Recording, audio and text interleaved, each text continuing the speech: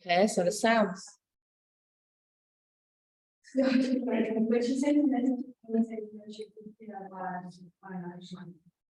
have you got the thumb drive with the presentations on your memory stick? So you could have run it. You can't hear me. Going.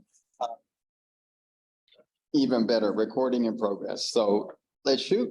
I just want to welcome everyone here in Cape Town who are attending in the room and everyone online to this low-cost technology and data workshop organized by Goose and the OCG meeting that is hosted here in Cape Town next week and Atlantis. Yes, thank you, Lucy. Lucy, who is online, will be sharing this introduction and she will be running these slides. Thanks for that, because my laptop doesn't like to do stuff like that. This is really just a brief of the agenda for today. I hope you all have a more detailed agenda where you can see all the details in it, but we will start with introduction.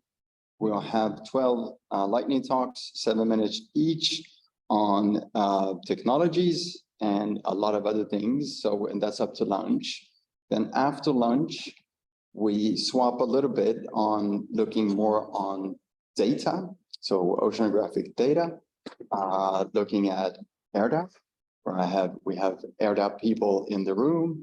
Antonio, you will be giving this introduction on challenges with data and low cost and citizen science data.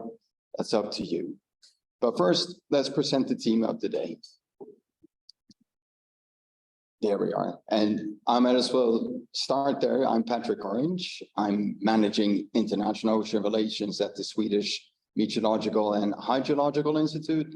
I'm a member of the Atlantis Steering Committee. I'm also act as the National Goose focal point for Sweden. Heavily involved in SOOS, Southern Ocean Observing System, in particular when it gets to data and data management things going on in the Southern Ocean. That's me. And then I would ask each and every one of you on this picture, just come up here, give a 1-minute introduction to who you are. Maybe I'll start with you, Lucy, if you can just give an intro since we're running this together. Oh, thanks, Patrick. So I'm Lucie Cocampo. I work at IFREMER. It's a French National Institute for Ocean Science. My job is to coordinate ocean observing networks. I'm also a member of the Atlantis Steering Committee, and I'm particularly interested in inclusive and open approaches. So I'm very happy to be part of this event today. Anne? Hi everyone in the room. I'm Anne Zinkin. I work at NOAA as a program manager, and I cover the international portfolio that includes Atlantis and the Global Ocean Observing System. So I'm here in that capacity. I'm also part of the OCG team, so attending next week's meeting. And yeah, we had hosted a couple of ocean hours on low-cost technology, and it had a lot of success and a lot of interest. So we figured doing a workshop and showcasing what's out there and what people are doing would be really valuable. And then doing a specific data session in the afternoon to talk about data accessibility, because that's a big issue in this realm. So I'm gonna hand it over to Juliet and Tammy. Hi everyone. Hi online people. I just wanted to check the volume was up as much as it'll.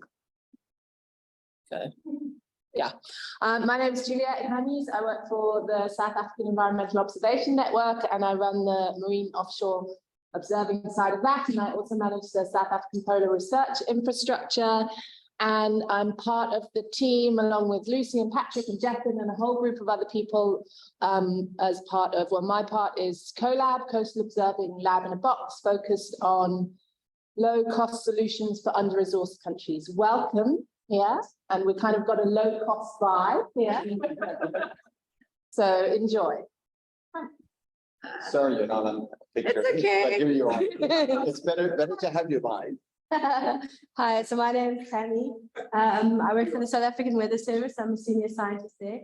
But I'm also involved in the Boundary Current workshop next week. And one of the things we're looking at is how we can start instrumenting things like boundary currents without having to use massive ships and big expensive moorings. So this is a thinking tank of being able to do big ocean science in a more effective and cost-effective manner. So, thanks.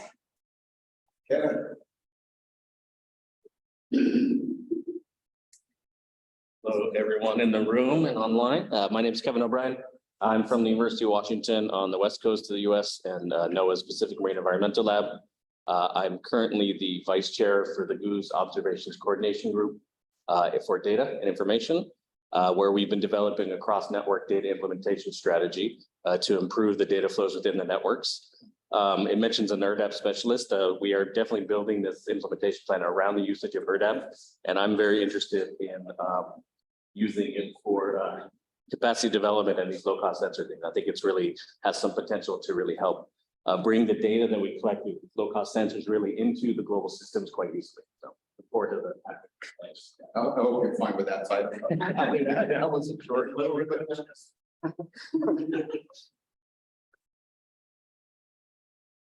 Hi, I'm Callum. I'm from Voice of the Ocean Foundation in Sweden, where we do sort of long-term monitoring of the Baltic with autonomous underwater gliders.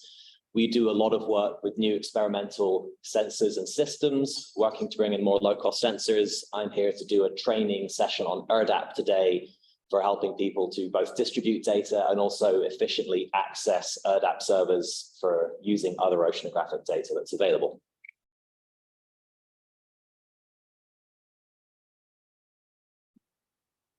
Hi, good morning. It's Antonio Novellino from ETT, an Italian company. But more than that, I'm an engineer, a data scientist, and data integrator. I'm in charge for the IMONET physics. IMONET is the European Marine Observation Data Network that I'm coordinating together with Patrick. And so we know what data integration, data simulation problem is. And it's about 15 years that we are really knocking to unlock data and data accessibility. So, I mean, I'm really happy to be here and to discuss about potential tools that can facilitate this process. Okay, thanks everyone. And now you have a pretty good idea, I think, about what this day is about.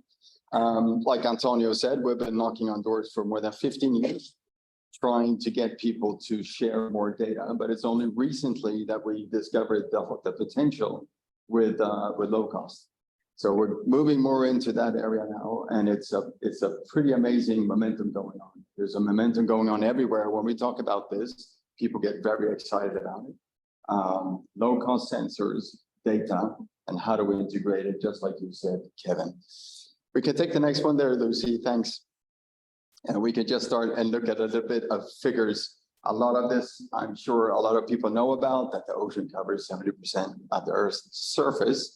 Some things, I mean, we use the ocean for different sources, for food, employment, transportation, and some things I just want to highlight here is a bit, if you look at that they cover 70% of the oceans, 40% of the world's population live close to the coast, meaning that we have actually 3.2 billion potential citizen scientists out there in the coastal area.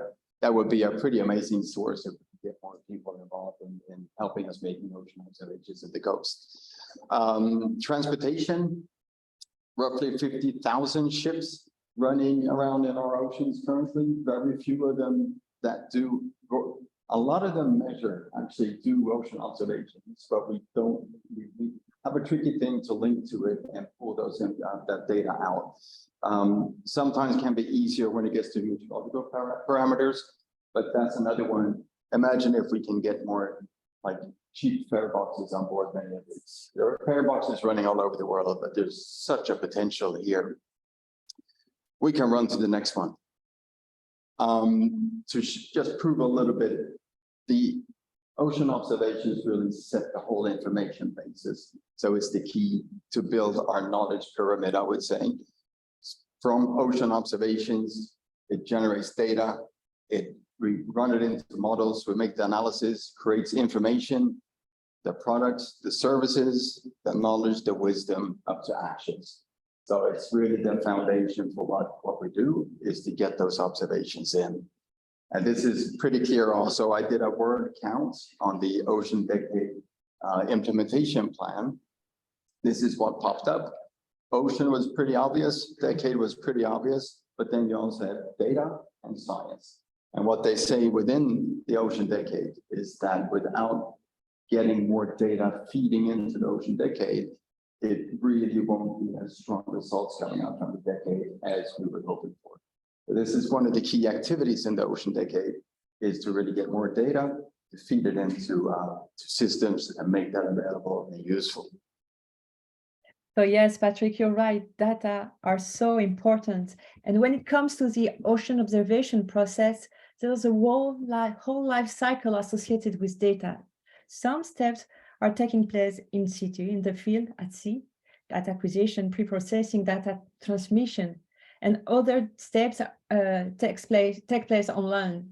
Processing analysis, data evaluation, storage, visualization. So it's a beautiful process with a strong potential, but at the moment, we are still missing a lot of data.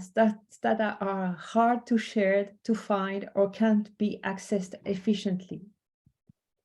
And oh, nice animation here. But what I like better is this illustration from Linwood et al. I think it's 2019, disruptive data sharing for a healthier ocean. And it shows that we're still missing a lot of data to produce good evidence-based sciences.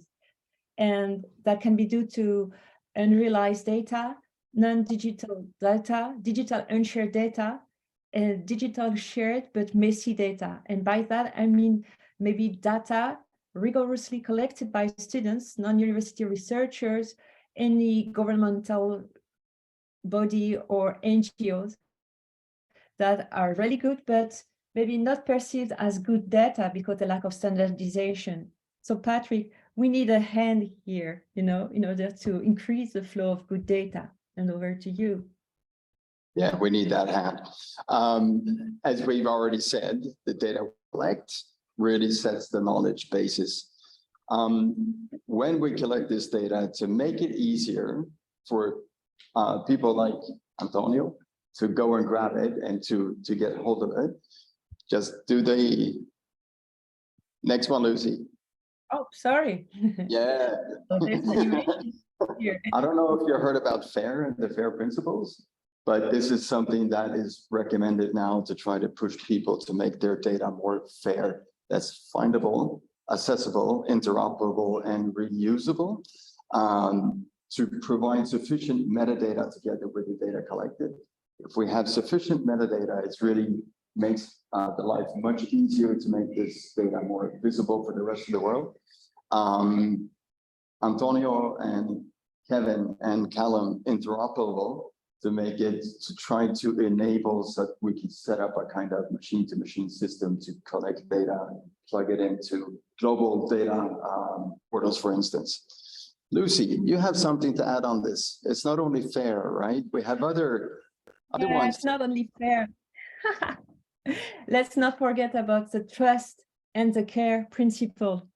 It's all about also transparency, responsibility, user-oriented approach, sustainability, technology. It's also about, sharing a collective process and be very respectful about the indigenous knowledge that we can collect. Thank you, Patrick. Thank you for this opportunity to mention the Excellent. care principle. Super. Okay, next slide, please.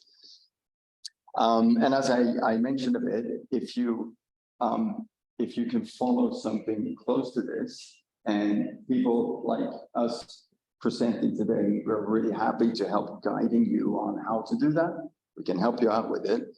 You can make your data available to these global data aggregators such as OceanOps or EMONET, where you are part of this global community, sharing your data, making it available to science or to anyone who wants to make use of ocean data.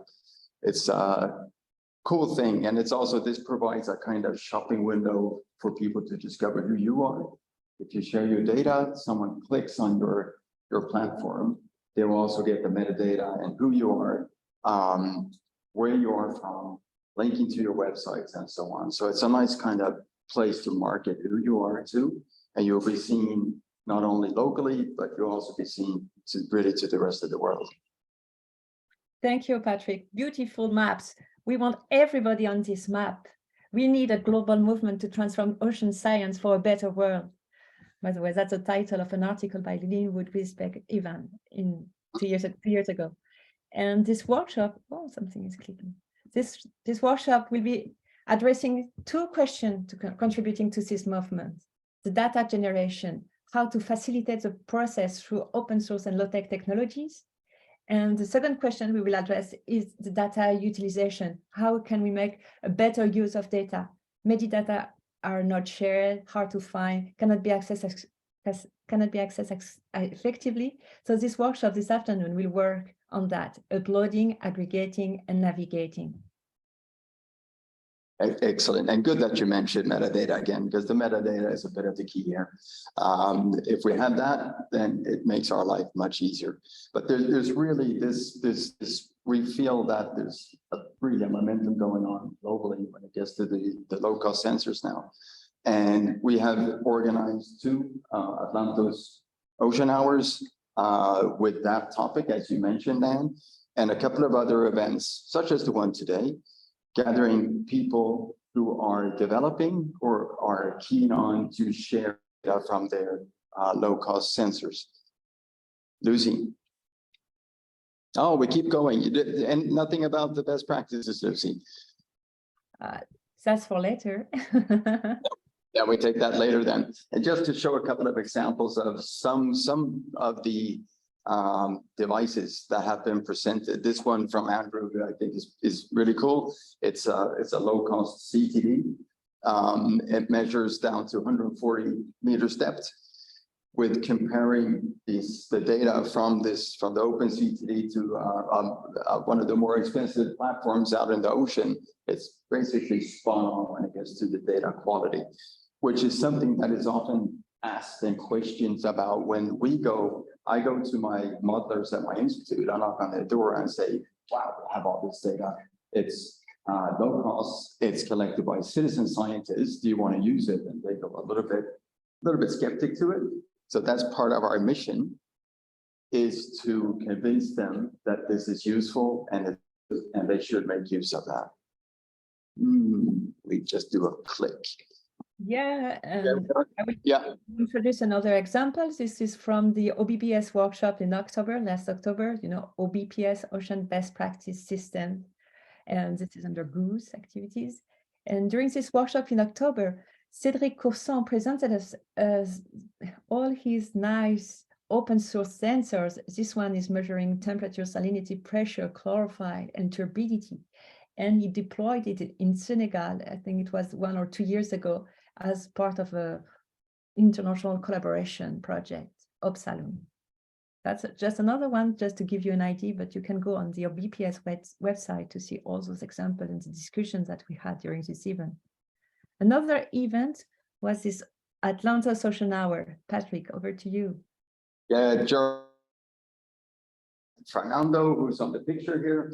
I tried to get him to join us, but he's in Patagonia, and what he's doing is that he's deploying small little temperature sensors. And what they use these, they put them all over the coast of the full Atlantic. So it's covering really both the South and North Atlantic coasts, Africa, South America, Europe, and the US. And what they do, they use this for biodiversity studies. I think it's incredibly interesting, this one. And we've come quite a long way in discussions with them to connect all that data and make that available through these global data portals. The next example we have is a colleague of Antonio and I. It's Cooper van Banken. He's a fisherman who used to fish in Alaska. And standing there on his fishing boat, he started to think that, why do we not use fishing vessels as oceanographic platforms? As easy as that. And what he did is he created this ocean data network. So it's really taking that concept and turning it into reality. So you use fishing vessels, you put a CTD on the fishing nets, and it goes with the ride. As soon as the CTD reaches the surface, it sends off the data to a database. We go and grab it directly from there. We make it available to the rest of the world. Now, once we started this, I met Cooper about 3.5 years ago or something. We discovered groups all over the world who were doing similar activities. And we're pulling all them together now to together discuss and agree on data standards and just the whole kind of data component of it.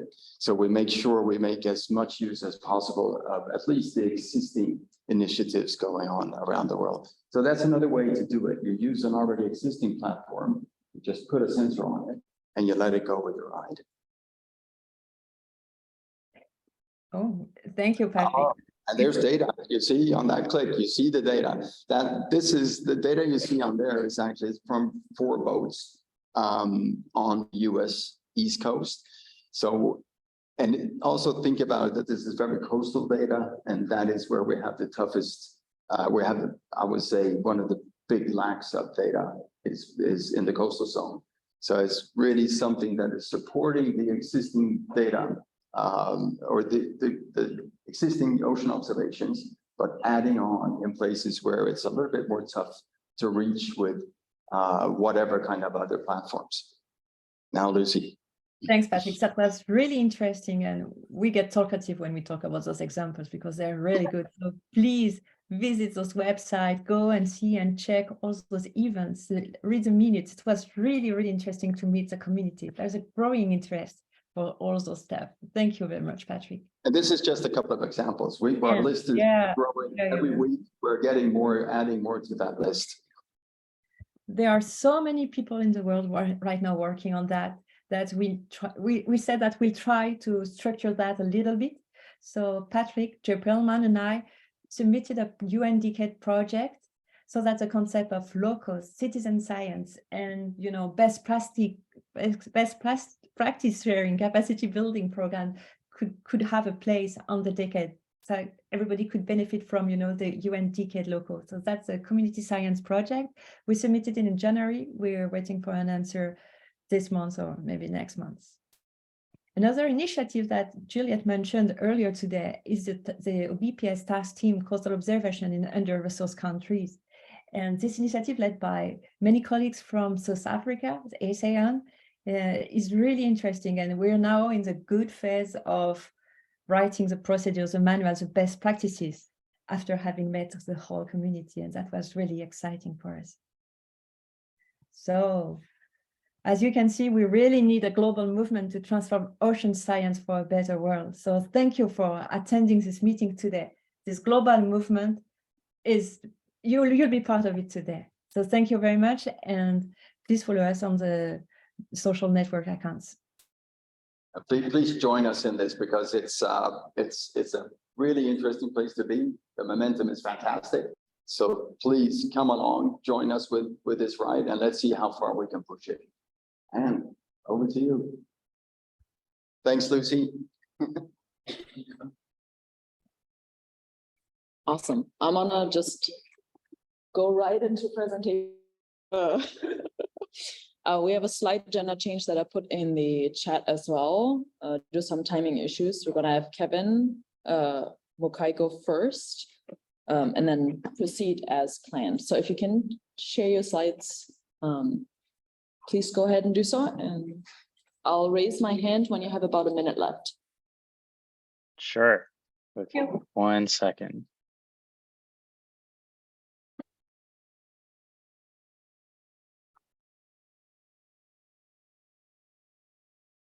Okay. Can everyone see my screen? Yeah. All right, great. Good morning, everyone. Thank you so much for the opportunity for me to present today. My name is Kevin. I'm the COO of Hohonu. I'm calling in from over 11,000 miles away in Honolulu, Hawaii. Although I typically live in Washington State, like the other Kevin on the call, it sounds like. Today, I'll be talking about how Hohonu helps to mitigate flooding through actionable data and insights. While most of my firsthand experience has come from here in the United States, I'm hopeful that many of the same principles are applicable globally as well. So given the audience here, I won't belabor the point about how climate change is a global issue, but of course, from Fiji to South Carolina to South Africa and everywhere between, climate change is impacting how humanity thinks about its future. And a data point from here in the US is that Charleston, South Carolina has had the same amount of flooding events over 2 recent years as compared to 77 years pre-2000. And with increased uncertainty in how climate change is impacting communities, communities want to understand how to protect themselves. And in order to protect at Hohonu, we believe you first have to understand exactly what you're dealing with. And for us, that means you need to have proper data to base important decisions on. But the reality is that many communities don't have this proper data, particularly for water. And most of the water level data that exists today is managed by federal governments around the world using tide stations. And so, when you hear statements like sea levels are now rising at 3.7 millimeters per year, these tide stations are critical in coming to that type of conclusion. And so these stations are extremely accurate and reliable. Some of them have been installed for over 100 years, but they also come at somewhat of a cost. They're expensive, hundreds of thousands of dollars, take a team of experts days to install, and about the size of a small house. And the result is a fairly sparse network. Here in the US, there for 95,000 miles of coastline, there are less than 300 water tide stations. And so again, these tide stations are enormously valuable and critical. But climate change is forcing us into a reality where each community needs to have data in their own backyard in order to make optimal decisions for themselves. And so to do that, what if you could fill the gaps with low-cost sensors for the price to install and maintain a single station to have data at dozens of locations for the previous price of one? But as we've been talking about, it's not as simple as pulling sensors off the shelf, putting it on the coastline, and calling it a day. Putting sensors in near aquatic environments is complicated and historically taken much expertise. And so what we've done at Hohonu is we've taken that scientific expertise, infused it with technology development across hardware, software, and data science to really generate usable data. And so scientific knowledge fueling technology development. And so to paint the picture a little bit more clearly, here's an example of all of the services that we're working on with NOAA IUS in the Southeast US. And you can see only a small portion of this, just one line item, is hardware. Combining hardware with community engagement and software and prioritizing, for instance, that the data is open and public access is absolutely key. And so that's why our core team is made up of scientists, engineers, operational specialists. We first work to understand problems from a science-based perspective. We work to engineering to create solutions to those problems. And then we operationalize those solutions so that we can then scale it globally.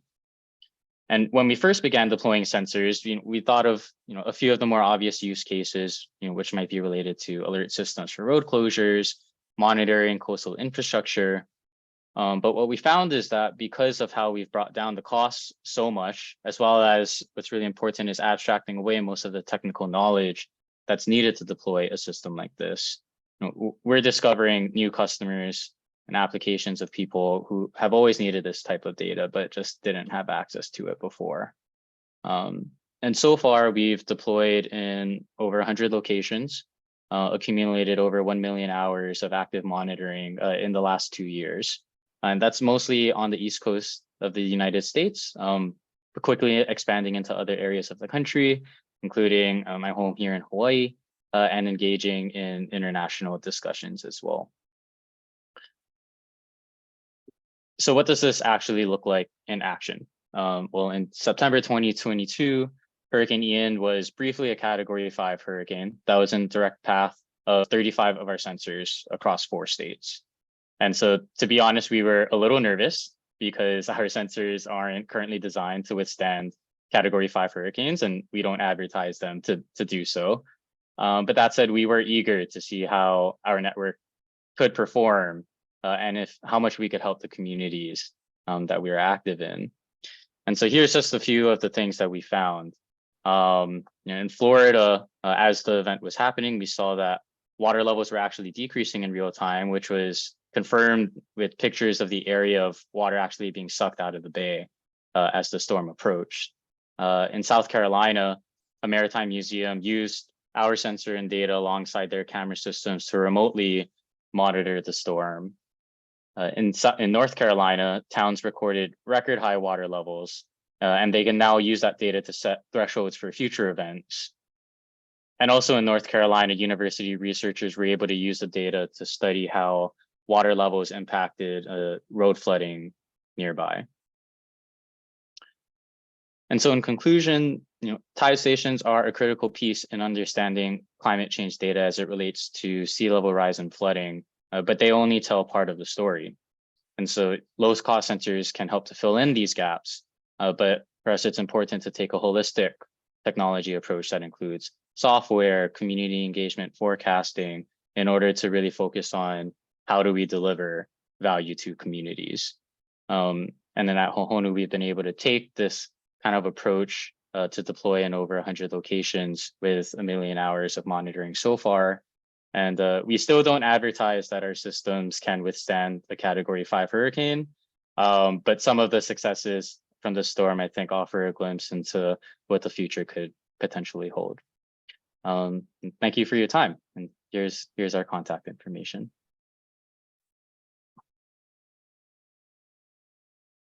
Awesome. Thank you, Kevin. We'll hold questions for the discussion session after we do the first 4 presentations. So over to, I'm trying to see, I think the next speaker is online.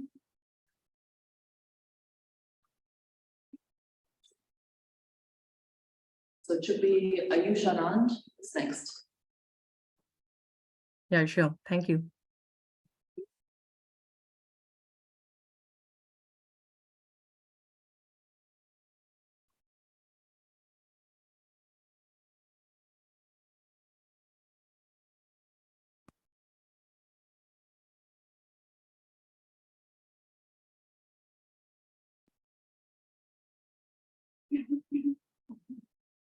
Okay.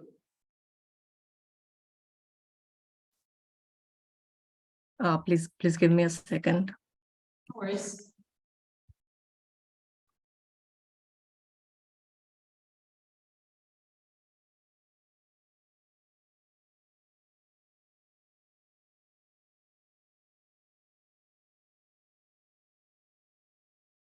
I also have it. If you want me to share. Okay.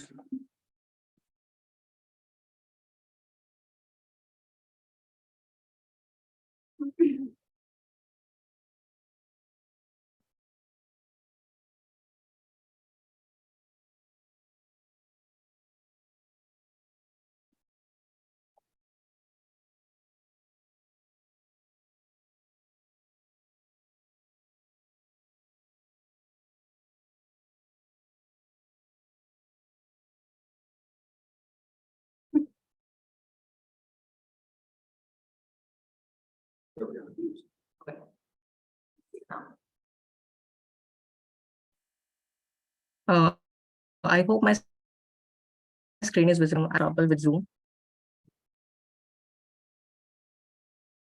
We can see your slides. Okay, sure. Thank you. Thank you so much, Anne and Patrick. Good morning, afternoon, and evening to everyone who's joining from all the parts of the world. I am Ayush Anand, an undergraduate student at the National Institute of Technology, Durgapur, India.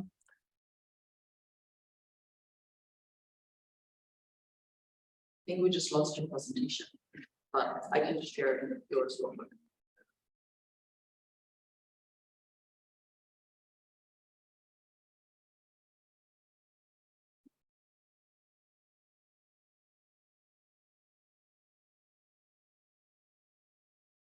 I think we lost him.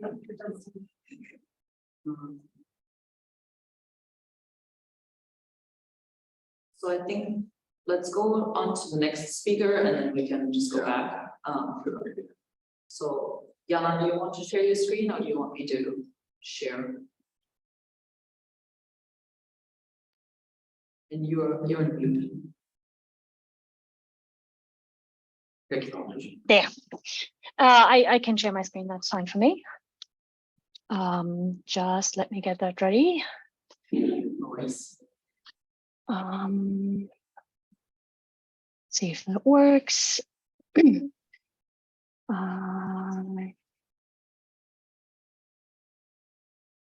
can you see it? And then just let me check if I move forward.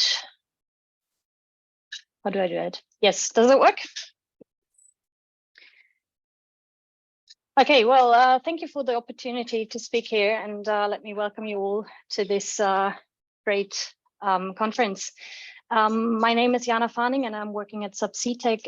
We're located in Kiel in Germany, and we are a company that is providing ocean monitoring solutions since 2010 now.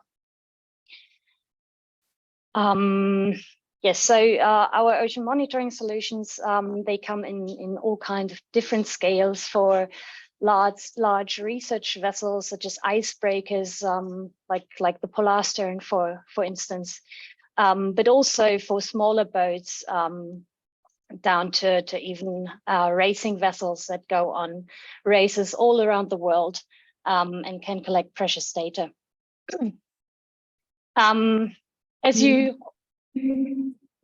As most of you probably know, there, well, we have lots of ocean data for especially those areas where we have cargo lines or commercial ship lines, but there's a large area still unknown, which is especially of the at the pole areas of the ocean of the world.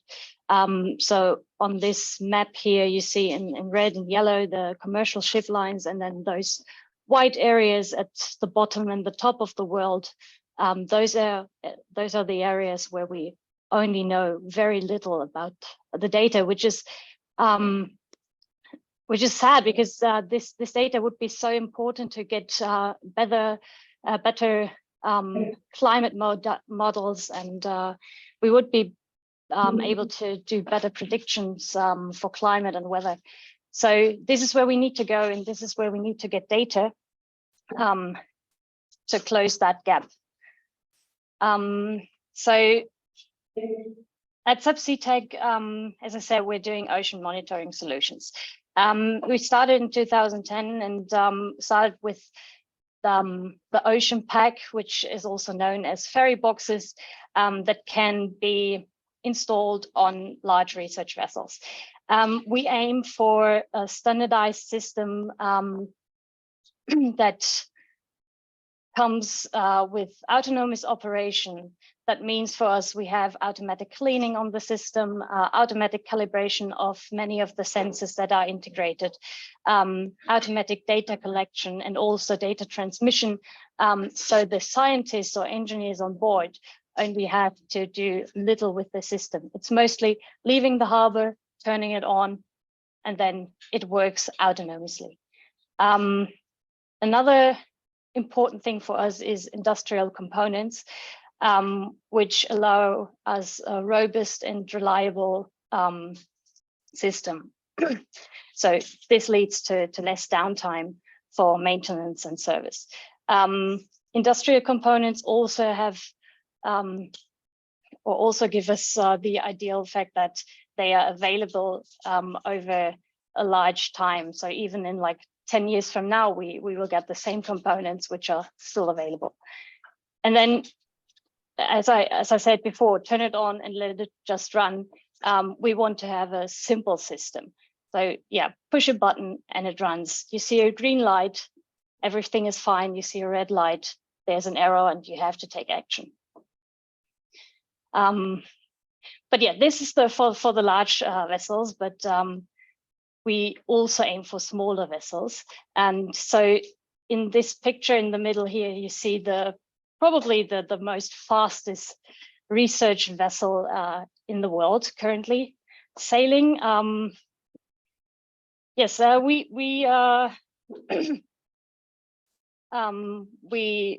minimized our Ocean Pack or ferry box system to a very compact, robust, lightweight solution that we can install on these research vessels.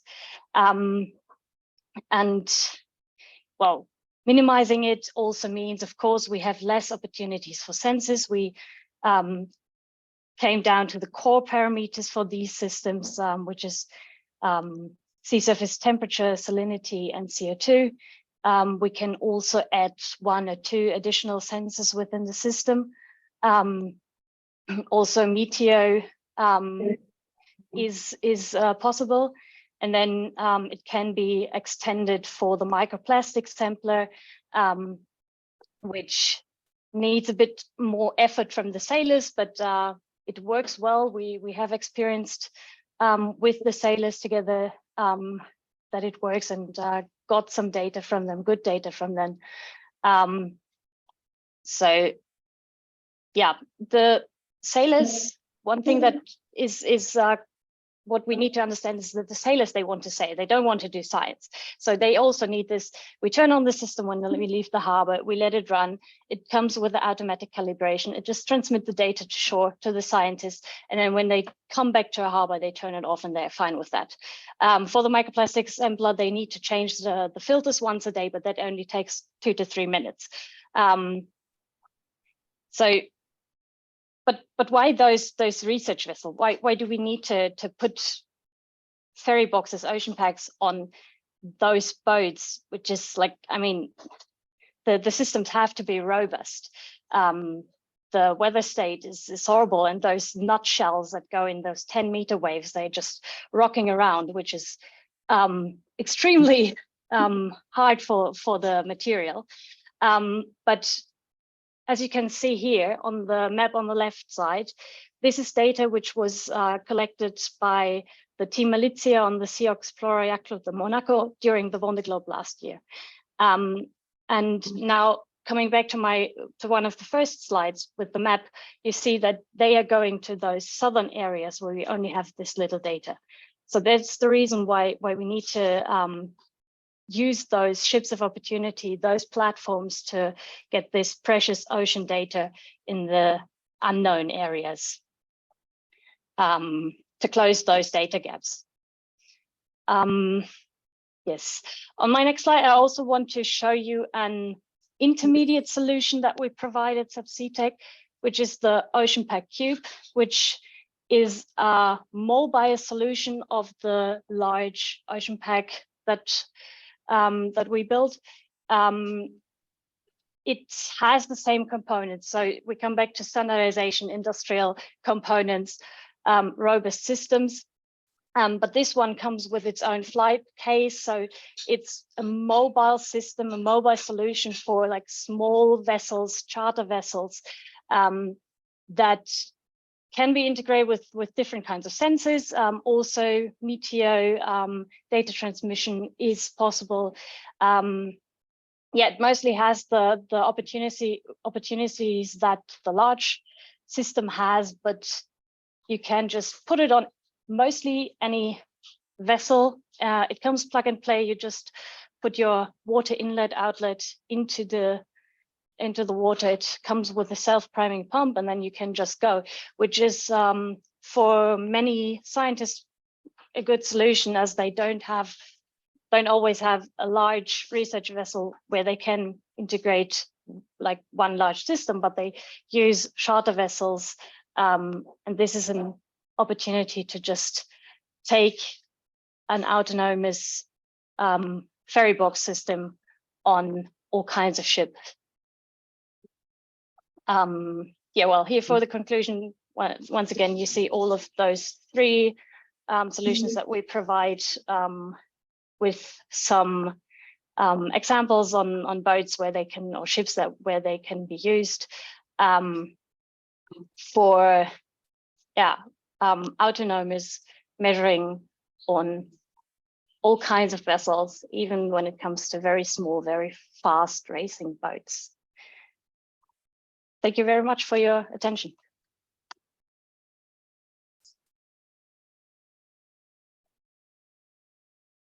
Thanks so much, Jana. Hope you can hear me okay. We're gonna go back to Ayush. She rejoined, and I'm gonna share my screen. Just let me know when to advance the slides. So thank you, Anne. And thank you everyone for understanding. I was actually having some troubles with Zoom, so I would continue with my presentation. Today, I'm going to talk about BioBus, which is a Python package which provides easy access to taxonomic occurrence records harvested from thousands of datasets available to OBIS, which is the Ocean Biodiversity Observation System. We have talked about a lot of data and devices in the workshop, and we are going to talk about many in the future, but making them accessible, the data we collect through these devices, is also a bigger challenge. Now, OBIS is, next slide, please.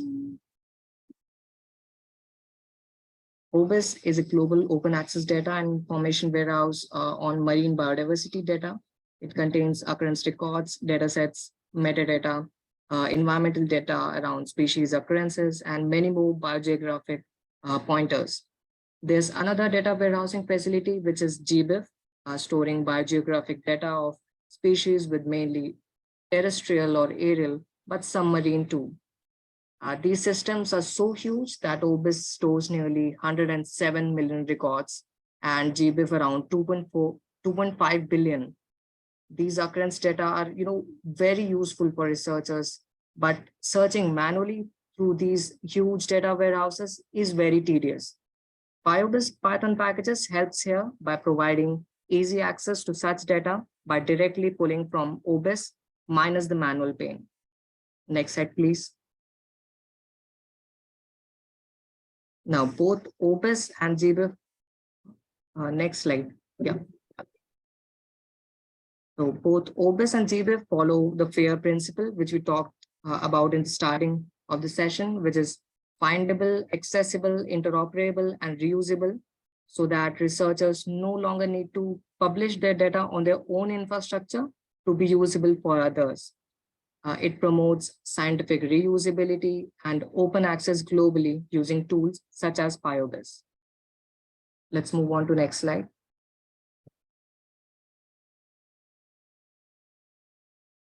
Now, PyOBIS Python package has built-in functions to assess data on occurrences, taxons, OBIS nodes, checklists, and dataset metadata, because dataset metadata is also very useful for us. You can download, visualize, segment, process, and export data to any format of your choice with its built-in tools or richer ecosystem of libraries in Python. On to next slide.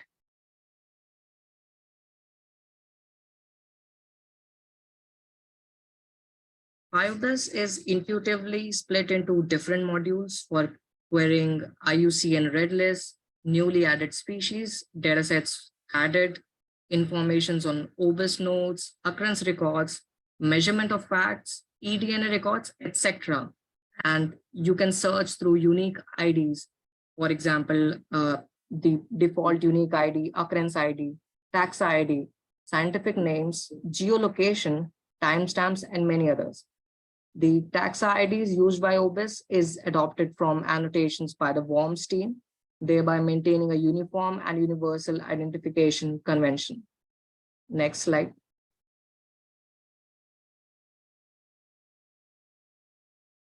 Thank you. To understand better, let's take the example of this plot. This map illustrates the occurrences of Sclerectinia corals. It has records majorly in the depth between 0 to 30 meters from the sea level. Most of these occurrences are concentrated around the Caribbean and the Indonesian areas in the longitudinal region. However, there are also likely to be present around Iceland and Norway, but at greater depths.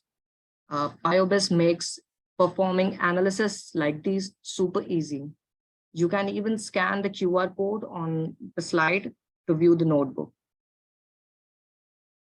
Next slide, please.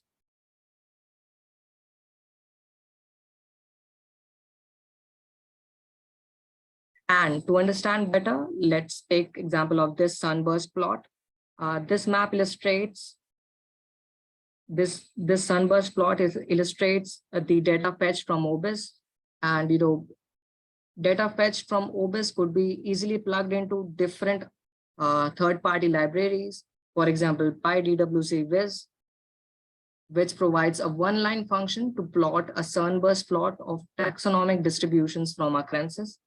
Each concentric ring denoted here is the level of is a level in the taxonomic hierarchy, and each sector can be clicked to have an expanded view. It is both interactive and informative. Next slide. We can also have a time series analysis like this shown on this slide.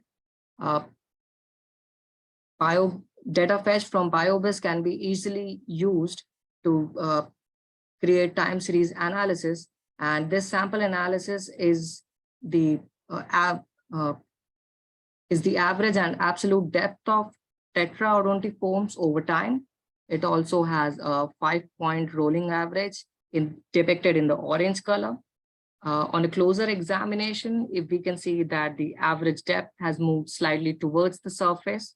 However, precautions must be taken to account for geospatial differences in the sample regions to avoid any bias. Next slide. Not just this, you can visualize data sets from OBIS very easily, but you could also potentially contribute to the OBIS or the GBIF data warehousing by contributing your own data set that you have collected.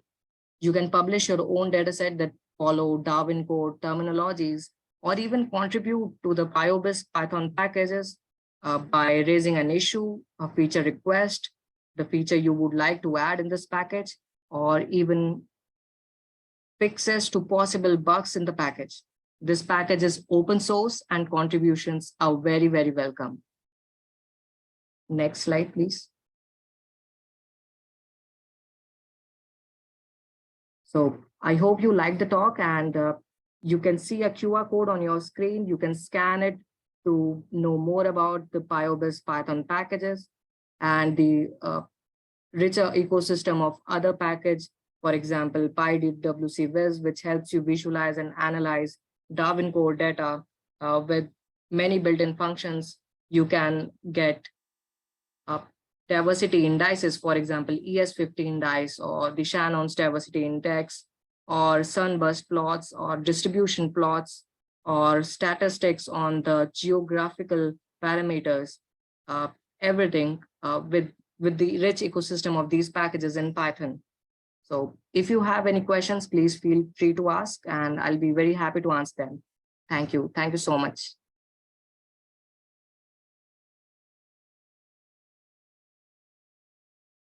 Thank you so much. I'm gonna go in the last talk before we go to the discussion, which is Eva Maria and Ricardo. Do you want to share your screen, or do you want to share? Yeah, sure, I try. Great.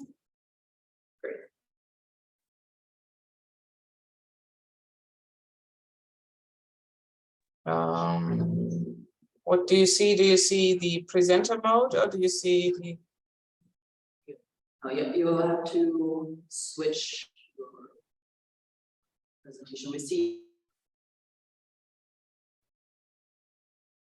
I think it's in the upper bar. Yeah, I don't. Like Bildschirm. I can't read it. So.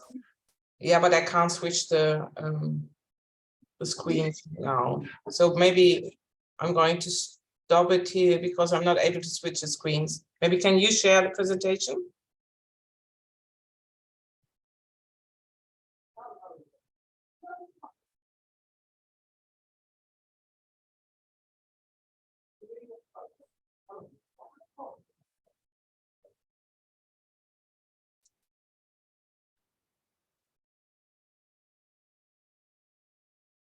Great, thank you.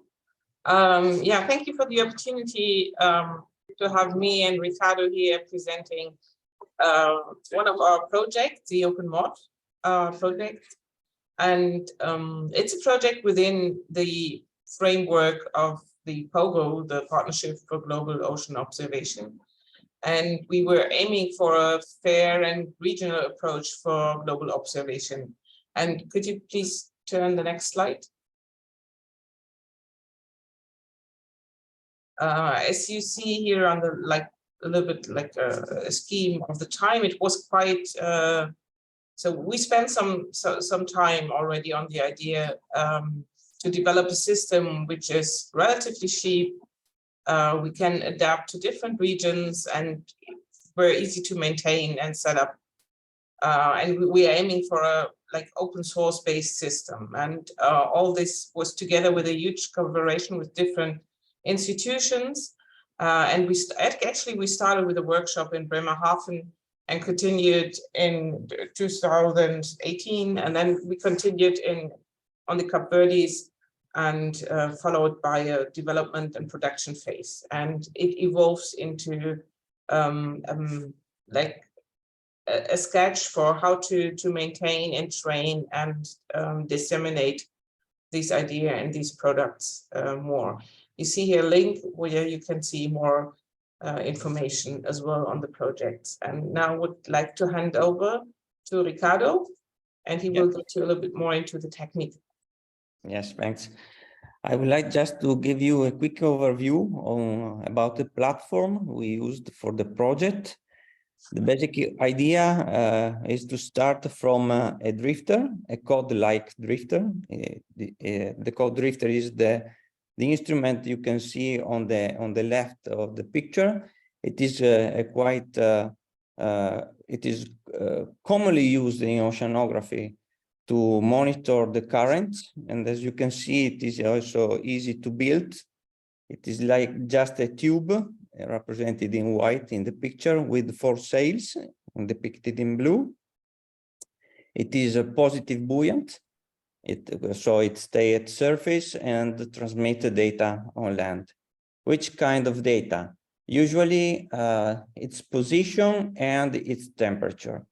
In our case, we replicated the code drifter. The instrument we built is on the right with the white sail, and we equipped this instrument with a GPS and telemetry module based on the LoRa transmission system, and a probe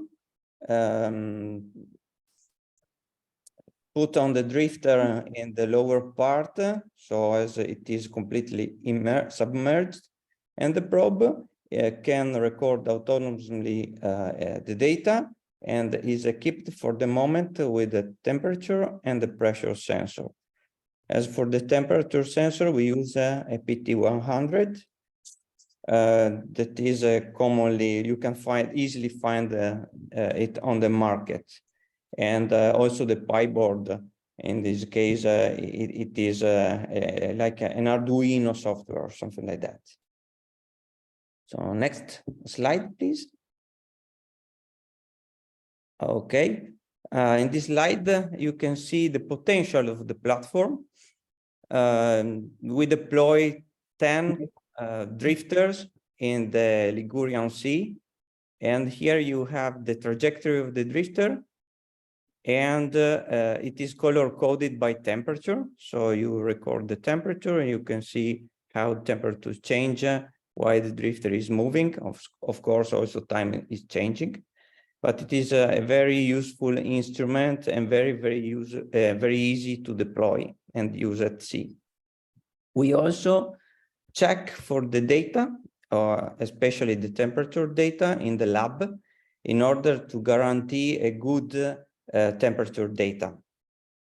As you can see, we perform in the first graphs, the red plot represents the temperature recorded by the PT100 and also the temperature of a transfer standard, the reference standard of temperature. In this case, it is a Seabird 35. And we perform also a ramp over several temperatures, starting from 2 degrees, 5, 10, 15, 20, and 25, and 27 degrees. The lower graph in blue represents the differences between the PT100 and the Seabird. And as you can see, differences are very, very small. We are around 2 milli Celsius. So it's a good performance for the temperature sensor. Next one, and we will have again ever. Thank Thank you. you. So as we learned in the first introduction, so thank you for this nice overview, by the way. It's not just about the sensor and the technical aspects of the platform. It's much more as well about how to use low cost or cost efficient sensors and how to get the knowledge to the community and how to use them sustainably. So we develop a teaching module with these low cost sensor where we kind of explain as well the needs and the use, and we get really a hands-on for young scientists, a hands-on experience. Last year, we had the first one where we even tried to see if it's possible to teach this module handling the sensor online. And there's two pictures you see where Ricardo was sitting in Italy, while the scholars were on Helgoland in Germany, and they discussed together how to reassemble the probes and the platform. And then we tested it out in the sea. And the idea is that we kind of just have like these cores of groups of young people working like ambassadors. And we will have soon, next month, we will have the next training here on Helgoland with the next group of 10 young people from all over the world, 10 different countries.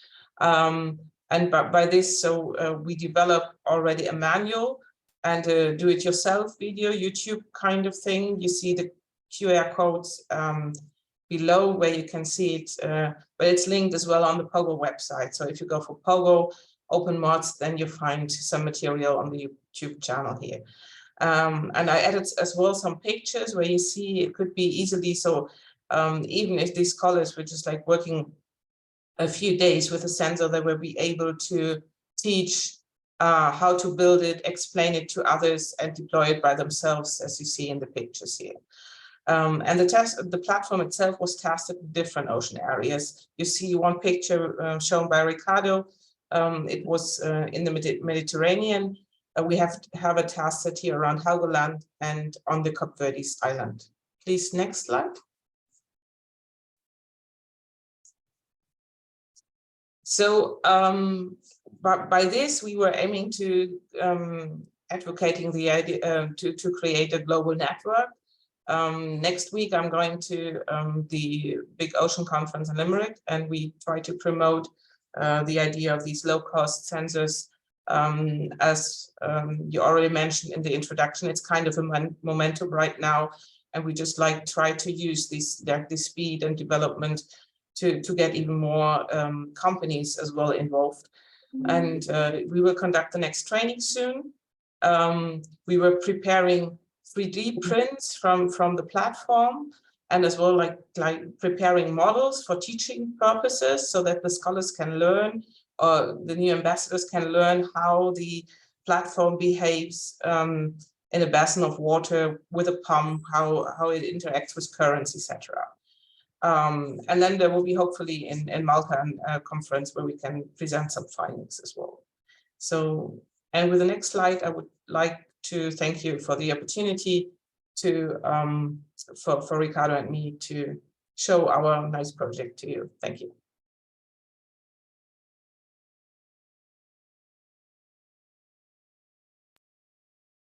Thank you, Eva and Ricardo. We're going to transition to discussion. So if anyone has any questions, there's a couple in the chat already. Please raise your hand online or in here, and then shortly introduce yourself and then ask your question to the speakers. And hands are going up, damn. That went quick. Oh, that's good. That's good. Martin, do you want to go ahead and start? I can, thank you. Great presentations. Good morning from Brest. Hello, Cape Town. Hello, world. So I'm Martin Crump with OceanOps, which is the implementation support and monitoring center of the Global Ocean Observing System, hosted by ERDDAP. So next door with Lucy, actually. And I had a few comments. So Patrick very early said there are a lot of ships out there already which collect data, and we just have to find means to get those data properly collected and in the system. So I wanted quickly to report on the experiment we had with Maersk, actually, where a company said we can use all the data from all the ships which are already sent to shore. And that data has then been simulated, and at ECMWF alarms went off very quickly. because the data was not good. And that is not necessarily a problem of a bad sensor, but can also be a problem with bad metadata. And we must think of both these items and things. I'm from the metadata side. I wanted to raise that quickly. Sometimes we have good data, but we don't have the metadata. If we don't know if the barometer is at sea level height or 40 meters high, that makes quite a difference. And related with that, there was a presentation on tide gauges. So yesterday we talked about tide gauges and how much we do not know about the tide gauges. So I was quite excited to hear that there are 100 of these new systems online now, and I would like to find out more about that so that we know more about these systems. And here I'd like to just to establish the connection actually. Then there was regarding met-ocean data in general, we speak much about the ocean. Please don't forget the atmosphere. I'm always requested to remind you that we have an atmosphere above the ocean, and that is also an important a part of the system. And then there was a question about weight and power consumption of the ocean park. I think Jana is still here. If not, I can answer that question, but I don't see if Jana is still here. And then a last one, we call this a low-cost sensor workshop here. So that can be really low cost, or it can also be quite expensive, because some of the systems which were presented here today are compared to very highly sophisticated systems, probably cheap, but still costs $50,000 or more and have inside very, very good sensors like from Seabird and so on. So that we have, I've heard of a variety of systems here, and just thought it's important to, when we call this a low-cost sensor, to keep that in mind, what low cost can really mean. And well, and last one here, yes, collection of data is one thing, quality control and getting it into the archives is another thing, which is by third-party contributors in general completely underestimated. Maybe that's also something we could discuss here about today. Thank you very much from Brest. Thanks for your comments, Martin. I could comment on each and every one of them, but we don't have time, I think. The ship data, yes, I wonder what happened with that. I wonder where it went. Now I know. Excellent. And the span of low cost. What is really low cost? We've been discussing that for a while. Sorry? It's cost effective is what we get from. Yeah. Thanks, Martin. Yeah. In mind in our other discussions. Jana or Eva, do you want to directly answer some of Martin's interventions?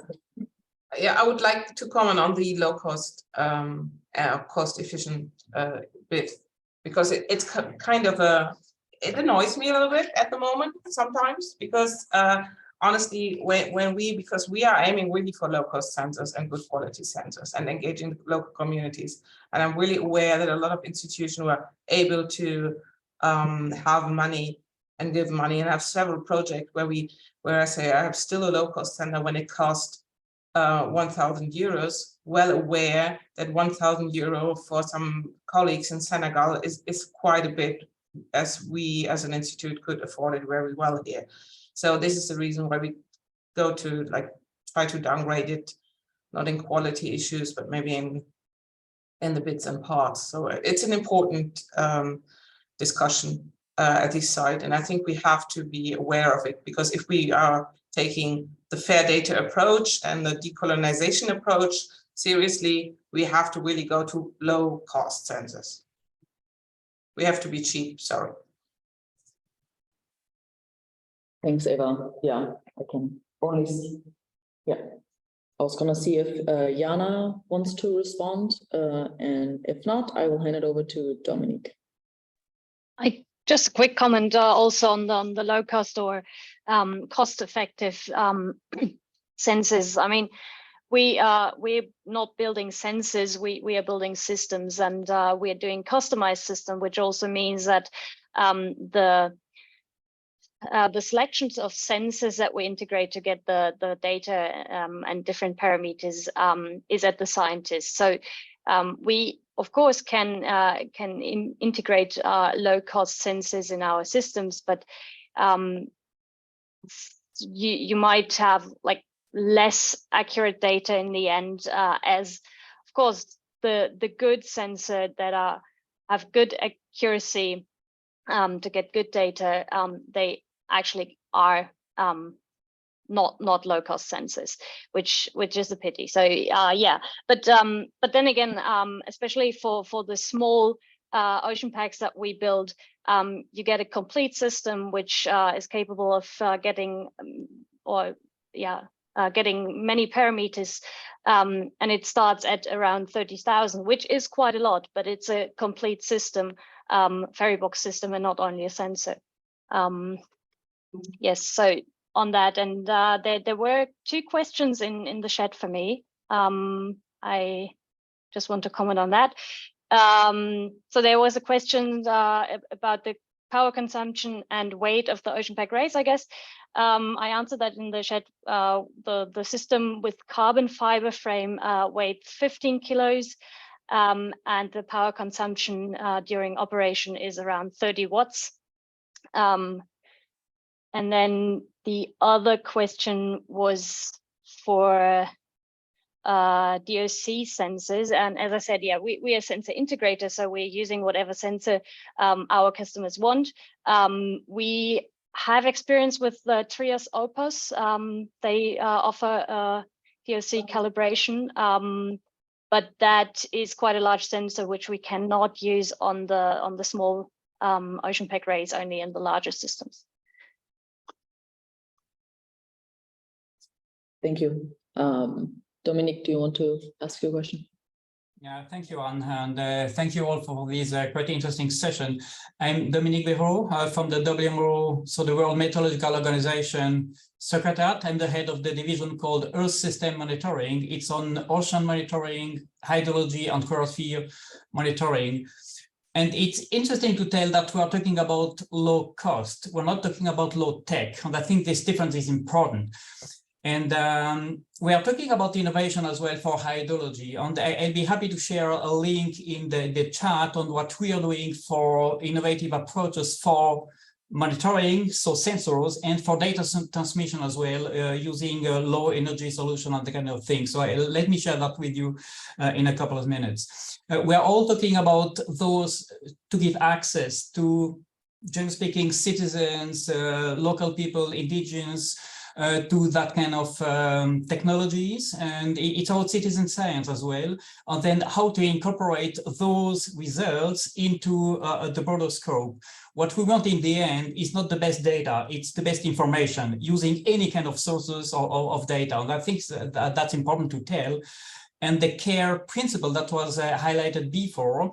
So the C is the key point. It's about collective benefits. So if it's about citizen science, we have to make sure that the local who are producing the data have a feedback and can use those results with added value for their own activity. I think that's an important point. What I hear, maybe mostly from the hydro community on the feedbacks when we are talking about innovative approach for measuring is first that it's not a standard. So we are not using it because it's not a standard. And second point is, what is the sustainability of the solution? And I think in the ocean community, those are quite similar questions. And that will be what I would like to hear from you. How do you see the connection between the more standardized approach, a more robust approach, and then those new solutions in terms of quality assessment, quality management, and to build a bridge between the standards on those new approaches? And then how could you make sure, as soon as we're talking about involving citizens and local communities, how can you make sure that we have a sustainability in all the results? Thank you very much.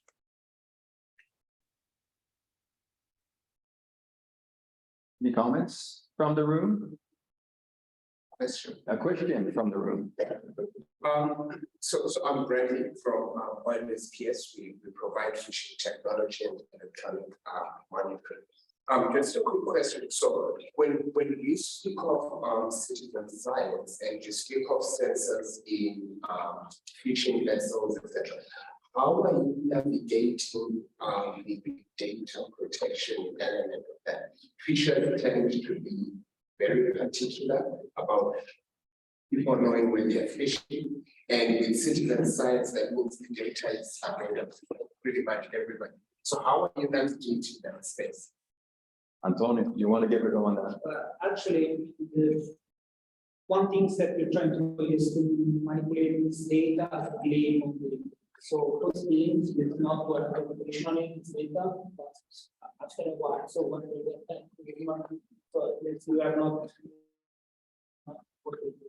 The second thing is so somehow we bring the data. So instead of giving the precise position, you are somehow blurring the data position in one by one, something like that. Okay, so it's With the particular case that I showed, the fishing for data, there's actually up to now, we had no problem. We reach out to the fishermen, we tell them about what it's also about the feedback loop. So producing data that they then can use directly on board as well. And they are been so far 100% happy to share the data. And also in real time. So that's for temperature profiles. I thought that would be a big issue, but it really depends on the community. Because I mean, these guys that they are more innovative, let's say, and they are more keen to share data because they see the benefit for themselves. But I agree with you. I mean, that is a very sensitive topic because they don't want to share where they really fishing.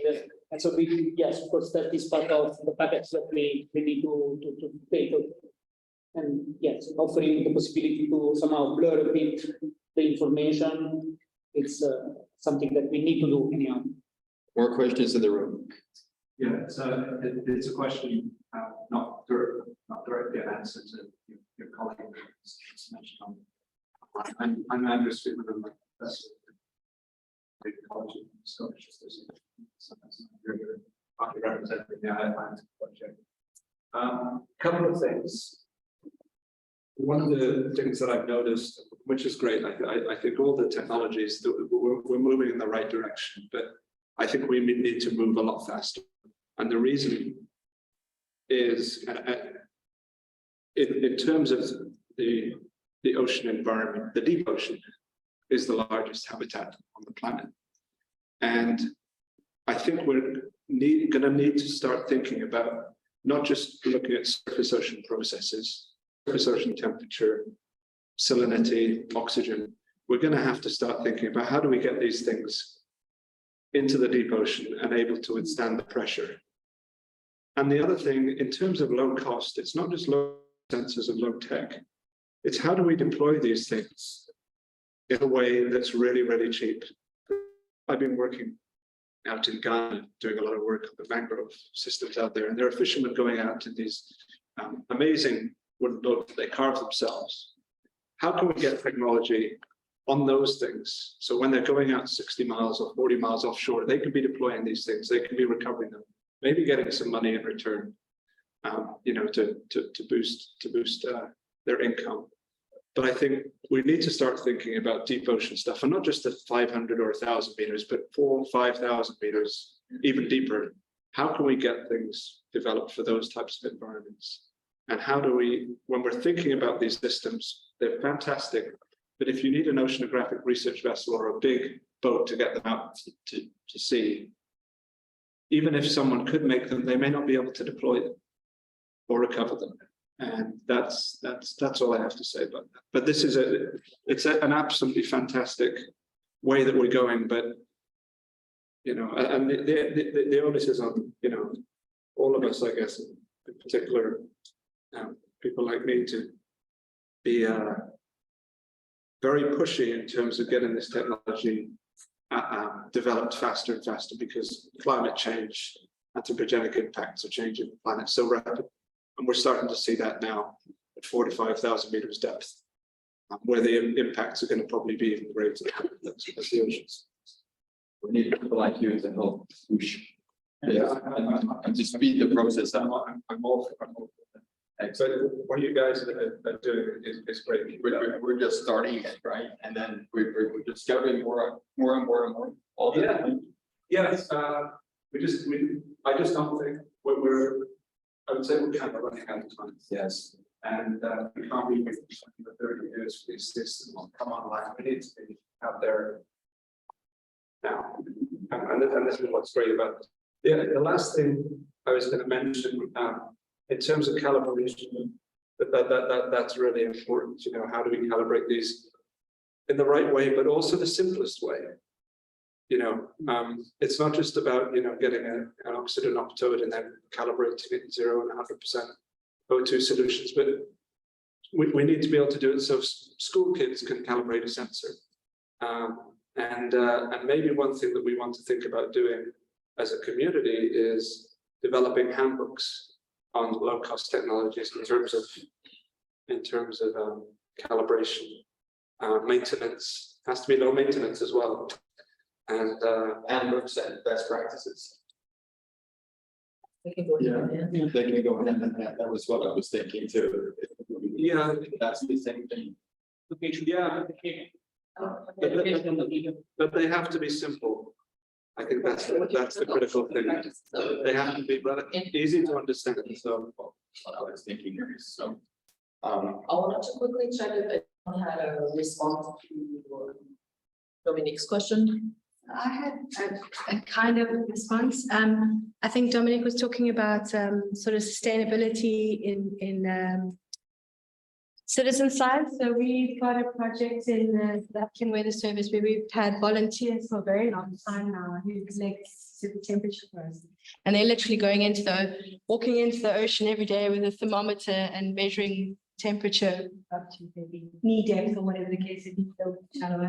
And it seems very simple, but they've been doing it for such a long time that we've got this great data set that a lot of the scientists are using, and it's nowhere near the quality of a seabed sensor, temperature sensor, but it's become quite valuable.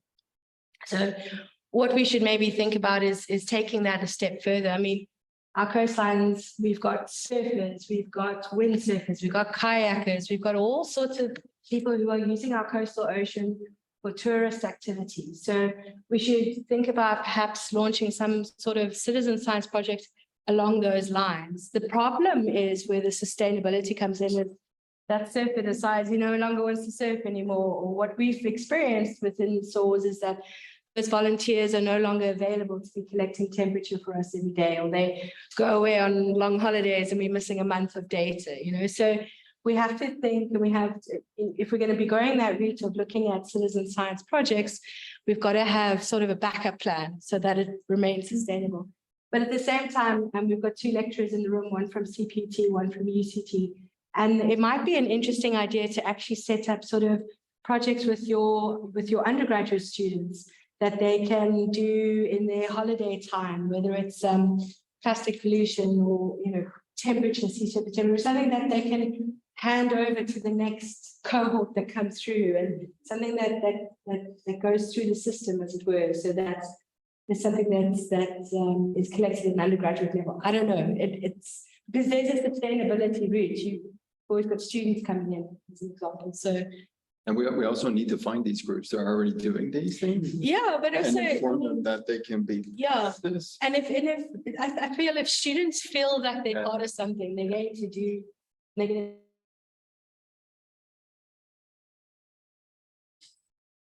Thank you. All right, I think we're gonna wrap up the discussion. We have more coming. There's a reminder, there's food. Okay. All right. I think the next 2 speakers are in the room. Correct me if I'm wrong, but Isabella and Bando are, I think, here. Okay. I didn't get a chance to say hi. Like, I don't know who's who. But do you want to come up and give your presentation? Yeah. Are you logged into the Zoom link by chance? Oh yeah, no, that's fine. That's fine. I just want to make sure that we can share your, and I don't have your presentations. Oh, you don't? You actually.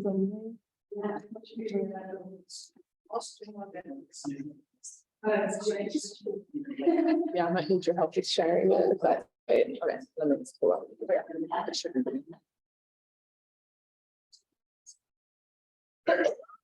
Should I face the camera? Yeah, we can move the camera again. Where are you?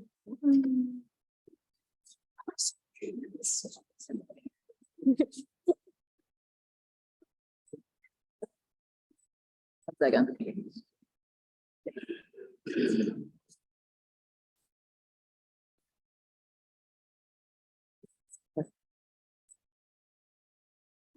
Is that your email?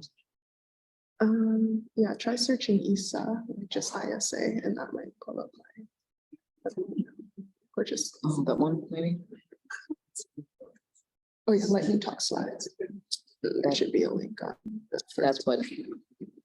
No worries. At least it's the updated one because it's the link.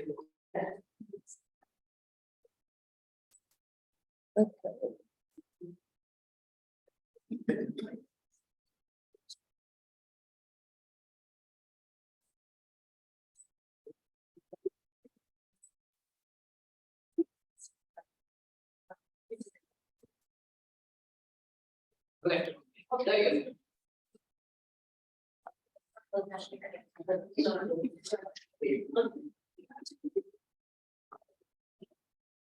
Yeah.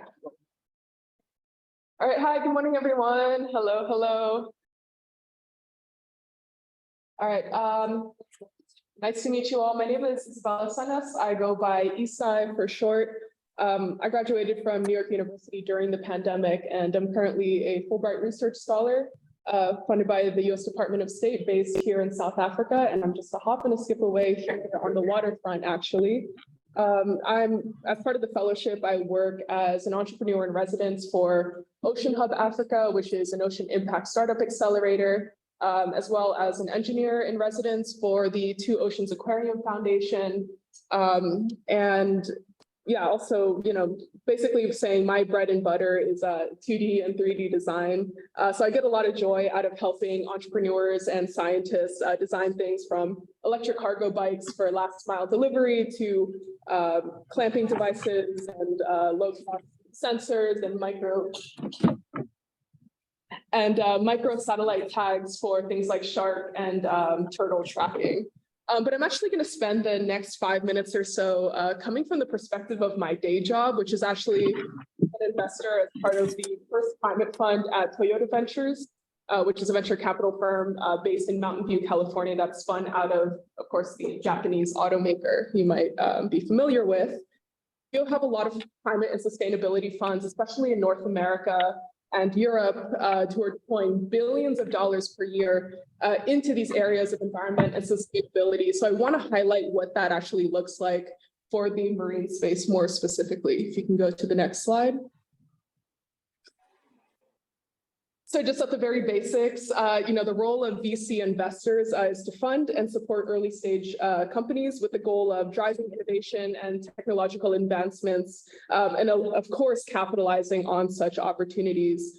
So a steady increase of those kinds of investments, specifically even just maritime software, is reflected here. You see in 2018, 2019, there was a really, really big deal, $1 billion raise done by Flexport, which I think started out in just ocean shipping logistics, and then became a supply chain management company more broadly.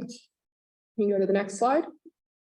And this kind of data is actually relevant because they are signals for certain technologies that are coming down the cost curve. So in simple terms, kind of looking at the economies of scale, which we refer to a lot when we're thinking about investing in an early stage company. Basically, as a company produces more and then the industry grows and suppliers are able to compete, the average cost of producing each unit goes down. So at the company level, you're able to spread those fixed costs associated with the capital and operating expenses, reducing the cost per unit. And when you have a number of these companies that are producing similar products, what's also growing is their supply base. So meaning cost competitiveness at the supplier level, looking all the way from the microprocessors to the design software. If you go to the next slide. And VC investment has played a pretty significant role in bringing down the cost of various marine technologies. Just a few examples, you have offshore wind, the increased efficiency and decreased cost of the wind turbines, foundations, and the installation methods. AUVs, advancements in sensor technology, nav systems, energy efficiency that are applicable to, of course, research, underwater inspections, and other offshore industries. Ocean data collection, of course, very relevant here. The field has benefited from investments in sensors, underwater communications, and especially data analysis tools.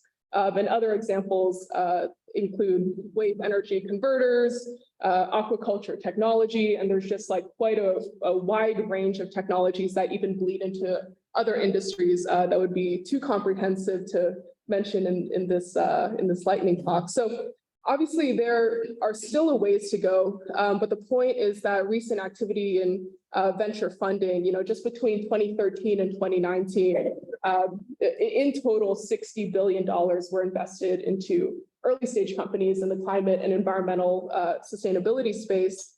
In 2021 alone, $32 billion were raised. In 2022, $50 billion were raised, and those were just in those years individually.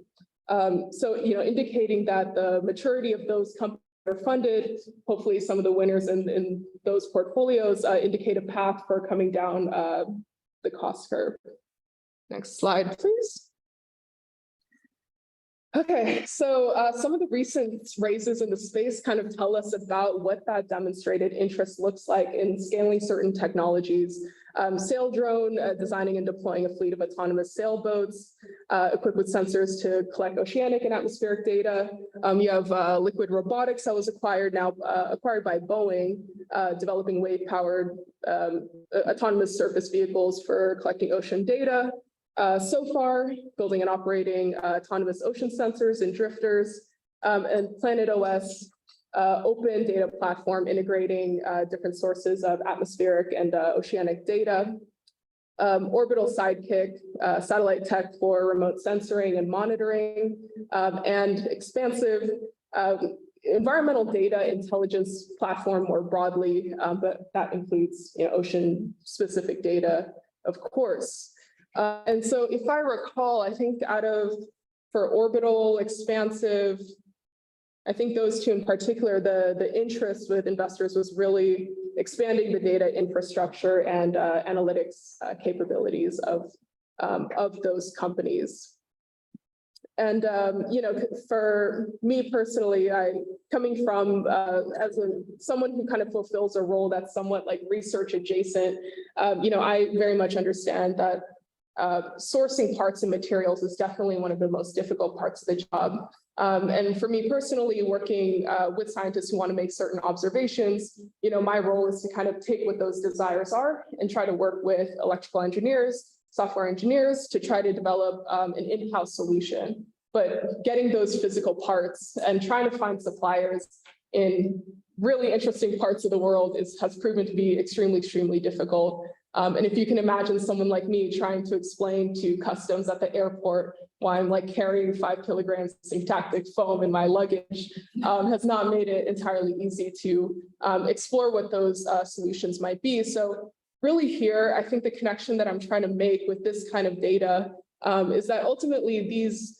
investments into the space and the way that it has a ripple effect on the companies that are trying to produce low-cost versions and create competition across the industry, hopefully work to the benefit of researchers and different groups around the world when you have startups, being catalyzed in places like South Africa, Southeast Asia, and elsewhere, to be able to actually develop something that's local and that can work around really how difficult it is to get parts overseas. And just my last slide, you can put the next one up. Just to kind of conclude, so the future of venture capital funding in the marine tech space more broadly appears to be pretty promising. So a few key trends indicate growth, as well as the role of VC investments in the sector. From the tech side, I think we should pay attention to rapid advancements in robotics, AI, sensors, and data analytics. As companies are trying to target developing efficient, cost-effective, and scalable versions of those. For use in the following, but not limited to ocean exploration, monitoring, renewable energy, aquaculture, and resource management. There's been heavy growth in collaboration and partnerships between corporations, research institutes, different government entities and even venture capital firms that are tied to research foundations and corporate partners. These kinds of partnerships are really likely to accelerate the development and commercialization of such technologies to really harness these growing market opportunities. And so I guess main takeaway here, VC investment data is a tool, but by no means the only tool or the only source of data to predict what kind of adjacent technologies will come down the cost curve that will effectively be relevant to different research communities. And I think what's really interesting is that you have a lot of climate and sustainability that are making it a mandate to invest in the African continent, Southeast Asia, Latin America, Central Asia, from really everywhere, with the interest of finding opportunities that can create localized solutions that will ultimately capture that specific market. So I think that it will be something really interesting to follow as I kind of balance this role that goes between a VC investor, but also being research adjacent as kind of, an engineering. So, at the very least, the recent growth in investment activity will to start addressing these issues, and even just with a simple prototype, be able to bring technologies down the cost curve, even if to go in public or exiting as a company at the very least, inspiring that typing in very early stage period of a company will be very, very useful, especially in a localized sense. So that's all I got for you guys. And yeah, I'll pass it off to the next person. Thank you.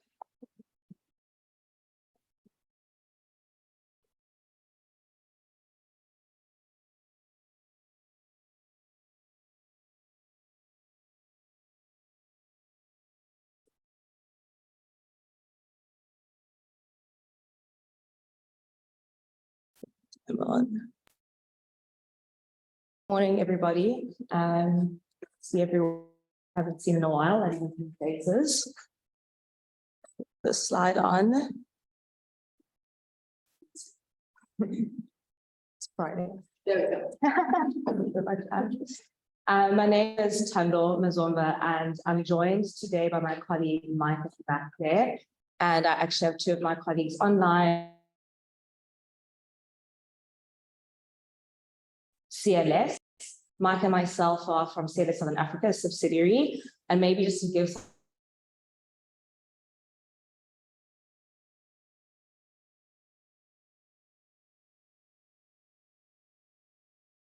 coastal and nearshore, and then the other company being Met Ocean Services International, which focused on the offshore work. A couple of years ago, 2 years ago, those companies merged. And then we got acquired by CLS, which sits in France in Toulouse in about March 2021. That's the context of who we are and why we're here. And I guess when we talk about low cost, it's an interesting conversation because we're a little bit on the other side of collecting. We collect data, but also it's more about data transmission through satellites, mainly our Argos and Iridium services. And we were just joking about maybe it would be more appropriate next year when I share some exciting news about our new satellites, Chinese, being launched into space. But in terms of costing, I would say that Argos is probably a really good option at the moment for a lot of researchers in terms of data transmission. Thanks. So as I said, our offer at CLS and CLS Southern Africa is two constellations, namely Argos and Iridium. And maybe actually can we go to the next slide and we'll jump back. Because my role is marine managing, but also telemetry business unit lead. So my mandate is to establish support here locally and regionally. In terms of enhancing the work you guys are doing about collecting data and then data transmission as well. So I'm in this room and I'm pretty sure online we're pretty confident on what telemetry is. But just to give you a rough recap, it's essentially the transmission of data through some transceiver using the satellite and then using a gateway of sorts, a ground station. And excitingly enough, CLS Southern Africa held a ground station in Calvinia just a couple of months ago, and that will be by the time Chinese comes in to play in 2024/2025. And again, I will tell you about that a little bit later. And then from the ground station, it goes to the data processing center, and then eventually onto some online platform that end clients like you guys would use. And then there's various ways of disseminating that data through an FTP or email or SMS alert systems. SMS alert systems mainly being used by people who like geofencing their data for, maybe wildlife tracking or maybe NPA studies or even fisheries. So maybe jump back to the second slide. Thanks so much.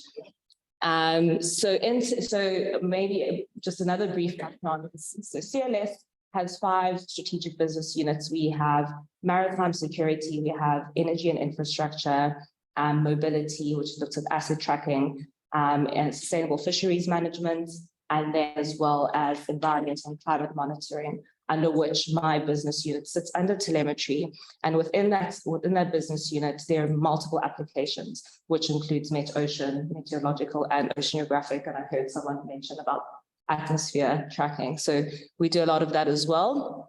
Wildlife and smart agriculture. So we're both in the marine and terrestrial space. And I guess what would be interesting and maybe a takeaway point for today's talk in the context of today is that the private sector, I think, has a very interesting role to play in terms of fair data and accessible data, because we deal with a variety of clients and end users who essentially collect this data and then they own it. But we can be, that really good touch point in terms of facilitating data access. It's above my pay grade. I couldn't authorize that kind of stuff, but I think we've done a couple of examples where we've had different entities try and have us help them contact data owners so they can get access to the data. So I think it is a really good way to get access to data. And then what else did I want to say that was maybe more relevant to the space? I'm also very aware of time. I have 2 minutes left. Yeah, and then so I spoke about Argos a little bit, and then we have Iridium. So with Iridium, we are a value-added reseller. We're not the owner, as opposed to Argos, where we operated with the French space agency.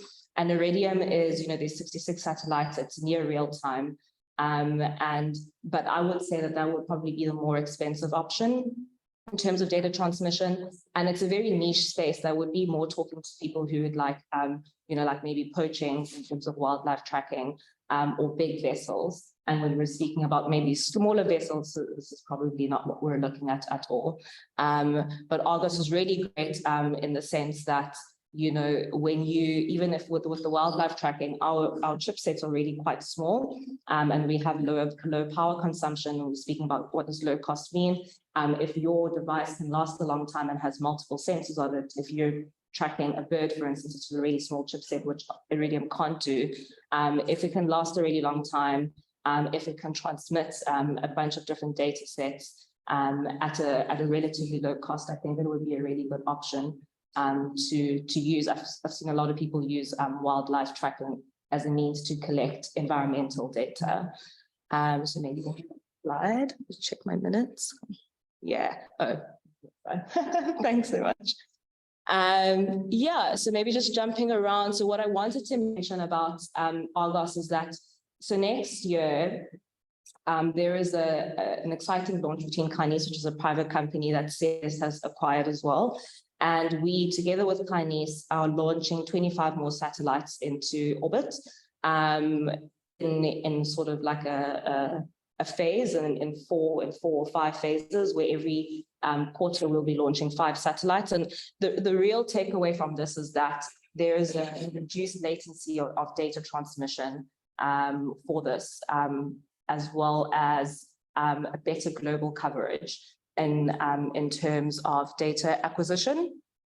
And then, yeah, so that will be reduced down to about 15 minutes of average time of revisit time. And then also have 2 comms and low power consumption, as I mentioned.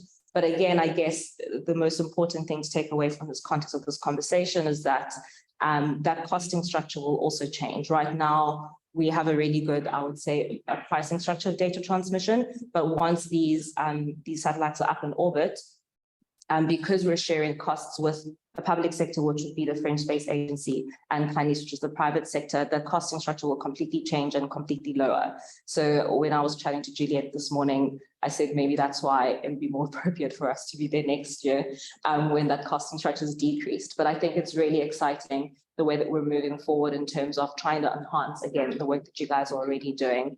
And making it a lot easier to acquire data, but also, that's my timer, to acquire data and then also to transmit it. Yeah, and I think I'm done. Thank you.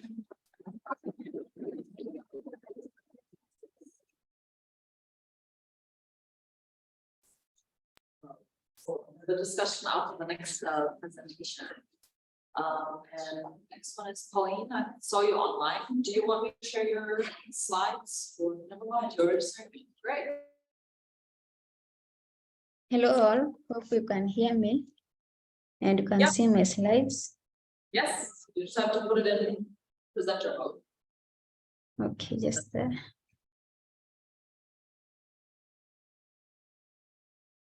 Okay. My name is Pauline Nyambura Mwangi. I'm a student at Chuka University, pursuing Masters of Science in Environmental Science. I was assessing the impact of shore change on the national marine environment at Glasgow, Kenya. And my supervisors were Dr. Joseph Miner, Dr. James Cairo, and Dr. Jane Longo. Shoreline is the boundary between the ocean and the land, and it is mainly influenced by the natural processes from the ocean and also the land-based activities. And shoreline change cause gain or loss of land. And for me, I quantified the changes. The objective. My objectives were to estimate the change in shoreline position, the hotspots areas of change, and also to identify the spatial temporal changes of the national marine environment. This is my study area, which is in Glasgow, Kenya. It is in coastal region. And I'm having 2 rivers that bring fresh water to the area, which support the mangrove. And this is the most area that is affected by the shoreline changes. It is much exposed to the waves from the ocean.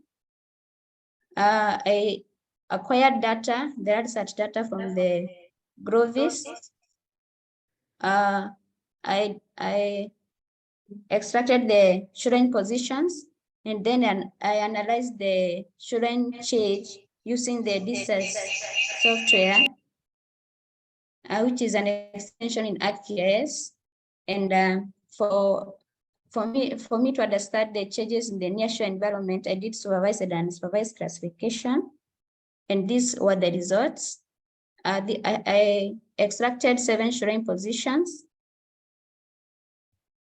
and I found that I have experiencing both the erosion and accretion, where I have marked with red as experience, it's a hotspot area of erosion, where you have the green color, the hotspot of sediment deposition. And I also did the prediction of shoreline positions for 2032 and 2042. And I found that the areas that were hotspot areas for erosion will continue to be the hotspot areas of erosion. And also the area with the sediment deposition will continue to be an area of continue to be a hotspot of area of sediment deposition. I found that at the river mouth, one of the rivers, river mouth, had the most change in terms of shoreline erosion. And to understand the pattern of the shoreline change, I found that I had the highest rate of erosion in between 1994 and 2001. And we had the El Nino of 1998. And also I found that in between 2012 and 2015, in between 2015 and 2020, I also had the highest rate of erosion. And we also had the El Nino of 2015. To understand the pattern between the decade, I found that the decade between 1989 to 2000, we had the highest rate of erosion. This is a representation of how the shoreline change is affecting the nearshore environment. Like we found that where we have the A, if you compare the year 2001 and 2020, we found that the mangroves had been degraded. And also we can find that there is the organization of mangroves where we didn't have mangroves, now we have mangroves. In C, we had the introduction of artificial rocks to prevent the shoreline change, but instead it accelerated the rate of shoreline change.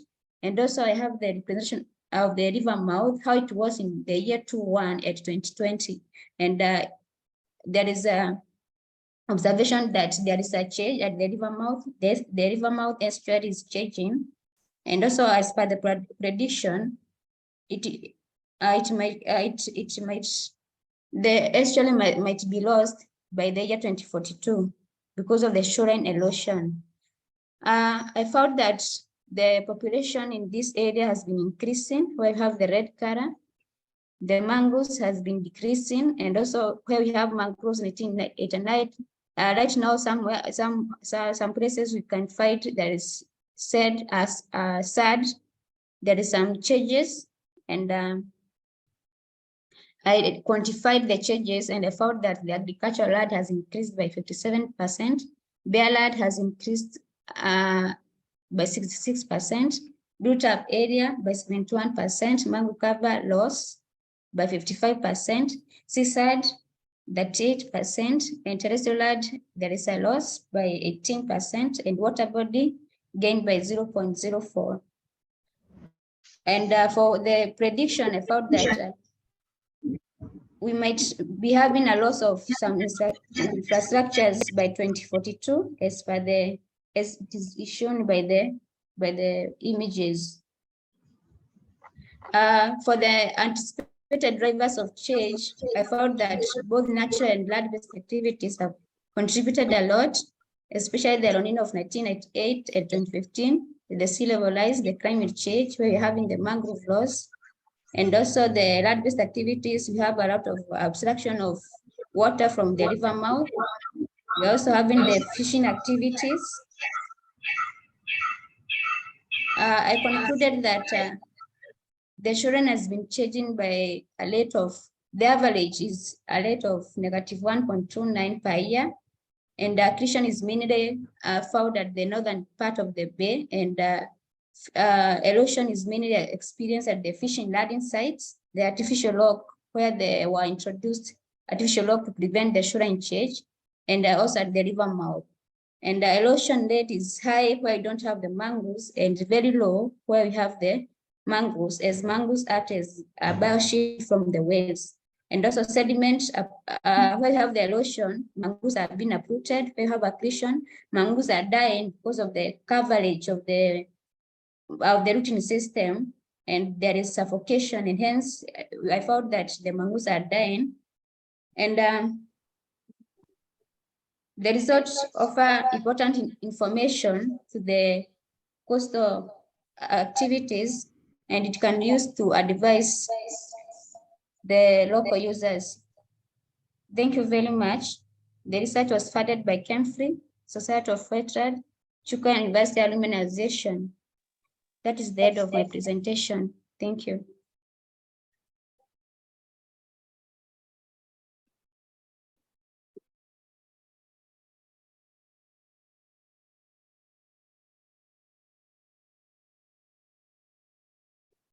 Thanks, Pauline. All right, if you just unshare your screen, then we can do a short discussion session. Are there any questions for the last three presenters in the room or online? Okay.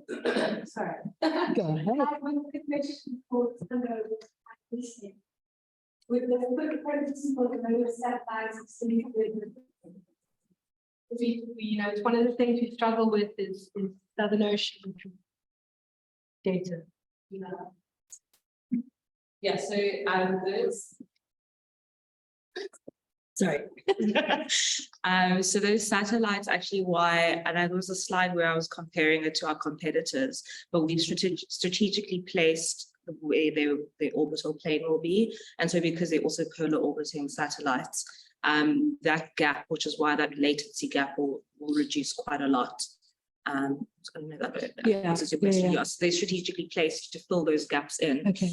So that that latency's time will actually reduce quite a lot. Because that's where there's a big drive now trying to get more data out of the Southern Ocean, not just for South Africa, but various countries looking to do that. So that's great.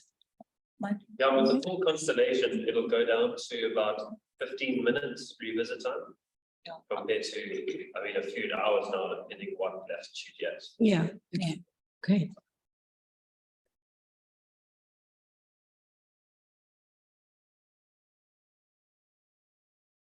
Any other questions in the room?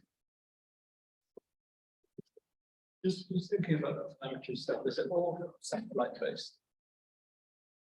There are solutions that use self-service as well, but for that you have to be near in cell reception. But could you,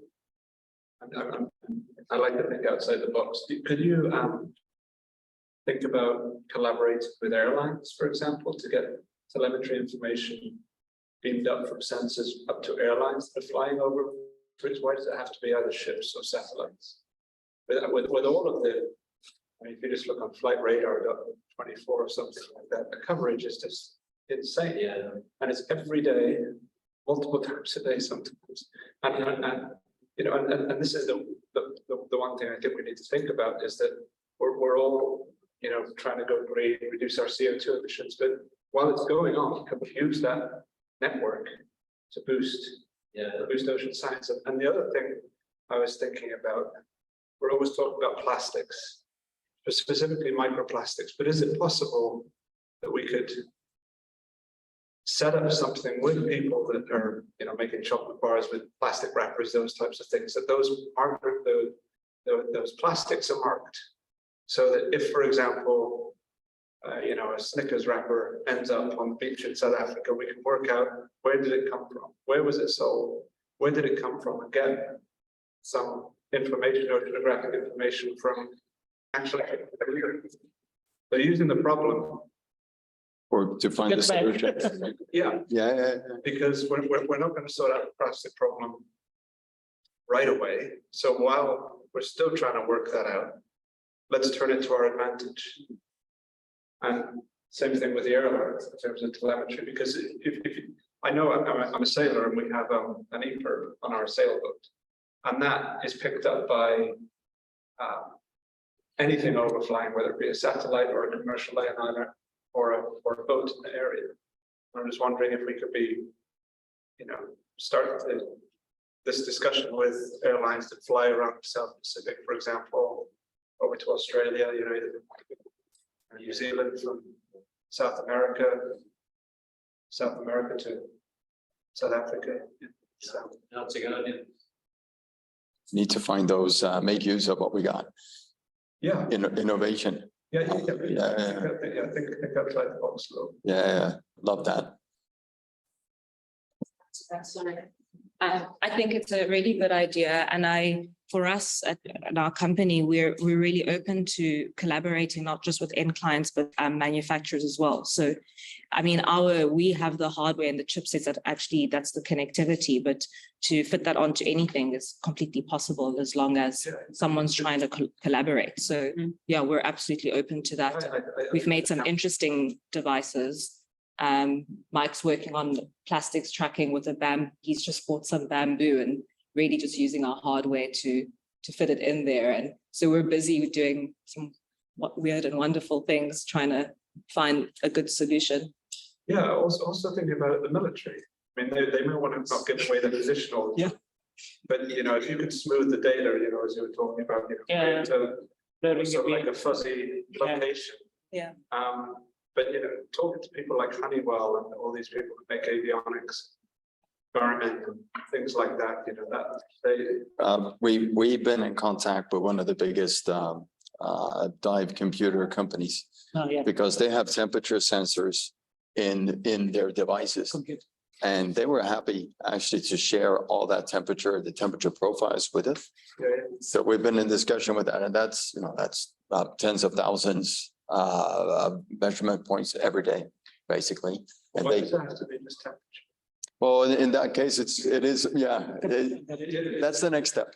We get that first and connect it, and then we ask the question. But I think, I mean, I'm a ecologist, so I'm not, you know, I use oxygen optoid sensors and microsensors, that type of thing. But I think getting the ball rolling, so I was saying, you know, we don't have that much time, but getting the ball rolling, saying, look, if it's going to cost you an extra $5 to put a salinometer on the system, or a sensor to measure oxygen, give that back to the consumer, because if they, you know, or take a little bit of a hit themselves, and then you know, you're getting more than just temperature. Yes. You're getting, you know, GPS locations.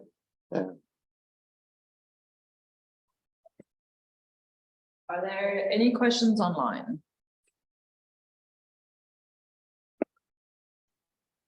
Don't be shy.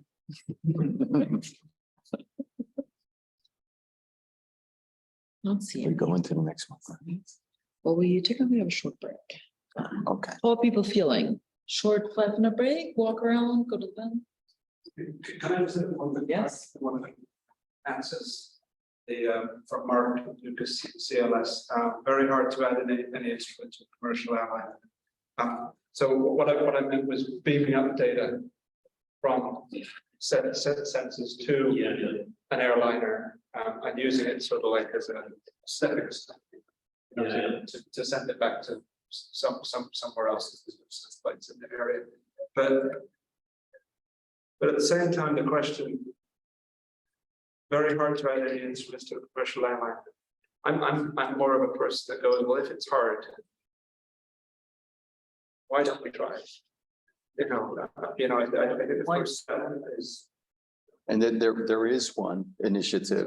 There is one initiative that's correct me if I'm wrong, anyone here, but it's a working group within HumanNet where they go to airlines and they ask them for permission to add sensors to the airplanes. And then that is a feedback loop that goes directly to the airlines who then get better information to make better decisions. Yeah. So that's the trick. They do everything. They install the sensors, they set up the data flows, and the airlines agree on to do that as long as they get that information directly back so they can use it for their own purposes. So that's something that is already happening.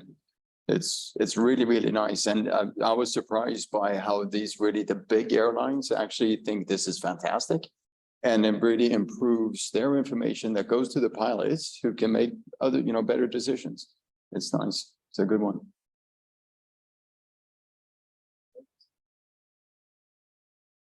Right, so let's maybe take a couple minutes just to walk around, get some warm drinks, and then we'll start back up in 5 minutes. Sorry for the short break. We're a little bit behind schedule. And then we have Tosta starting the presentation round, Peter and Jeff and Ari here. So we'll be back in 5 minutes.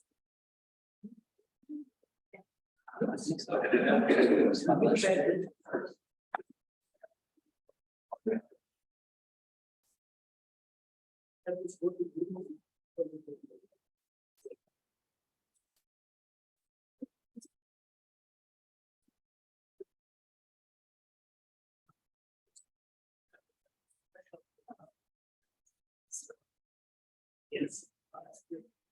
It's like it's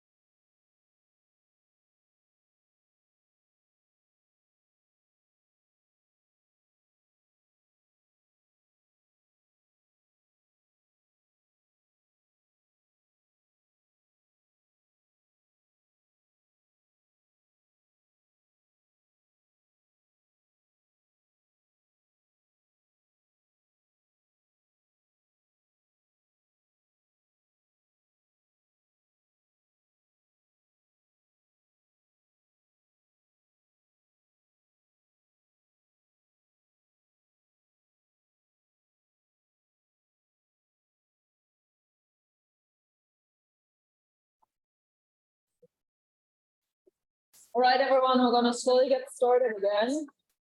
Sorry, there'll be a longer break in an hour or so. Costa, I saw you online. Do you want to get started and share your screen?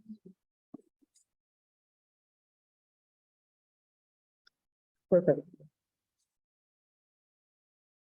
Take it away. We cannot hear you yet. No, I had to unmute, and I hope you can see and hear me now in my presentation. Yep. Oh, We can great. see everything. I'm sorry I couldn't be with you in Cape Town today, but I'm very happy to get this opportunity to talk about a new innovation platform that is just now wrapping up, or no, starting up. It's called SOUP. In this case, SOUP means Shaping an Ocean of Possibilities for Science Industry Collaboration. And it's an innovation platform funded by the German government, and the free centers GEOMAR, AVI, and Herion here in Northern Germany are operating this. And we have 11 million euros of funding for the initial 2.5 years. And if we're lucky, this is something that can be continued as an internal or long-term program. So let me talk you a little bit through what SOUP will do and what the motivation of SOUP is. And it really fits well into that discussion we have on low-cost technology on instruments here. Oh. There we go. So what is the challenges in ocean observing technology? And I think we heard a lot of that today. And it's really that even though we develop a lot of good sensors and some of them are low cost, it's still not very interoperable, both in hardware and software. So it's hard to combine different sensors. It's hard to harmonize interfaces. So normally when you work with different sensors, you will have to work with different data formats and export formats and things like that. So that's make it complicated. They tend to be expensive and difficult to operate. And very often the market is such a low market that we stopped at prototypes. So how can we change this? How can we make this better? Well, we know that industry is the pacemaker innovation. So this is an innovation platform. We will not develop instruments. We will not develop sensors. We will work together with industry that do that. And the whole purpose of SOUP is to develop this instrument for non-scientists to collect data. So that's citizen science, but it's also more advanced citizen science as ship operators, operators of any kind of marine infrastructure, such as wind farms and so on. And we will provide the data that are needed for stakeholders and science. In one way, we'll actually fill the data lake for digital twins, so that we will, if SOUP works along and we get more sensors and so on, we will have much more data for the digital twins. And this is a statement that somebody said a couple of years ago, quite a few years ago, and I think it's still true, and I think we see how that is starting to pay off here now. Solving the climate problem will trigger the biggest wave of new industry and job creation the world has seen in decades. And in this case, I think we're looking at the new blue economy here, and there's a growing market. I will show some of that. So what is the mission of SOUP? Well, it's for more science-based decision-making that helps creating a new solutions of ocean-related climate change and adaptation on mitigation.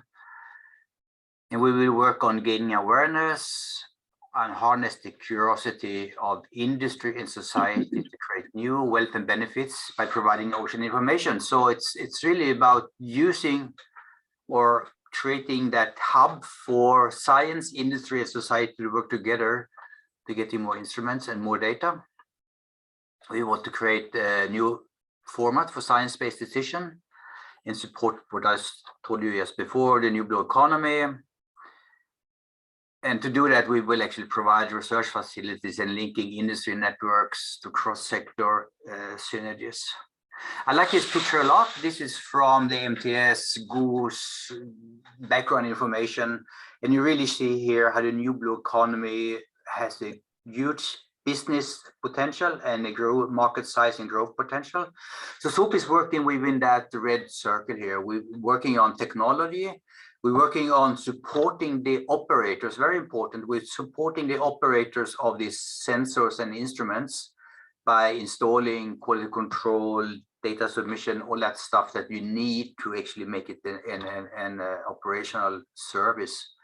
We take care of the data, we hand off the data, but we don't, do the information delivery part of the value chain, but we make the data accessible and we provide them to those that can provide information delivery.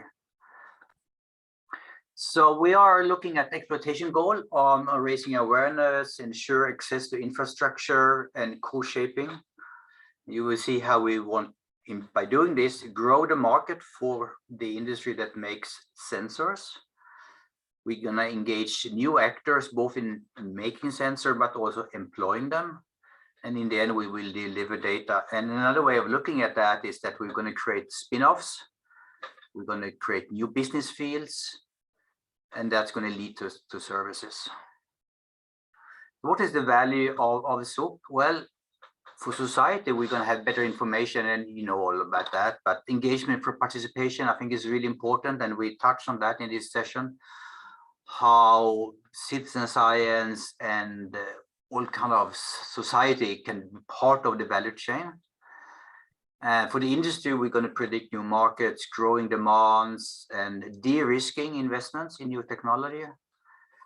And for science, of course, we'll have more data, and in the end, we will have access to better instruments, or good enough instruments that are cheap enough to employ. So to make this whole overview here very shortly, we have basically 5 work packages. So there's one coordination and a little bit like that I'm leading. There is also the big transfer work package where we work with industry to really create that interface to industry on innovation, incubation, exploitation, and so on. But important, the core here, I think, is one work package looking at technology, where we can work together with the industry to agree on common standards and methods to make instruments more interoperable. So as I said before, SOUP is not going to develop or research and do new instruments, but we want to create that platform and framework for those industry or sensor developers that can provide the data in the end. Very important, I think, is work package 4, where operations. So the value chain doesn't end with having the instrument installed somewhere. We need to have, continuous feedback and service. And those of you that we worked with ferry box and SOUP vessels know really well how that works. And of course, we are going to deliver the data. So I'm really excited to announce that we're just starting. And if you're interested, we're hiring quite a lot of people right now. So you can go to any of our websites or the presenters, Avi, Herion, and GEOMAR. And we have a soupplatform.earth website that went on live yesterday. So it's brand new. And I thank you very much for listening. And I'm happy to take questions.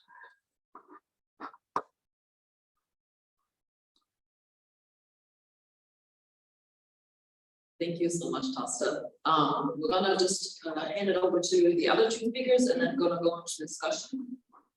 So just wanted to check if Peter Usumpra is here or online. I don't see him in the room.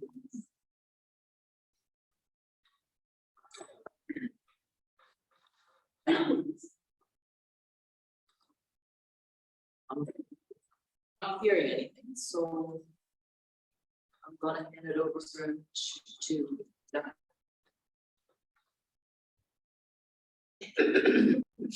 I have your slide, shall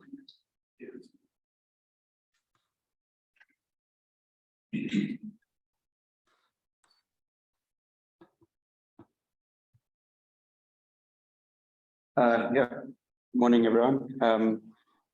I'm Jason Duckman. I'm with the South African Environmental Observation Network, and I'm here to talk to you about a project not say on, but have started with a whole bunch of collaborators around the world called CoLab. But CoLab is two parts. It's an ocean-based practices task team to develop ocean-based practices for coastal observations in under-resourced countries. And then the implementation side of it, which is CoLab to implement those best practices. Next slide.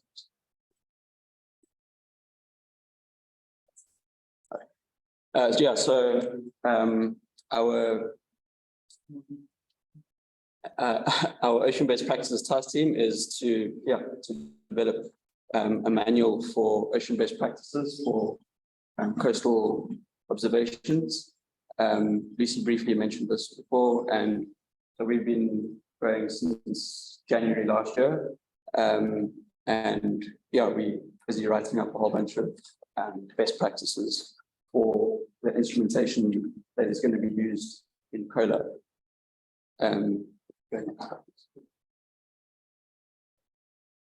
So CoLab, as I mentioned, is quite a big community. We've got collaborators from all over the world, and yeah, the list keeps growing month by month. So yeah, we're really looking at low-cost, open-source instruments that are easily accessible that we can make easily accessible to the community. And through this project, we will be providing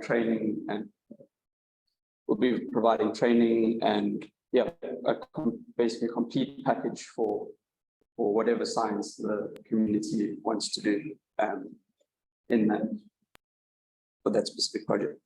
So the idea is that you'll require minimal infrastructure. The package will be portable, diverse. It's co-designed, so we are working with manufacturers and the community to develop the package so it will be customizable for their specific project. We will be following all data best practices and yeah, for the metadata, etc. And yeah, the idea is to also have all the instrumentation easily maintained and calibrated. So we'll set up regional hubs where the instruments can be maintained and calibrated, thus reducing the cost. So yeah, you'll be able to use any of the instrumentation from any sort of vessel, from kayak to large research vessels. Some of the equipment that we are looking at are open source CCDs. We're working with Andrew Taylor, developing open CCD. Currents, we'll have a low cost mooring and various other instrumentation. So yeah, this is some of the equipment that we are looking at.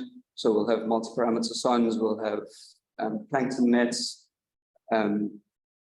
water sampling devices, low power winches, and yeah, this has been proven in other projects that you can use.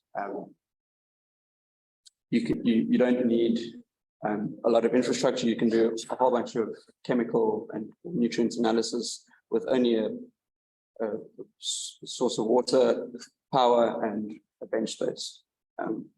And you can they've processed between 30 and 40 samples a day with very little staff. So yeah, so the open source instrumentation that is currently being developed, the OpenCTD, which has been mentioned already. We are also working with Lon Porter, who is developing a open source spectrophotometer. It's 3D printable, and there's a graph there that shows that the results from the spectrophotometer are very comparable to commercially available instruments. And then we're also working with Bob Bruin, who is developing or has packages for an open source SecuDisk 3D printable, and you can also, there's a pH, you can also get a pH measurement. And yeah, all the data will be provided through the CoLab project. Next, I think that's it. Oh, so just a quick advert. We are launching our pilot site in Ghana towards the end of the year. And we are going to be working with the researchers there who are wanting to understand the environmental impact of illegal mining. And they are looking at using our CoLab package to do their research. And so we have launched a crowdfunding proposal to help us fund the pilot. We're also having a in-person workshop or meeting in September in France. So yeah, the funds will go towards helping us with getting out there and helping and testing the CoLab package. Yeah, thank you.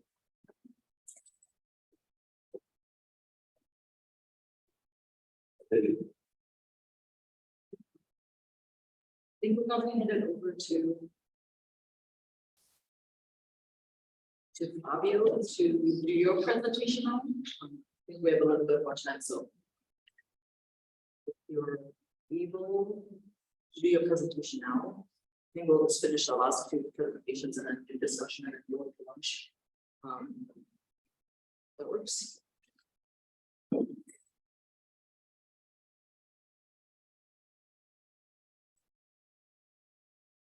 Fabio, are you able to share your screen? Are you talking with me? Yes, we can hear you now.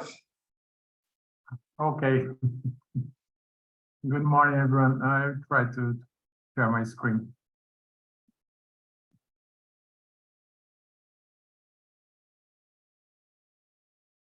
Hopefully, I have your presentation open.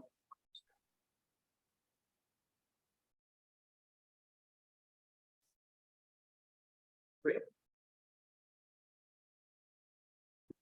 You see me? Great. Yep. Okay.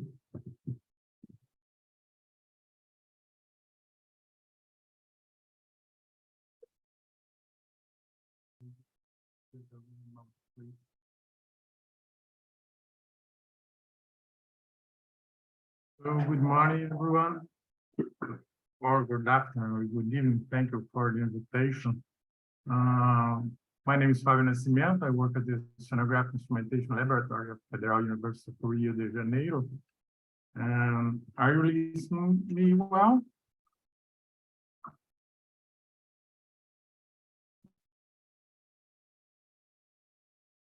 Are you listening to me? Yeah, we can hear you. We hear you. Oh, okay. So I'm going to talk about some Brazilian initiatives on oceanographic instrumentation. Last year, the Brazilian government, through the Ministry of Science and Technology and Innovation, created the National Institute for Ocean Research Input, which will begin to do its activities next semester. And this year, the CNPq, the National Council for Scientific and Technology Development, implemented a new research project to support the Global Ocean Observing System in Brazil, the Ocean Observing Monitoring National Network, RENOMO. Both of these initiatives has instrumentation, oceanographic instrumentation group that I am the coordinator. In input, this group will support the operational activities, maintenance, calibration, best practice, quality assurance, and research, development, innovation of instruments for AOV measurements. The idea is to work together with the academia, the Scientific and Technology Institute, private companies, and third sector.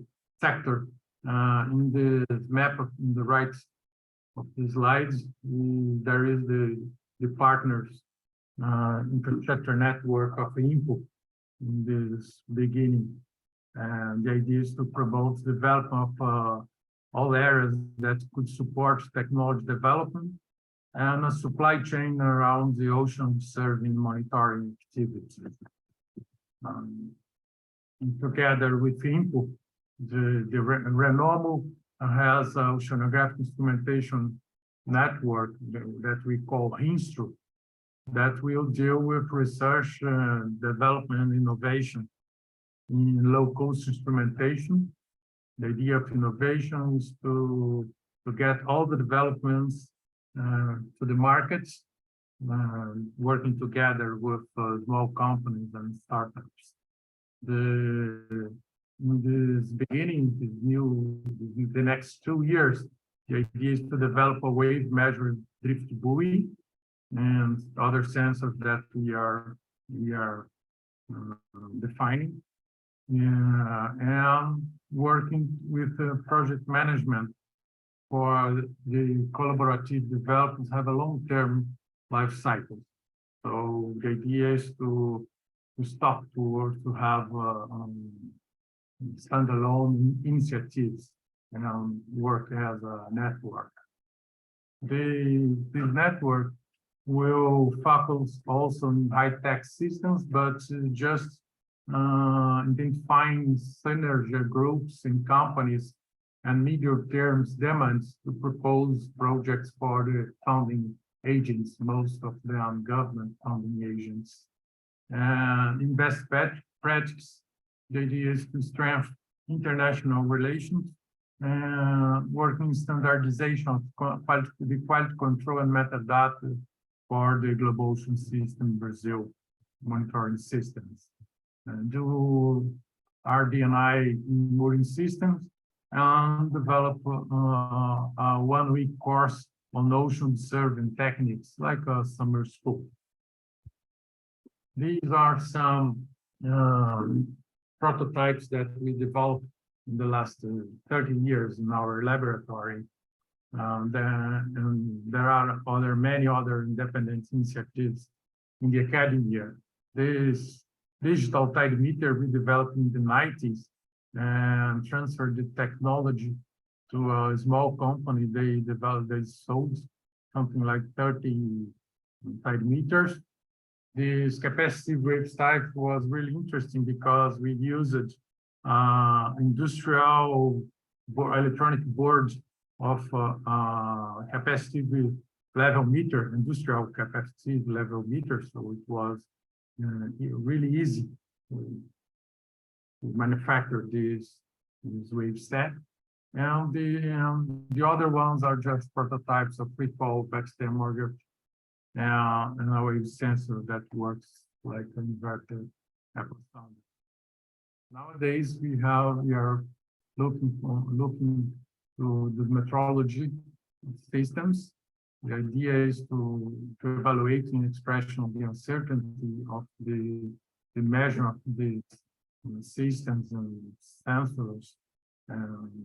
We developed in the last 2 years this Ferris wheel wave sensor calibrator and a vertical and angular motion simulator that will do calibration of pitch over and wave movements of this kind of sensors and do some research with them. Here I'm showing some right-tech development and products that the idea is to show that we have the technology to develop low-cost instruments. We need to understand the market and understand how to transfer this kind of technology to the markets and have these low-cost instruments. So some of you talked before, what is a low-cost system? I guess in Brazil, 1,000 euros system is not a low-cost system because maybe just the academia and some companies could buy equipment like this. So we have these developments like the AUVs and ROV are just prototypes. And on the right side, we have some developments of that we did. This wet ocean buoy was developed with Petrobras, our oil company, the academia, our university, and two small companies that they have some difficult to get the last TRL level for this buoy. So how to transfer this technology and get it trustable.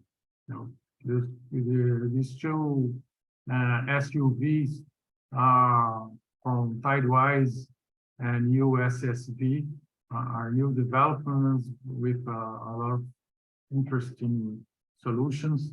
One of them, works with the drone, and the other one with the ROV. But these solutions need some collaborative work to go to the international markets. Then I did this table with what are the requirements to make the market for low-cost instruments work. We have open source and off the shelf. Maybe what is a very cheap or not so cheap equipment, accurate or not accurate, friendly or just functional. So what we need to, which logic function use to get this, what is the market that we want?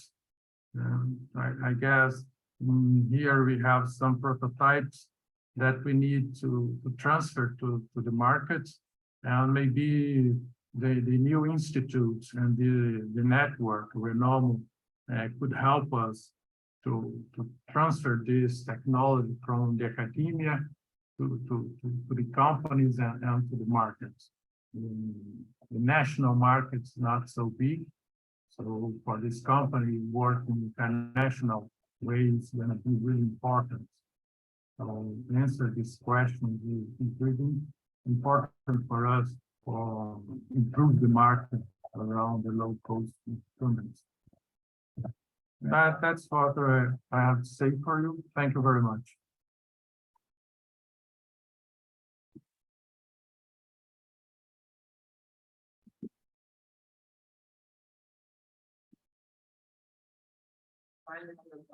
Last presentation.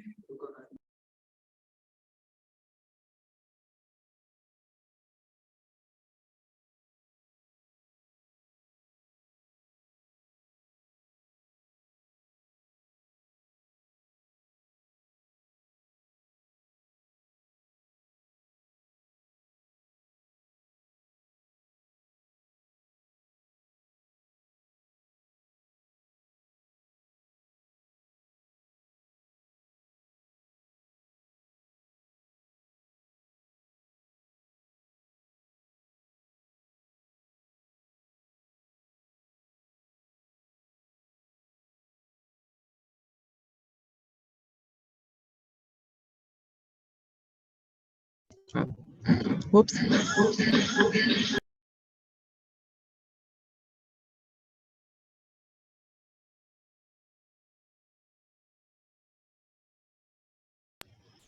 Check. Turn up.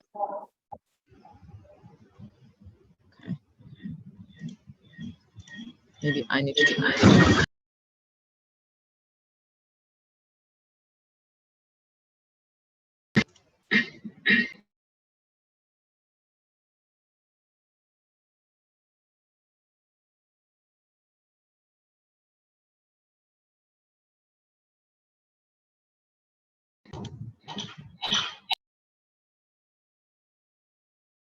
And if you try it now,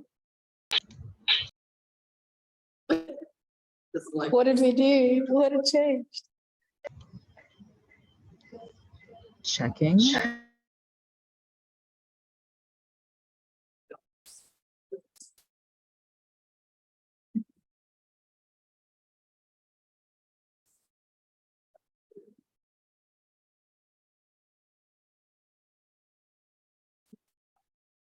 No, I've heard, yeah, it's on, it's working fine. Yeah, Fernando. Oh, perfect. Yeah, if you can share it from your end, that would be great. We're getting feedback on our virtual live. Okay, I try. Yeah, only when you share the screen, you just have to select like share audio. That should be in the. It comes up when you pull up your screen. It shouldn't say share tab audio. As long as you select that, we should be able to hear it. Okay, can you see this? You can see it. Let's try the audio. It's always fun. Hello, Hydrographic Service and at the Faculty of Engineering of the University of Buenos Aires. I'm going to talk to you about water level measurements through GNSS interferometric reflectometry using smartphones as a low-cost alternative. For this presentation, I will provide a brief explanation of GNSS IR, but at the bottom of the slide you can find a link to a recently developed course on the topic. On the right side of the slide, you can see a satellite from one of the GNSS constellations transmitting a signal. Part of this signal reaches the antenna directly, while another part is reflected on the water surface before reaching the antenna. This combination of the direct and reflected signals is known as multipath and creates interference on the direct signal, which can be measured using the observable SNR or signal-to-noise ratio. The interference and SNR vary as the satellite changes its elevation, and the frequency of this variation is used to obtain the height of the reflector. This methodology has been applied for over 10 years, primarily using geodetic GNSS receivers, which exceed the value of the traditional tide gauge. For this reason, since 2017, we have been conducting tests to obtain water height through GNSS IR using discarded smartphones as low-cost alternatives. The results I'm going to show you correspond to the test that we started in April 2021 and is still ongoing. Essentially, we place the smartphone shown on the slide inside the plastic box and configure it to capture the SNR, date, and time from each satellite every 1 second. This information is stored in hourly NMEA or ASCII files in the smartphone's memory, and then these files are automatically uploaded to a cloud folder using the data connection. We choose the end of the pier at the Fishing Club in Buenos Aires, facing the Rio de la Plata, next to the tide gauge of the Naval Hydrographic Service, as the location for the test. This allows us to compare the results we obtain after processing with the measurements from this tide gauge. Additionally, this location is convenient as it allows us to capture water surface reflections from different azimuths. The smartphone is connected to the power grid and has an additional battery. On this slide, you can see the daily observations obtained by the smartphone starting from April 2021. It is possible to identify certain periods with gaps due to prolonged power outages that couldn't be covered by the batteries. Despite these interruptions, the smartphone measured for over 98% of the time since the test began. The processing of the observed SNR by the smartphone is performed by focusing on obtaining the astronomical tide and the storm surge, which in the Rio de la Plata can vary by more than 3 meters. The methodology we apply processes the SNR data by satellite for 25-minute time intervals, obtaining a reflector height from each interval. To do this, we first calculate the elevations and azimuth of each satellite using the SP3 ephemeris files, and through the Lomskargel periodogram, we obtain a frequency of the SNR series from which we can extract the reflector height. We process the obtained reflections to obtain a water level series by applying several steps, which include an initial filtering to remove reflections that do not correspond to the water surface. We calculate the first spline by determining density peaks of the data using Gaussian kernels every 5 minutes. A correction is applied to account for the variation in water level during the 25-minute periods in which the reflector height was calculated using the previously obtained spline. Then the filtering is applied again to obtain a water level curve through the feeding of a new spline. Finally, the obtained spline results, shown in red, are compared with the data from the tide gauge, represented in green. The reflections need to be converted into water heights referred to the tidal datum through a constant. In our test, we had to calculate different values for this constant because after each power outage, the smartphone had to be taken out of the box to restart it, but it was not placed exactly in the same position as before. This adjustment was made using the tide gauge observations, and it is one of the areas where we need to continue working, as in locations where such observations are not available, we'll still need to define the method of determining the constants to be used. After determining the constants to be applied for each period, we calculate the monthly mean sea levels and compare them with the mean levels obtained from the tide gauge, which are shown on the slide. We found a very good agreement, but in some cases there are differences of less than 3 centimeters. When comparing the water levels every 15 minutes from the tide gauge and the smartphone between April 2021 and April 2023, we found that the standard deviation of the differences is 5 centimeters, with minimum and maximum differences around 30 centimeters. Finally, we calculated the harmonic constants obtained from the smartphone and tide gauge series for the same period. We found amplitude differences of less than 1 centimeter for all constituents and phase difference of less than 10 degrees for most constituents. To assess the significance of the differences we found, we compared a 5-year prediction calculated every 5 minutes using both sets of constants. We found that the difference between the predictions resulted in a standard deviation of 1.4 centimeters. To finish, some conclusions and future work. We showed that it's possible to use a smartphone for over 2 years to obtain the SNR and then the water level, but we need to improve how the smartphone is placed, as it is sensitive to small variations in position. We need to determine a method to independently define the constant that converts reflection into water heights. By applying the filtering and smoothing methodology, we were able to obtain a standard deviation of differences of around 5 centimeters. There are many alternatives to improve the information processing, which allow us to be hopeful that it is even possible to improve the error we have found. With the methodology we use, it is possible to obtain harmonic constant to generate tide predictions that are comparable to those obtained with the traditional tide gauge, but we still have some components that are slightly contaminated. It is important to highlight that GNSS-IR should not be considered as a replacement for tide gauges, but rather as a complement or, in some cases, as a solution to measure the water level, especially as a cost-effective and relatively simple solution when using smartphones. Thank you for your attention.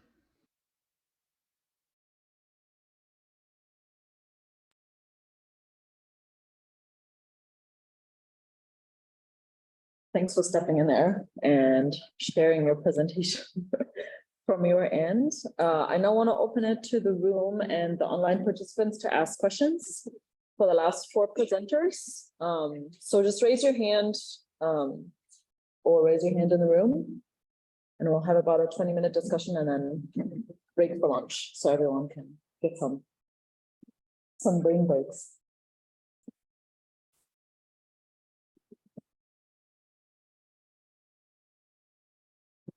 That's fun.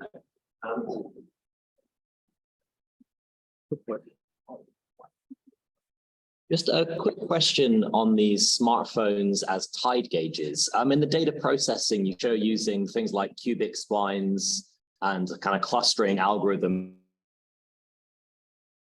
Does that mean it's only possible to process this data?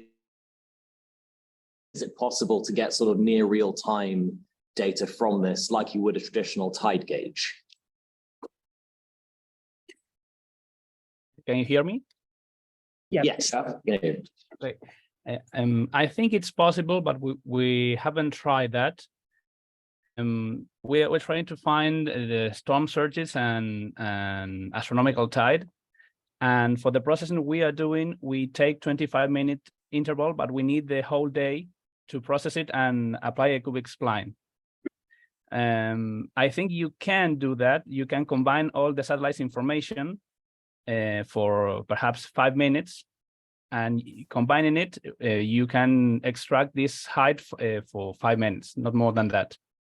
But we haven't tried. Actually, we haven't tried. Right. Thank you.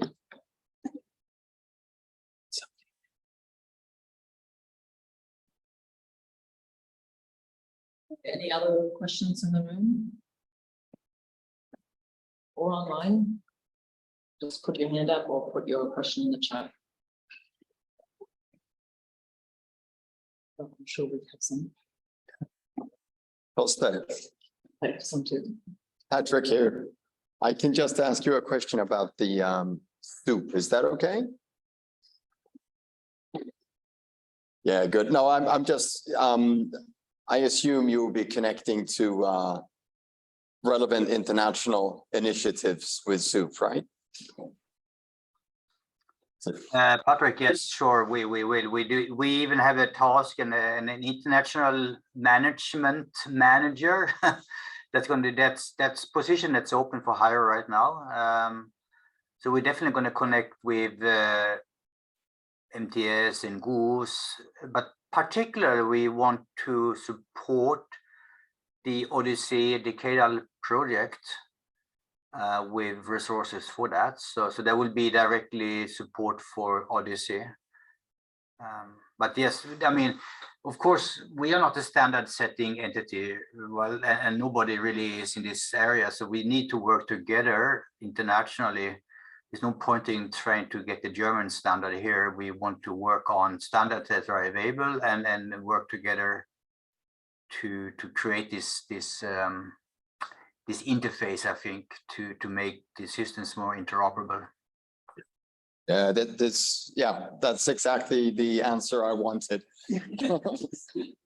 Are you submitting it as a UN Decade project or program? No, we're not, but we are directly contributing to Odyssey. So that's our connection to that. We, part of that position going to contribute to the coordination of Odyssey. So I don't know if Martin Crump is still on the call, but that's something that you are, hello Martin, that you guys in Brest have initiated, but it's been kind of stalled due to lack of resources. So I think in the next few months we're going to take a new take on that and see how we can move that forward. Martin, if you can introduce the project real quick, the Odyssey project, I think that could be useful. I don't know if anyone or everyone in the room is familiar with it. So I'll try to make this short. Hello again, everybody. And Tosta, sorry, I was out of the room when you came in actually, but I didn't miss your presentation. And I mean, Tosta is also wearing the Goose Chair flag actually, so I wouldn't be worried that we make good connections with the international network. I was quite surprised when I heard the term SOUP, because we already have the Ship of Opportunity program, but they decided to call it SOUP. So we have now two similar things, which with the same acronym, but we'll make this work somehow.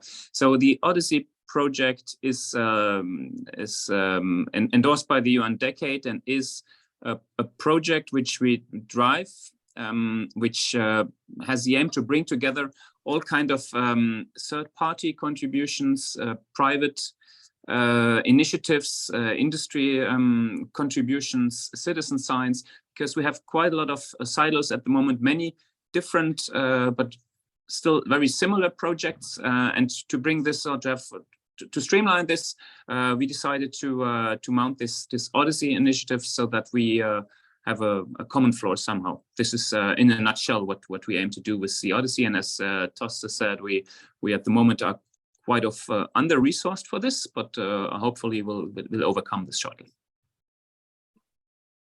Martin has to reply on that, and sorry about the soup on soups. So it's actually soup platform. So we were playing with words, obviously, to create another soup, and that might cause a little bit of issues here. But soup platform is the one. Soup, and I put the link to our website that we launched yesterday in the chat, so you can check it out. It's still just very new, so we're going to add more information, but this gives you a kind of an introduction to the SOAP platform. Maybe we're running out of acronyms for the ocean community. There's too many double O's everywhere. And do you have? I have a question for everyone, all the presenters and participants. I mean, we heard a lot about how am I gonna phrase this?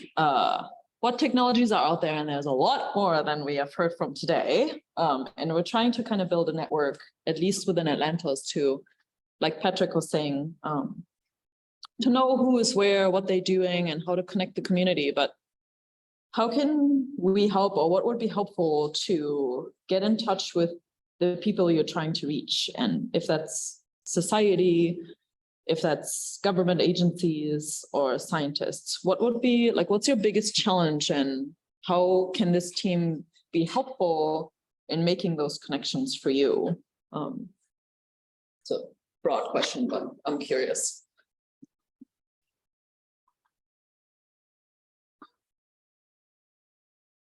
Any responses to this one? It was too, well, I don't know, maybe too broad. No, it was good. It's a great question. I Yes, know.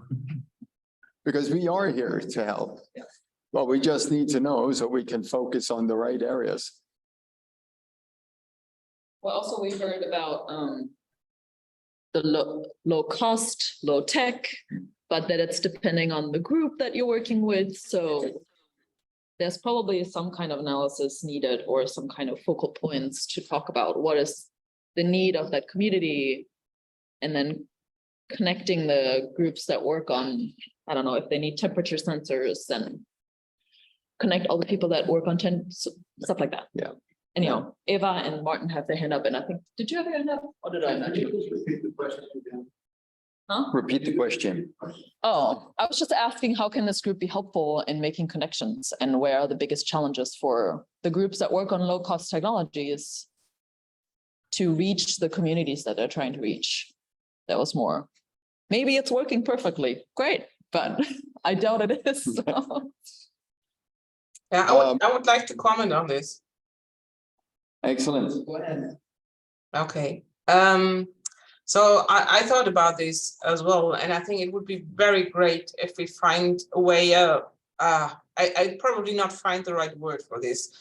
It won't be a network, because it should be like easily accessible, like a platform, something like this. And this could be one of the huge UN Ocean Decade projects to be like, I want a matrix where you have as well, where you just like have, it's a little bit like you try to order. So if you try to order, or you think about your holiday, and you just like think, I want to go in this area, but I want to do some sports, and I think it would be great to have a platform where you can just like enter, and this could connect all of us. It says, I want this specific topic for this region. What can you get me? I want just temperature, or I want more sophisticated gas measurement, etc.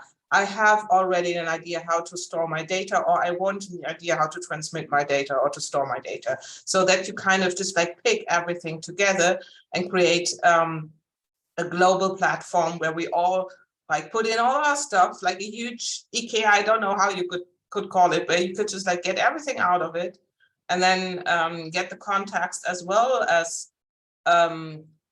maps for locations, or calibration sheets, or as well printouts how to build your own sensors, or manuals how to do it. So it would be great to have it very so user friendly, so that the people can just like enter this space, and especially when it goes to a simple usage, it's very complicated to build, but I think this could be a great aim for, to have something like this. And this would need all of us. So this would need the whole community, the whole variety, and then you can maybe just like make everything more efficient and fair. So that also would mean that we need to really do a proper mapping, and enable, so you could like ingest your information directly in this kind of platform. So you start building it in that kind of way.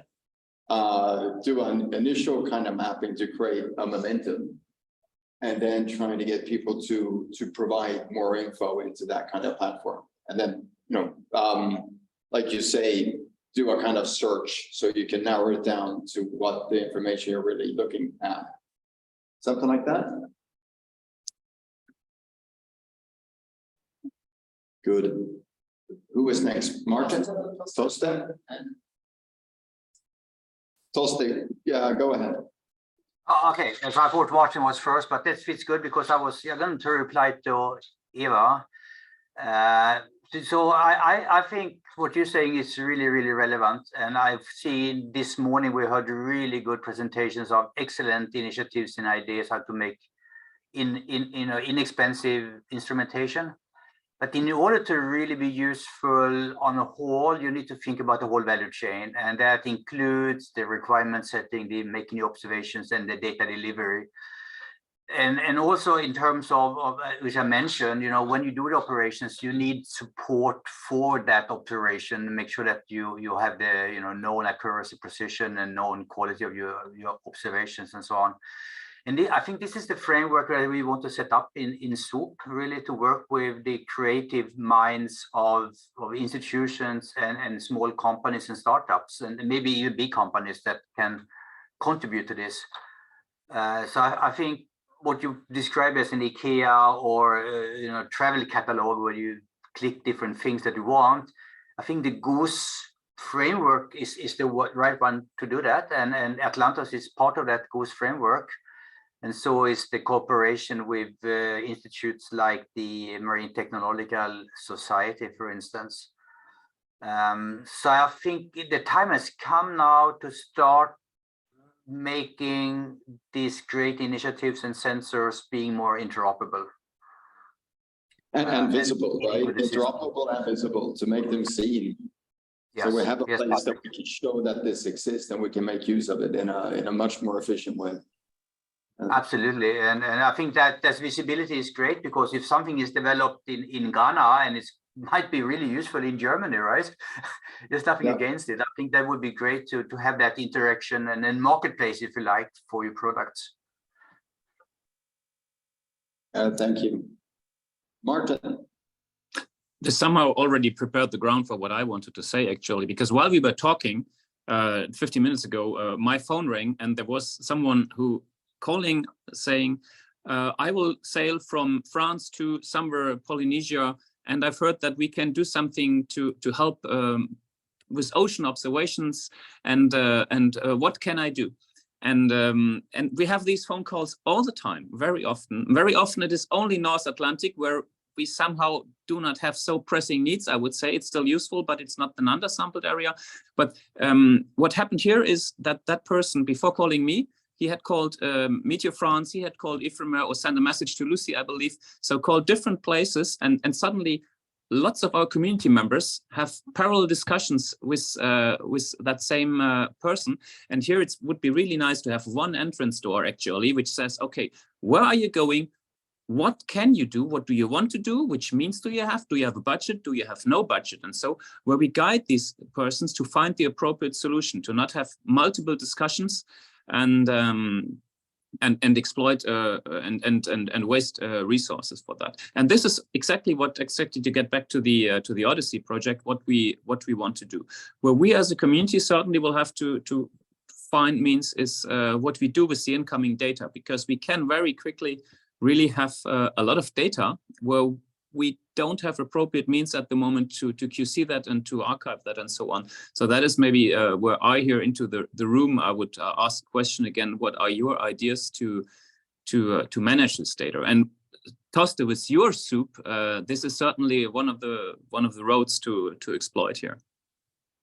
Can I just say something quick, because I'm also increasingly getting the same kind of phone calls and emails. But we are many getting the same ones, and it's really difficult with the one who is asking that question. It has to go to all these numerous kind of people and see what the reply is going to be. Okay, thanks. We had from the room? Yes. I think so. I think these are all very good, pretty good suggestions. I would add though, that I think if we're going to make the difference that we need to make within the time that we need to make it, we need to stop thinking like scientists. And that's the hardest thing to do, because what we need a scientific approach, but we need to maximize community involvement. And when I say community involvement, I don't mean the scientific community, I'm talking about the public. And for example, a perfect way of looking at it is when we write a scientific publication. Publication, first 6 letters, public. My parents don't understand my peer-reviewed publications. And that's where we need to start. We need to start getting this information, the main points across to the public in as easy to understand way as possible while being respectful. So that's one thing. I think we need to be out in schools more. We need to be integrating this stuff into education early on. I mean, high school students creating sensors that they can just put, on the local pier, and then that data gets back to us. I think if we can focus on the community and we're thinking about the scientific community or the fishing community, we're going to get somewhere, but we're not going to get anywhere half as fast. And yeah, I think we just need to stop thinking like scientists and start thinking. Are you here next Friday? No, I'm flying back to Scotland tomorrow.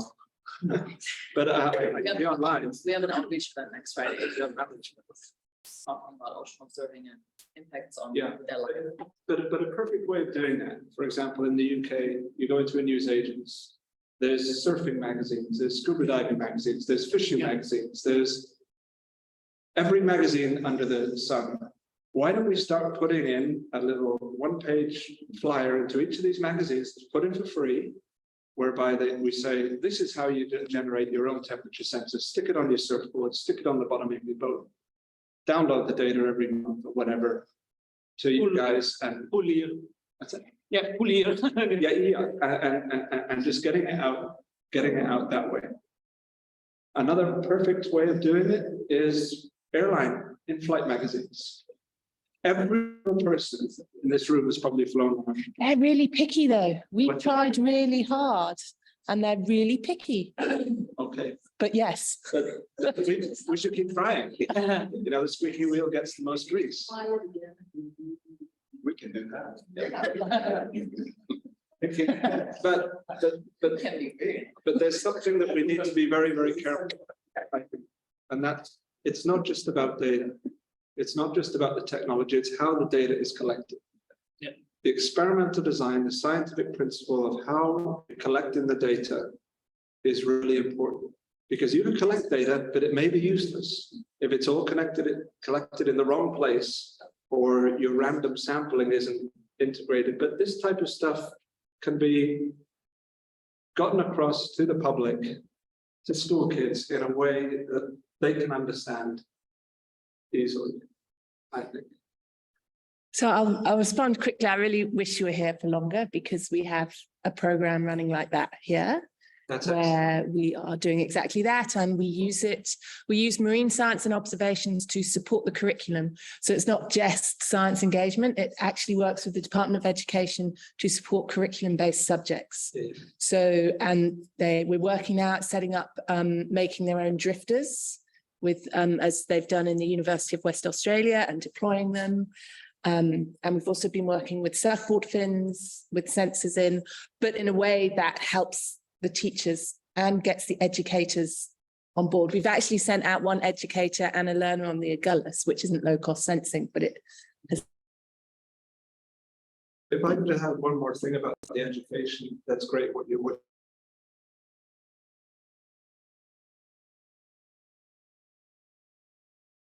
Might be very, very eye-opening, because very often we think complex first. And kids think the other way.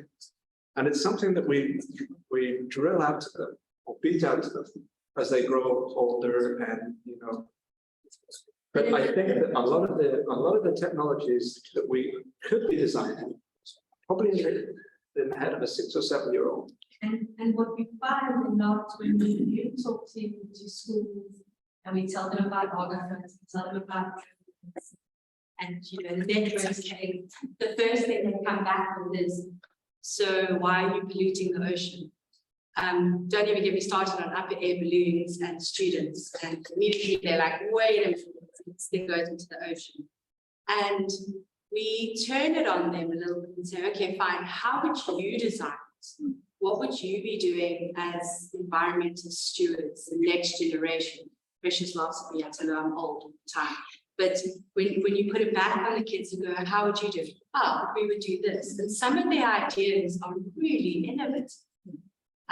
What we wanted to do for next week, and unfortunately we've run out of time, was there's a whole lot of schools coming for an open towards the end of next week. And we wanted to open a competition of designing exactly that drift. Unfortunately, we ran out of time to put together the competition and that goes with it. But it's definitely a really good idea because they have such great thoughts on how to do things. Some of them are crazy, yes. Yeah, but crazy ones are good ones. But love crazy. Really interesting. I just have to 1 minute because this is something we did in Sweden for the past couple of months. There was a course.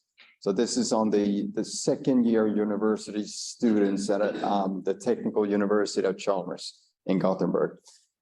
2 months ago, they were assigned to build ocean sensors, address a topic, build a sensor, reach out to someone, to a user, to where there's a need.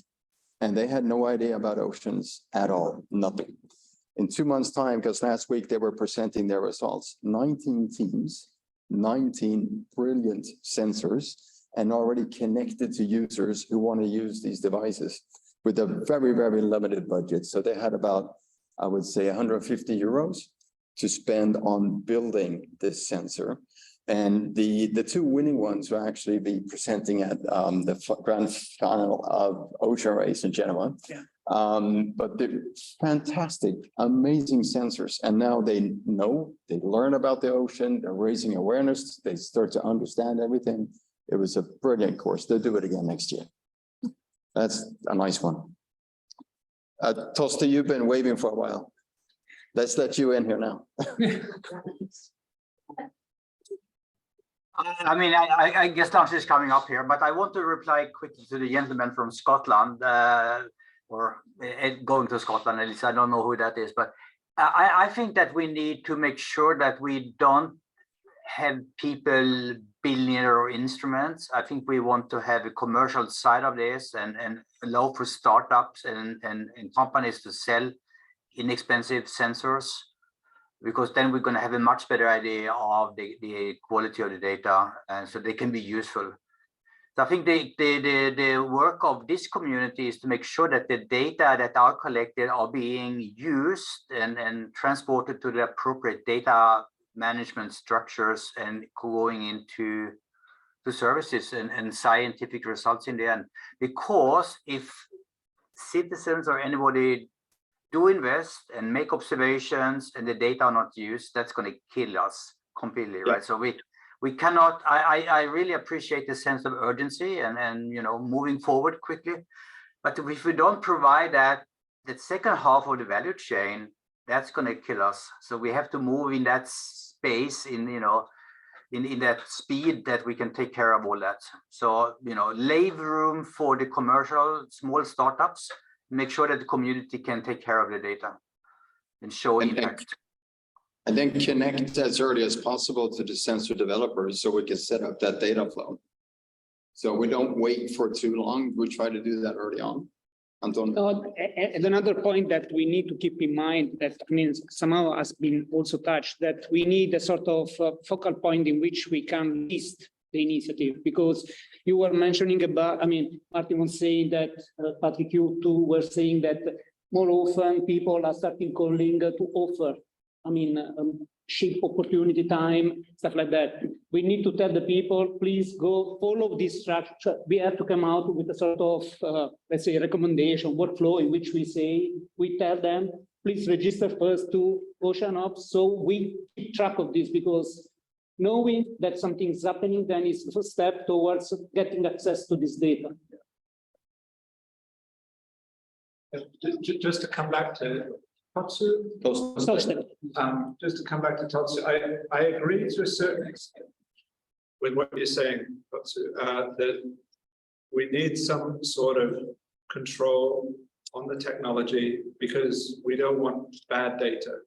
But for example, if you develop a low-cost camera, it's an image. You know, that data you get from your phone, or you can get from a $100,000 camera. The image is probably good from that iPhone, maybe even better. I think there's some data, image data, other things that don't require as much scientific rigor and quality control, while some, like oxygen optodes or pH sensors, CO2 sensors, will, require the community developers to be heavily involved. I think there's some things that we could be rolling out pretty quick. And I don't, what is the expression? Don't let the enemy of the good, the enemy of the perfect. Don't let the perfect be the enemy of the good. Thank you. And yeah, I think we can do a lot, even now. I don't think it should prevent us from pushing back the frontiers a little bit. I think we're gonna have a break after I invite John and Kevin very briefly to come up and just talk quickly about what to expect from the next session. And then we're gonna do an outbound break. Yeah, thanks, and just real quick, so Toaster, that was a good segue talking about the data. So we've been talking about how to grab the data and how to observe, but next session, we want to talk about what do we do with that data and how do we make a low tech solution to this, but still connect to the global data services in ways that make sense. So we'll be talking about one potential way to do that and some of the work that's being done throughout who's in the same area. So, and then we'll walk through some actual usage of this. So a bit of change of pace for the final session. It's going to be more of a kind of workshop and programming demo. We're going to be using Python and Jupyter notebooks. Just a quick show of hands. Who in the audience has used these before? And online. And online. Hands up if you've done Python and or Jupyter notebooks. Good. Let's count what we've got here. Okay, that looks like about half of people to me. If you haven't done it before, I will be explaining the underlying tech as we're going through it, and I'll be linking to a GitHub repo with some examples. So if you want to run through more of the material after the session, you're very welcome to. Yeah. Right. Well, we're gonna break for lunch for an hour, and we're gonna start back up in an hour at 1:30. So, yes, we will. Just a big extra back now. Is that okay? Oh, I was wondering of the slide. The lunch break. Just show me. Oh, okay.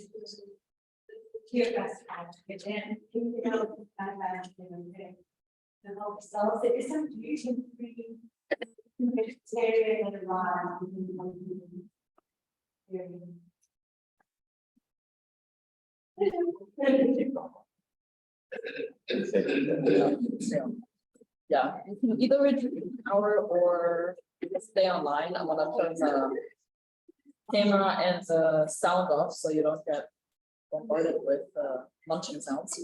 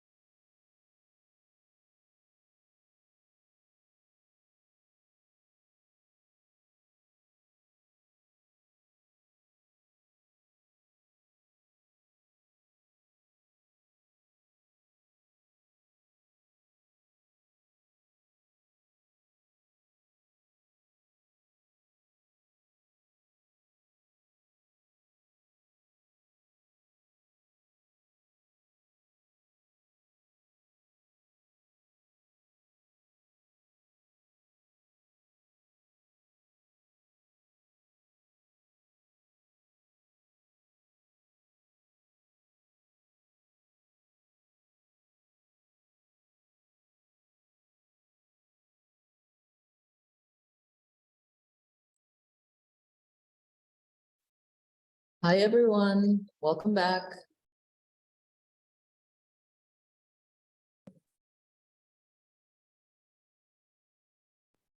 Well, we're going to get started with the next session, and I'm just going to hand it over to Juan to kick us off. And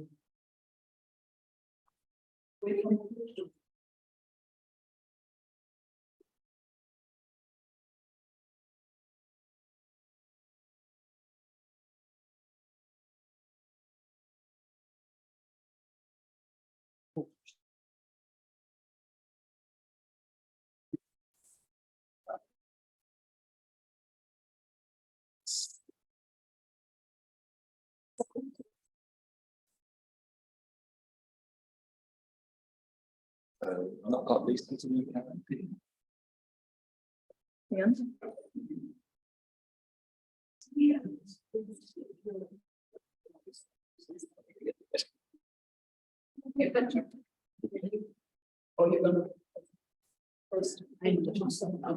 Okay, perfect. Yeah.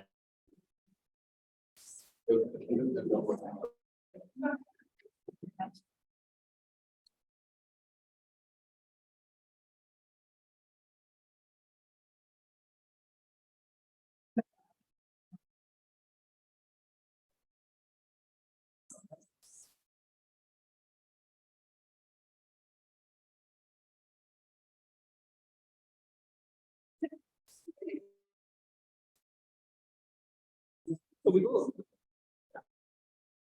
Okay, good. So now we are starting the session that is about common challenges of data accessibility with a focus on low-cost technology to assess. So, I mean, we have already started discussing this topic, and this is just to say that we have many initiatives that are speaking about data collection, and so we have this common challenge: collect the data from one side of the data. So we need to access this data. So we have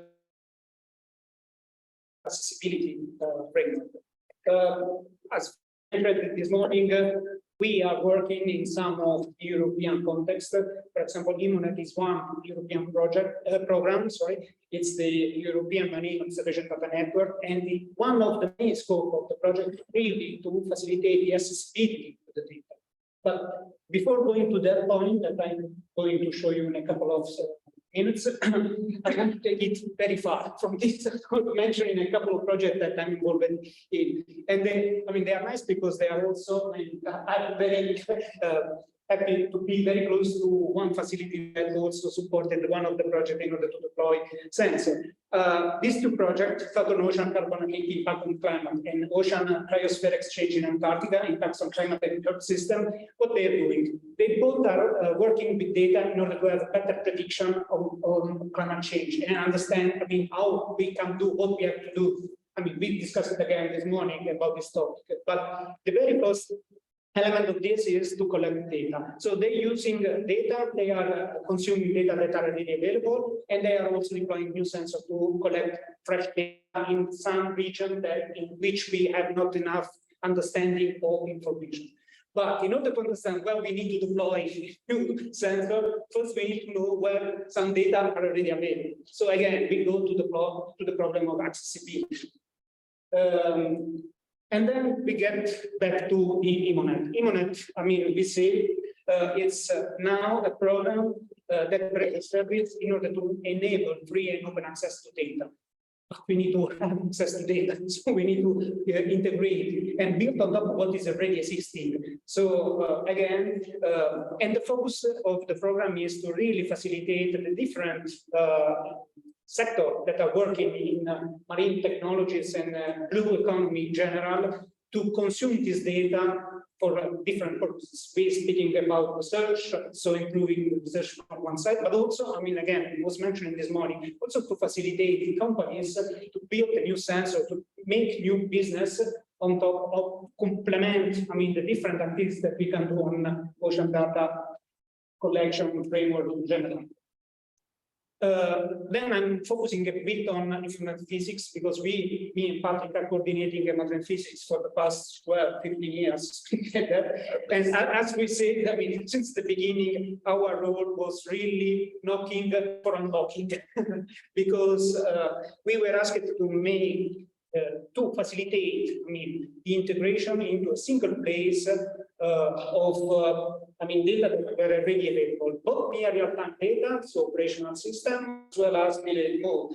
And again, we were not reinventing the wheel. So the key goal of the program was really to put together all the pieces of the puzzle, link to people and institute and programs that were already collecting data in order to facilitate, I mean, the sharing of this data.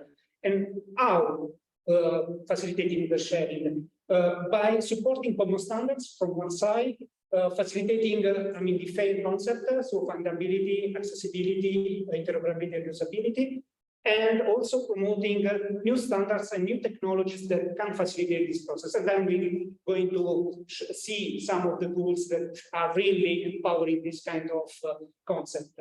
Then, of course, in physics, somehow we were also facilitating because we are speaking about physical parameters.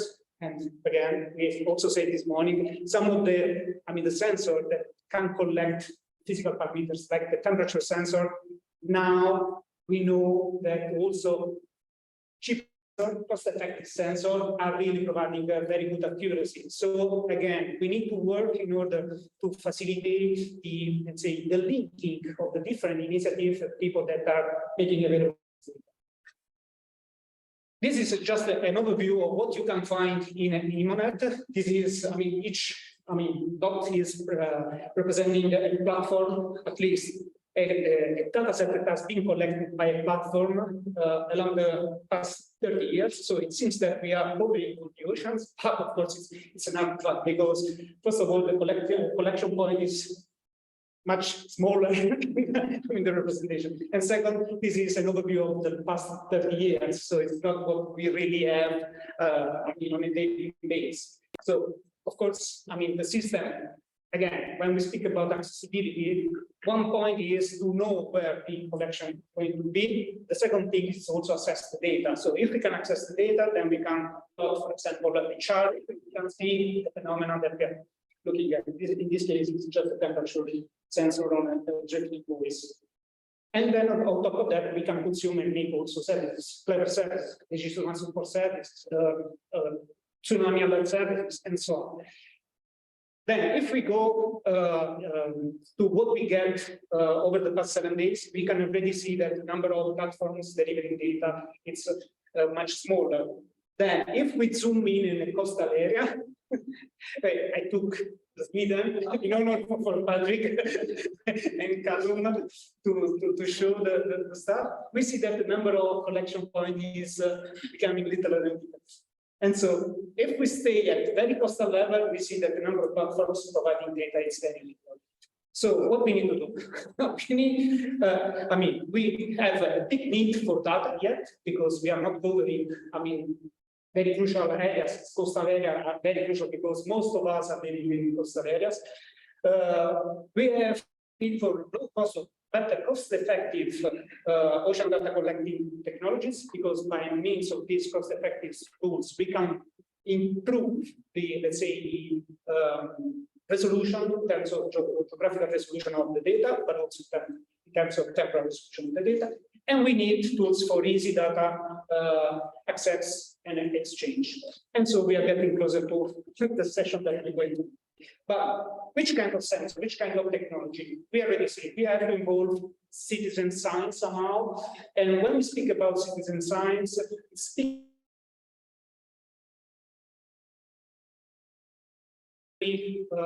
work. So for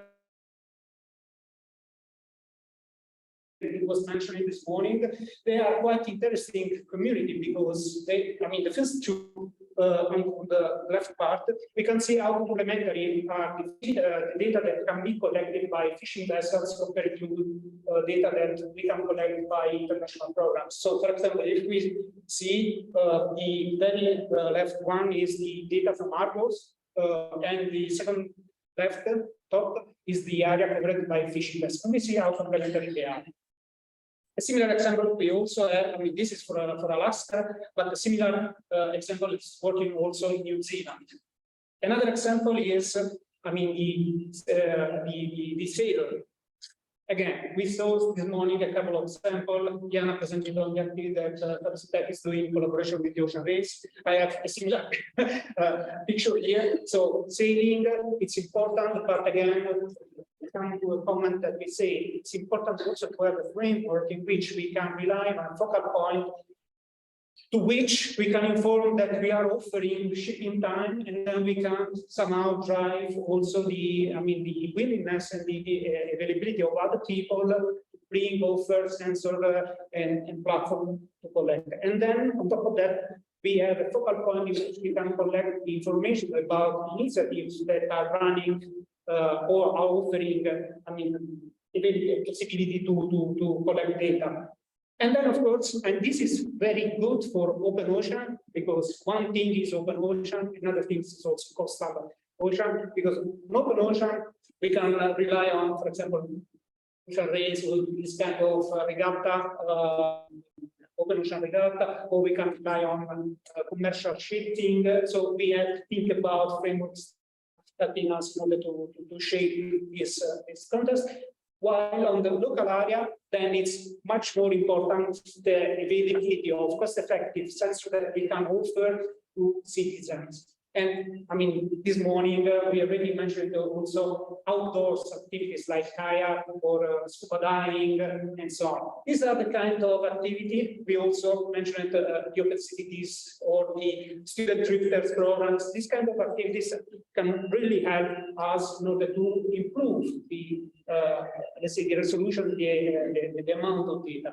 But then, of course, we need something that helps us to manage this data. Okay, and how we can do that? I mean, at the European level, we designed, let's say, a framework in which we can facilitate the interaction with the people that are willing to share data. It is called data ingestion. So when it's a way to do that, we collect the data and then we send it, we drop it into the platform that is made available in order to organize this data flow. But that is working quite well. I mean, it's easy because you just follow, I mean, a wizard that is helping you to find the, I mean, some basic metadata, which is the sensor, which is the area, stuff like that. But the thing is that this is very beneficial for delayed mode. So I do the production, I do my research project, and then I drop the data and I share it with international projects.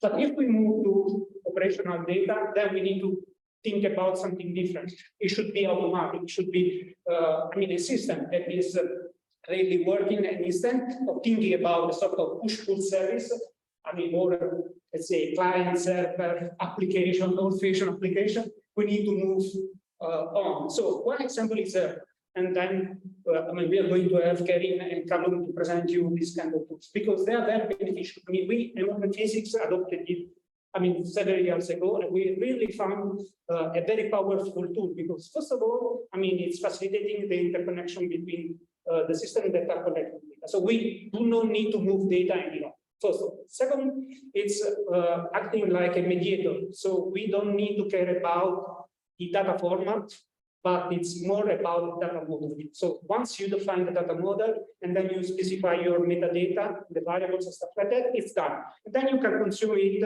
the format that you prefer. So if you're programming with Python or with whatever other tool, I'm consuming data on ERDDAP also with Bullshit, for example. So you can easily connect this tool with a lot of client application, and then you can do very, I mean, high-level science, or you can do very monkey stuff as I am doing. Most of the time. And this is really, I mean, an easy way to integrate things, and you're really implementing fairness in this way. And so, and to facilitate also the adoption of this, again, in collaboration with Kevin and the other guys, we are also making available with Docker, a ready available package that you can easily implement at your site. So this is, again, kind of activities that we all together can do and offer to people that are willing to share and have not enough resources, for example, to learn about how to deploy the tools or stuff like that. So we are there also to support this. And can give you also some example of how easy it is to use this kind of packages. And then you will see also how, I mean, how deep you can go in this kind, once you have placed this kind of tools again. And why are that? One example is, again, going back to the ocean race. I mean, they are deploying, I mean, some drifting buoys there, and we saw also this morning. But if you have this data and you know that this data is, let's say, a point in which we know that there is kind of activity, and this focal point is ocean up. So once we have information shared with, I mean, someone that is collecting inventory for the platform, and we know that this data is flowing towards GPS and then is ending up in a global data assembly center, then we can implement connection between these data assembly center with the data set. And so you can easily query this data set, and then you can see the data on the ERDDAP. I guess Kevin will give more details about how it works. And then you can query on this data and make your plot and see it in physics, for example, or you can implement advanced feature like presenting the trajectories with the values, for example, temperature or salinity or CO2, and then you can easily also implement some basic statistics. So you can implement, for example, an average. Top of ERDDAP, it's very easy to establish this kind of statistics. You can run averaging, or you can run patterns in which you take a package, and then you process, and then you make available on ERDDAP again, and the process the data set, and then you can consume this data into a plot graph and so on. But we have not to forget that back to ERDDAP, we need to consider, I mean, we already said about data model. That is something that we have to agree before we were discussing about the ocean format. So, let's say, more the agreement around the data model, the easier it will be to implement and share this data. Second is the license on top of the data, because of course, in order to let integrators like GEOMAR or other tools under use initiative to consume data, we need to be sure that we can use this data. So at the European level, we are promoting the CCBY framework because it's very well known license schema. And then if you know that it's CCBY, then I can consume, then I publish, then I can make the data flowing into other systems. And the third one is also to give, of course, the right awareness and credits to the people that are working behind the scenes. So giving credits to the program, to the people. And so, of course, there are some examples of vocabularies that can be used. Dataset UI, that, ORCID, to give the right awareness to the people, and so on. And that's just to introduce the session. That again, one key point is the accessibility. Accessibility is also related to the tools that we are putting behind the data. And ERDDAP is a very good solution. And so I don't want to consume more time than this. And so I would like to invite Kevin to present on it.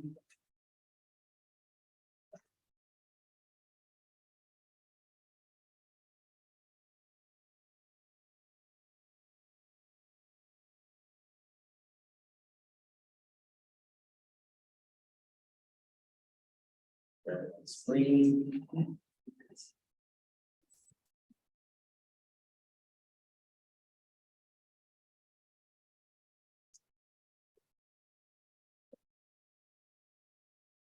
Thanks, everyone. Thanks, Antonio. I'm just getting my laptop ready here to share my screen.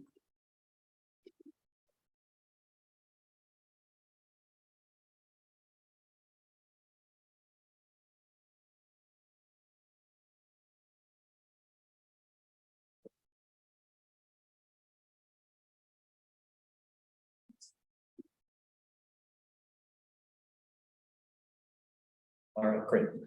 Yeah, thanks Antonio for setting me up. That was a great presentation to introduce ERDDAP. I'll talk a little bit more about what it is and how we use it, and how we're using it throughout the GOOS networks to improve data flows, and how I think that it's a tool that can really be used for capacity development and low tech data like this to really provide better access and at a reasonable cost of free. So what is ERDDAP? So and Antonio kind of talked about this a little bit, but basically it's a data broker to sort of connect data producers to data users. So there's a lot of data being collected, and data providers want to make sure people can get access to it, both humans and machines. If you're a data user, you want to be able to use data in ways that you're familiar with, and the ERDDAP is can make that happen, and I'll discuss that a little bit more later. It is freely open, it's open source and freely available, so it's free to use on GitHub. So I think it's useful to talk about some of the challenges and how users face these challenges when they're trying to use data. There may be data that is temperature data that's in different formats. It might be in different accessible methods like a database or a file or an FTP server. So if our data user wants to grab the data from those servers, they have to make 3 different calls, and the data is in a bunch of different formats. So in order to actually look at the data sort of interoperate, they have to do, to convert the data to different format. Get rid of this, sorry about that. And they can't really script this access. So it's really, it becomes becomes a software development project. And we really don't want scientists who are just trying to look at data, understand data, to be developing these software development projects where they waste a lot of their time doing something that should be easily done. So on the other side of that brick wall, you have the data providers that really want to serve these users, but how do they make all this data machine readable? How do they make sure that it's standards compliant? Let's say you have 100 different platforms. How can you aggregate that simply into a collection of data for people to use? What if the metadata is not up to date? How do you change that without having to rewrite hundreds of files that might be legacy data? And how do you do that while you're thinking about FAIR? And so this is these are the sort of challenges that we face every day as data providers and data users. So how can ERDDAP help that?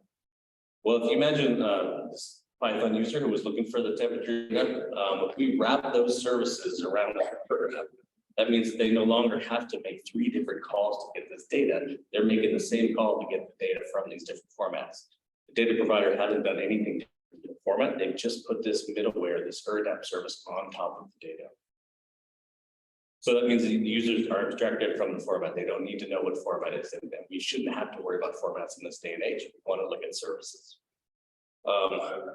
Accessing the data is uniform now. It's an easy way through the RESTful API, which means that everything you need to understand about the data and deliver the data is in the URL.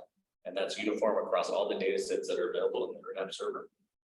And if possible, we'll talk about this later, but metadata can be corrected through ERDDAP configuration rather than actually changing.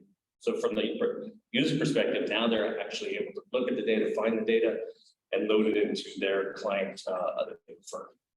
So how does this work? So if you have a favorite client software, you're going to make a request to the ERDDAP service. The ERDDAP service will translate that request to whatever the backend storage mechanism or format is of that data, whether it's a MySQL or an OBIS. We heard about OBIS earlier, NCV file, CSV file. So it supports these sort of more basic formats, but also more complicated formats.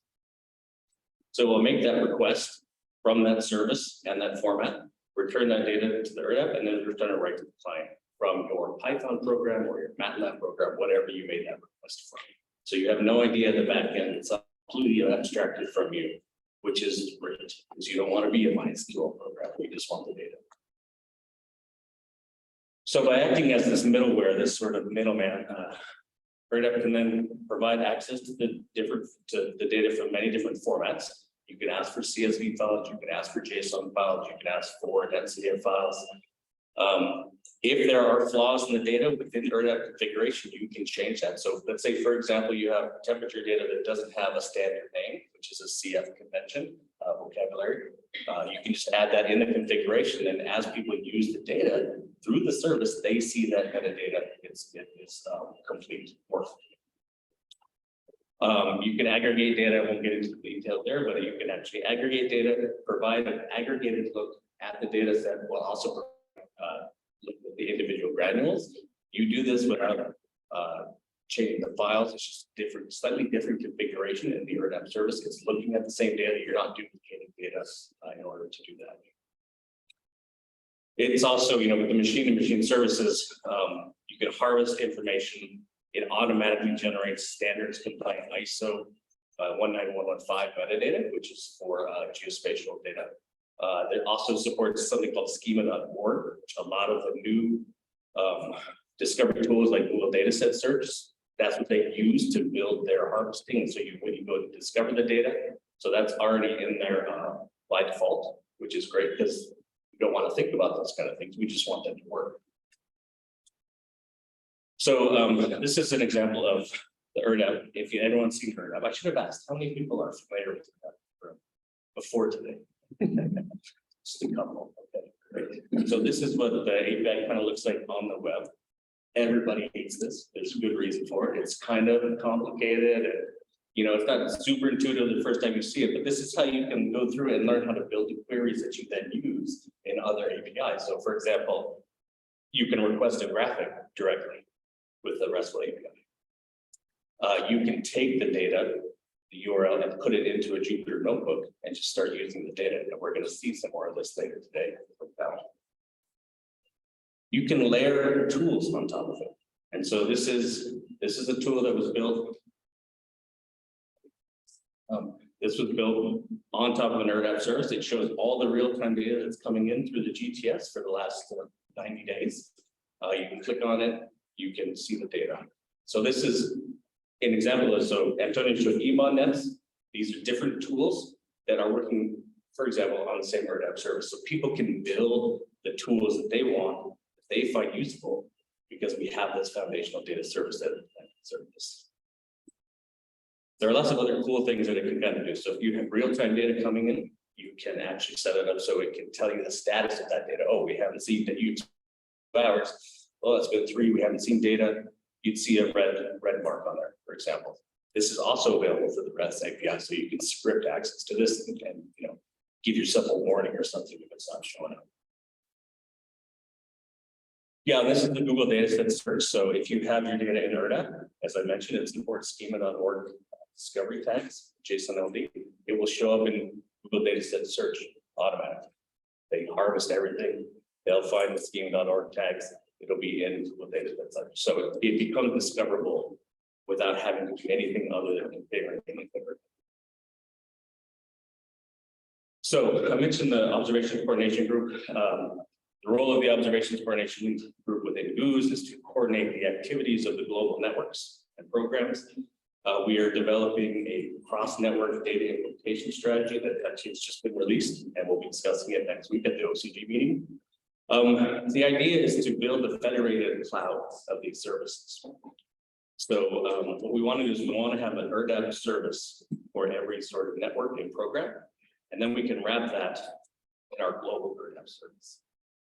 And that means that when people want to actually access the global ocean data, they come to one focal point that has access to all the federated distributed endpoints that can be anywhere. We live in a distributed system, a distributed data. It's really important to support that. But it means if you're using PetGeo, which is the open science framework, Jupyter notebooks, you're going to one place to find the data, which you're asking for Anabos data, what's going to go pick it up from Anabos. So the federated nature of this provides an easy way to kind of join data together. But this is a low-cost sensor workshop, so where's it coming here? So one of the other things, though, you've seen how, hopefully you've seen how we can make data available through ERDDAP in simple formats, but also make that available in complicated formats for users that want that. Another cool thing that ERDDAP can do is you can actually ingest data directly into ERDDAP. So if you imagine a sensor that's recording data every hour, every minute, whatever, that observation record goes directly into the ERDDAP service and is immediately available for people to use. So you don't have to write it to a file, you don't have to convert the file, you don't have to upload the file. You just basically push it into the service through through the RESTful API, which does versioning, and it has control, so not anyone can do it. It's it has passwords and stuff. But it seems like it'd be really interesting for low-cost sensors to be able to have this data available immediately through an ERDDAP service, which then makes it potentially available, through the global systems. Without, so you have the machine services available. You have the complete metadata already existing in the data set. You're just pushing data to that. So I think there's a real possible, potential there for that to integrate into a lower cost sensor sort of workflow in the data lifecycle. And again, that provides connection to global exchange services. I won't talk too much about it, but the ERDDAP and WIS, there's pilot projects going on to develop this global data exchange to the WMO information service. I should mention that's what it is, which is how operational data gets into all the weather forecasts and that sort of thing.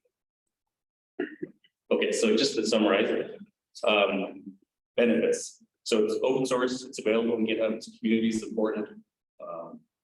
It has a lower technical barrier because it's really about configuring a data set into ERDDAP. It's not about writing code to make people able to use that data set. And that means people also don't have to write code to use your data. So in a sense, it is an on-the-fly data format translator. If someone wants to write NetCDF, but they don't know how, ERDDAP can take a CSV file and provide NetCDF. Standards invite NetCDF for those that don't have that technology. The federated nature is really important. Host of server-side functions, binning, averaging, counting, min or max when it can do to reduce the data that's being shipped to the user. So it does that data reduction for you on the fly. We can ingest data directly, harvesting, through machine-to-machine services. But I wanted to point out this last one because we've heard it within the ocean community. We're all talking about fair data and fair compliance, but it's really vague what that means. So really, within the OCG data implementation strategy, we're saying ERDDAP is a step to making your data fair. How do you make your data fair? ERDDAP really is the way to do that. It's an actionable way to move towards fair compliance for metadata, your data, and your services. And there's so many more things that it can do. I have barely scratched the surface, but that's what we're going to go through in the next for the rest of the afternoon, I guess. And whatever, Callan has a really great presentation, of course, but also a tutorial. I think we'll have time to cover other questions. People have things, so I think about how you think you might be able to use this tool, or questions about how you can use it, and we'll try to really hands-on kind of work through some of those questions in the next few hours. So thank you.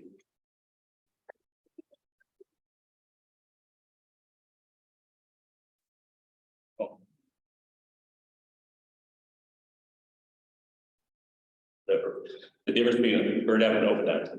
Okay, so OpenDAP is a protocol. It's the data access protocol. It was developed many years ago to provide, again, this sort of abstraction layer between a user and the data they want and the format that OpenDAP server. It implements the OpenDAP.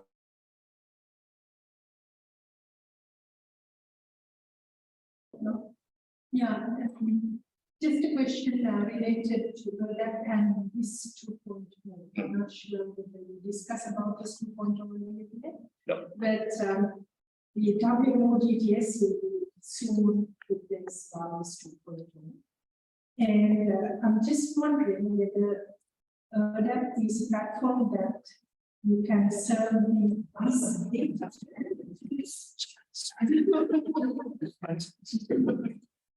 Back to the community as well. I mean, not only putting the data to system, but taking the data from the system and making it available to the community through that. Is that possible? It is, and so I'm glad you had said. For those that are familiar, WIS2 is the evolution of WIS. WIS is the WMO information service. The main component of it is the GTS, the Global Telecommunication Service. That is how the data is exchanged in near real time with the operational centers.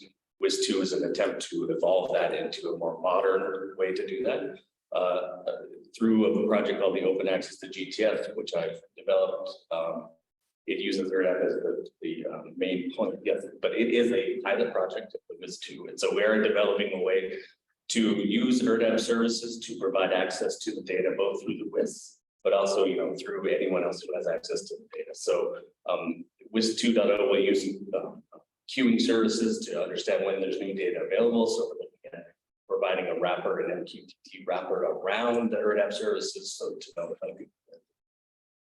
But it will mean that, so it's useful for those outside of the operational community. The GTS, the WIS has really been focused on the operational community, and the research community has had a difficult time interacting with putting data on and getting data off. So the WIS 2, and I believe ERDDAP services are key to allowing that to work better with the research community. A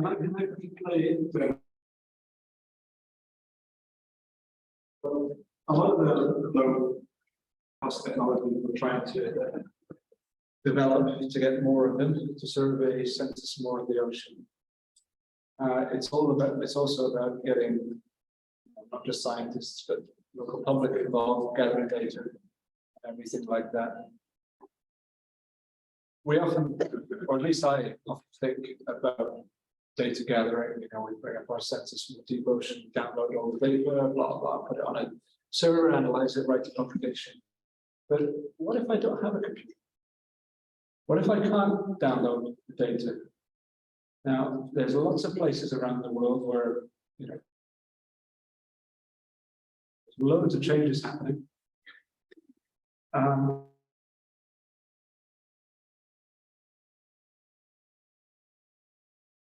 In terms of the data, well, what if I just have a cell phone? Most people have cell phones. Yeah. But what if it's not as high tech cell phone as an iPhone or something like that? What if it's an old version? How do we? I'm sorry, I'm asking these questions. They're probably very, very basic, but I like to think, well, what happens when the person doesn't have access to that, and what happens if the person doesn't have access to that? Could we? Developing this is great, but can we be looking at it also? If you've got a fancy computer, you use this hub or you use this data upload portal. If you don't, all you've got is an old cell phone. Can I just, how do I transfer the data to the database that way? Yeah, I mean, that's a great question, and a big problem is aware of, and they're developing tools to kind of try to overcome those technical barriers. One of the things that they developed is working on something called this WIS 2 in a box, which basically will take a very simple comma-separated value thing, convert it, and then send it. And I think you, Jimmy, can talk more about the connections they have to developing nations and where that data goes. But that's why having something like this, an ERDDAP service, and particularly something you could write into, would make it a much less technical burden to actually get that information into global systems than it would be otherwise. I think. So just a question. I mean, it's brilliant to see all these tools that you have that can, gather the data, that can transmit the data, etc. And out of interest sake, policymakers and all these other stakeholders, whether it's the government, etc., how involved or how aware are they of all these initiatives? So just as an example, as I kept looking at the data sets that you were showing and some of the analysis, and a lot of the maps, one was Alaska. I've seen there's quite a lot of European data. And earlier she spoke about some missing data in Southern Africa, etc. But many of these data scarce areas are governments or compliance offices or policy developers aware of these tools? How are we engaging them just to get all these tools to be used by everybody? That's a great question. I think the UN decade, of course, is one effort that's trying to do that, bridge these gaps, absolutely. And the OpenNext GTS project I mentioned is a UN decade program, program. And so hopefully that's how some of this, I mean, there's a lot of, there seems to be a lot of, the capacity development is a big term within the UN Ocean Decade that people talk about.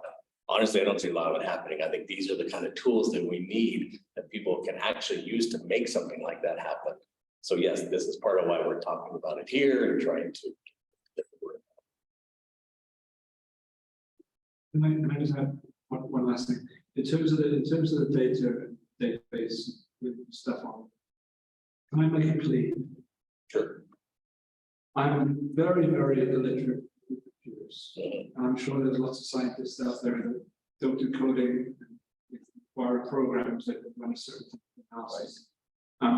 One thing that would really help, I think, is when these databases are being produced and it says put your data into this loop file -xx-1, and then you do, and then it comes up with an error, your syntax is incorrect, blah, blah, blah.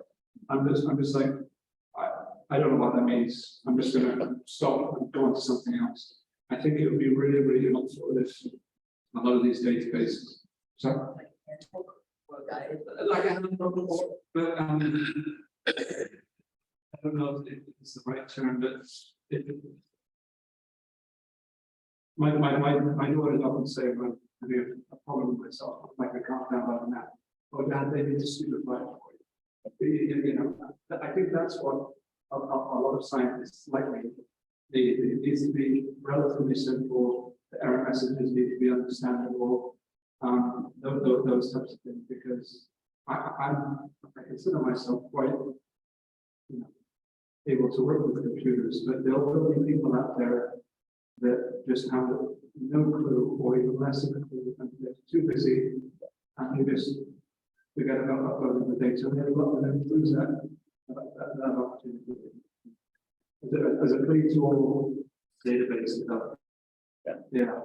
Well, I mean, that's the beauty of this tool is that a lot of different kind of data formats, a lot of different kind of interactions with it, and you can build tools on top of something like this that makes it easier to use.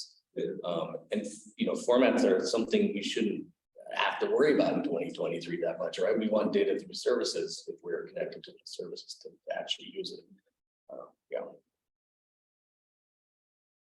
And we'll have a lot more time to talk about this and show things too. So there's a quick question in the chat.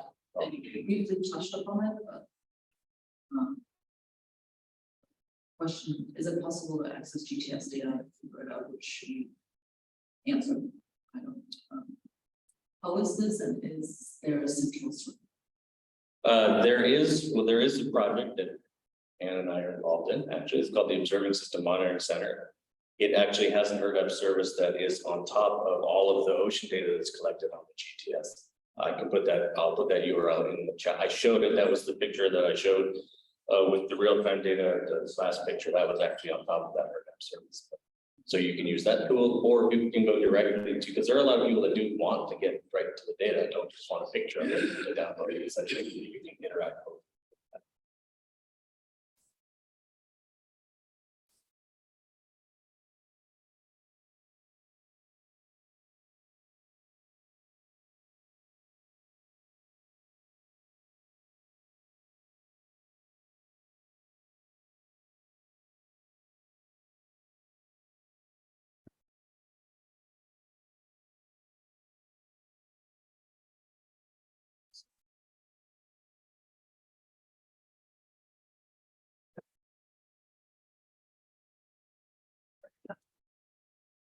Everyone, this is just one more short presentation we're going to do before we break.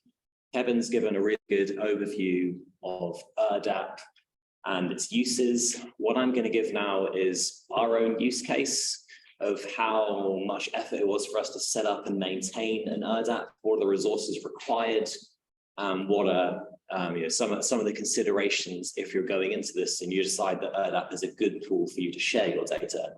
After the break, we're going to look at it more from the user side of what is if you just want to consume or search data. Just briefly, as said before, my name is Callum. I work for an organization called Voice of the Ocean, or VOTO, based out of Sweden. We're a small organization that does monitoring of the Baltic. So for those of you who aren't familiar with the Baltic Seas, should be coming out now. We're Sweden, so it's the northern end of Europe, just east of the North Sea. And it's this sort of half fresh, half salt water region where you get a lot of interesting dynamics. And we have a lot of struggles with pollution, harmful algal blooms, and very polluted water and damaged fisheries. So a lot of our monitoring is looking at sort of baseline oceanographic processes that feed into that. So we were set up just a couple of years ago, and we were looking for an efficient way to share our data at the European and at the global level. And we decided for that. So the reasons why we chose an ERDDAP server rather than some alternative system or direct access or through a mailing list is that ERDDAP has a lot of features that were very useful for us. The main one is this server-side subsetting. So this is what Kevin was talking about writing queries to a server, so that, for instance, if you have a very large data set, like some of our data sets are 10 gigabytes, and say you have a gridded data set of sea surface temperature for the whole world over 20 years, but all you want is like a time series over Cape Town. Under an FTP system, which is mostly what preceded ERDDAP, you'd have to download that whole 20 gigabyte file, load it into your software, and then process it to just spit out those few lines that you wanted. With ERDDAP, you can get the host server to do all of that hard work for you, and you just get out the data that you need. It's also a more sort of modern standard, particularly being pushed in the US. They've been quite early adopters of it, and it's becoming more used in Europe as well. Sorry, a lot of what I'm talking about is from the European perspective. I don't really know much about the data sharing landscape in South Africa, but a lot of the tech is translatable. And so another thing is that there's an ease of downstream integration. Like Kevin talked as well about having these ERDDAPs that sit on top and do this federation. So you can pull data streams in from lots of different institutes or organizations that host their own data, but can all be collected in one central portal, as Antonio does with eModNet. And the discoverability through things like Google database search is really nice. The scripting integration is something we've worked a lot with. So that's what the tutorial this afternoon is going to be. So showing how you can generate these queries using of your choice. And finally, internal use has actually been really handy for us. So we use ERDDAP for monitoring our fleet and our sensors. Bonjour, Monsieur Kama. C'est l'assistance technique. Je suis le technicien en charge de la réparation de votre ordinateur. Donc, je vous laisse ce message pour, en fait, si vous pouvez nous rappeler, on a besoin de vous pour 2 petites minutes pour faire le point sur ce qui a été fait et les logiciels de sécurité. My French isn't that great. Don't know if anyone got that. Thank you for that intervention. So just a bit of background on our requirements. Just to give a baseline of what we're dealing with, we have about 100 different data sets from our different deployments over the last couple of years. We add about a new data set every week. We get new data transferred through the Iridium system that we heard about earlier every hour. And we need to keep all of those data sets updated, as well as archiving our old data sets, which is about 500 gigabytes of data. We're currently mostly doing oceanographic data, but we plan to expand to more data bytes in the future. We've got biogeochemical and geological sampling coming up this summer. And what we want is to support this kind of open source software and efforts towards standardization. And what was important for us is to retain control of the data, so that, for instance, it's not so much a privacy thing, but it's like if you know, we upload a data set and a month later we realize that the calibration was wrong and we need to change that data, or do better quality control of it, it's a lot easier if we have it on our own servers. We can just make those edits and push it rather than having to email someone at a central data service to get those changes made. And we want this thing to be low-ish maintenance. Oui, bonjour, Monsieur Kamas. C'est le technicien en charge de réparation de votre ordinateur. So yeah, the data science department at my group is me. I don't really have any formal training in this. I'm not a computer scientist, so it needs to be something an amateur is capable of maintaining. So For me, it took me about a week to set up a functional ERDDAP server running in the way that we wanted it. Had a lot of help actually from Antonio and his colleagues at ETT, were really useful in that. And it takes about a day to kind of wrangle your data into this, as long as it is coming in a consistent format. So that is a consideration. If you want it to be easy for the user, it means that you as the provider have to do a bit of work in standardizing your data formats. So yeah, I would say if you go in looking to set up an ERDDAP server, it will probably take you about a month to get it set up and operational and running the way you want it. There's quite a bit of trial and error, but I feel that the end result has been worthwhile. So in terms of running costs, both in like time and money, I'd say we're now at the point where for me to add a new data set to ERDDAP takes maybe 10 or 20 minutes, which is nice. Rather than having to do a lot of stuff manually, once you've got ERDDAP set up, adding new data is a pretty seamless process. And then every couple of hours, I'd say I put in a couple of hours each week, just running server updates, checking data is flowing smoothly, all this sort of thing. Yeah, we have quite a big server for this. ERDDAP is quite a data hungry, it's quite a process hungry machine. We have about 16 gigs of RAM and 8 cores. That runs us to about 100 euros a month in AWS bills. So I think it's maybe something we can have more in the discussion session. But I know Kevin is a lot more involved in development of ERDDAP. I know there are options for users to be able to upload data to a shared ERDDAP, especially if these are small data path that would be interested in going down for small, don't have the resources to run their own. Expertise required. I say you don't need a whole like internal center.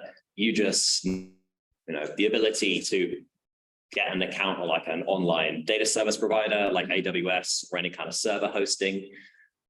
If you've ever installed Linux on a computer, you probably have the know-how to set up ERDDAP. So some useful things, being able to do a bit of system administration. Docker is very helpful with this. That means, so Docker is a service that does a lot of the installation for you. You need quite a bit of patience. I think that week when I was setting up ERDDAP was possibly the most frustrating week of my life. But you will get there in the end. I'm not a smart guy, and I managed to get there in the end. Usage of Git, also very helpful. It's like a free sort of undo button for all of your projects. And as an input, ERDDAP can take in a lot of different data types. All you need is some kind of standard. NetCDF is nice. CSV works great as well. So if you've just got a bunch of like spreadsheets somewhere, as long as the column names are the same, ERDDAP will take those in, no problem. So yeah, it's not like you need a dedicated IT team. It's something you can mostly figure out yourself. We had a few bumps in the road. Yes, so the initial setup was quite tricky. It used a lot of RAM. If in doubt, throw more RAM at ERDDAP. There is an upper limit of file size. Sorry, this is getting a bit more technical. We found like chunking our data sets up into about 2 gigabytes worked well. The site is ugly. Like it was designed, I don't know, late 90s, early 2000s. So it looks like it was anyway, but it doesn't need it all to work well. And yeah, you'll be using a lot of virtual machines as you iterate and make this thing the nature of the beast. There was a lot of support available when we were doing this. There is a really good ERDDAP community. There's a very good mailing list for helping with this. Antonio and Marco at ETT were very helpful in setting this up. There's user groups, there's Stack Overflow as always for any programming problems. And there's a couple of very nice like reference implementations of ERDDAP. There's something called ERDDAP Gold Standard I would recommend looking up, as that shows you how the setup works. Additionally, I've tried to document the process that we went through setting this up and have put all that up on our GitHub as well. I've put some links in at the end. As I understand all of these presentations are going to be uploaded. You can go and look at our ERDDAP server and some of the near real-time data sets we've got. As I say, we're going to explore that more in the final session. And on our GitHub, we have a lot of the scripts that we use for setting this up, for doing the automation and monitoring, things like that. I think we now have a bit of time for discussion on ERDDAP before the break. So yeah, I'd like to open the floor up for any questions on this or the previous talks.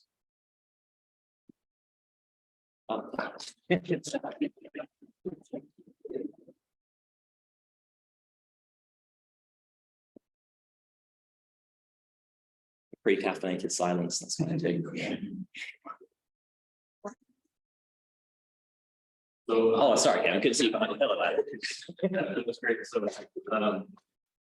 honestly, I don't know it very well. I mean, there are certain things that some people like to use, some people don't.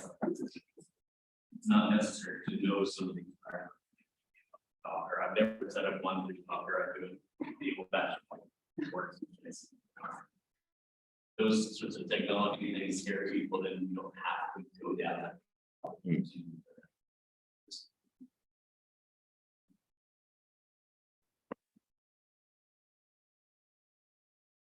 Maybe I can share one small video. Just there is someone that is not yet convinced about what ERDDAP. Yeah, you can do it directly. Yeah, I can do it here. Just to show you.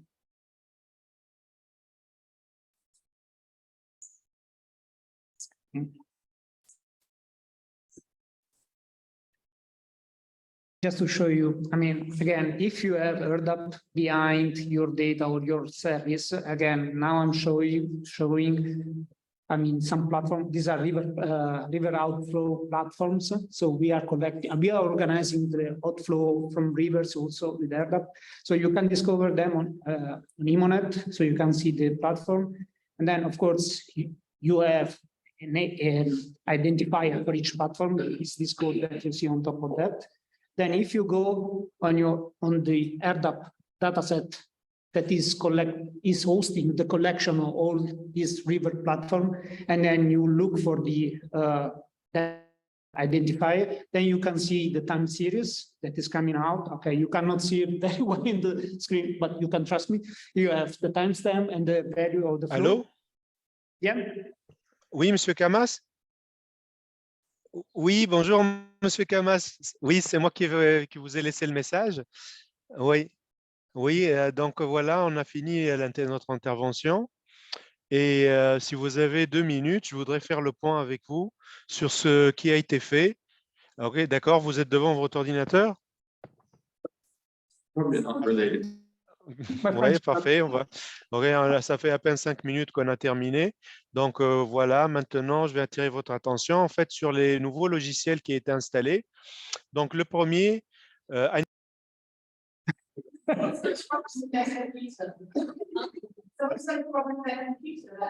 Yeah, probably yes. Comment, oui. Oui, ça a coupé. Est-ce que vous allez enlever, s'il vous plaît?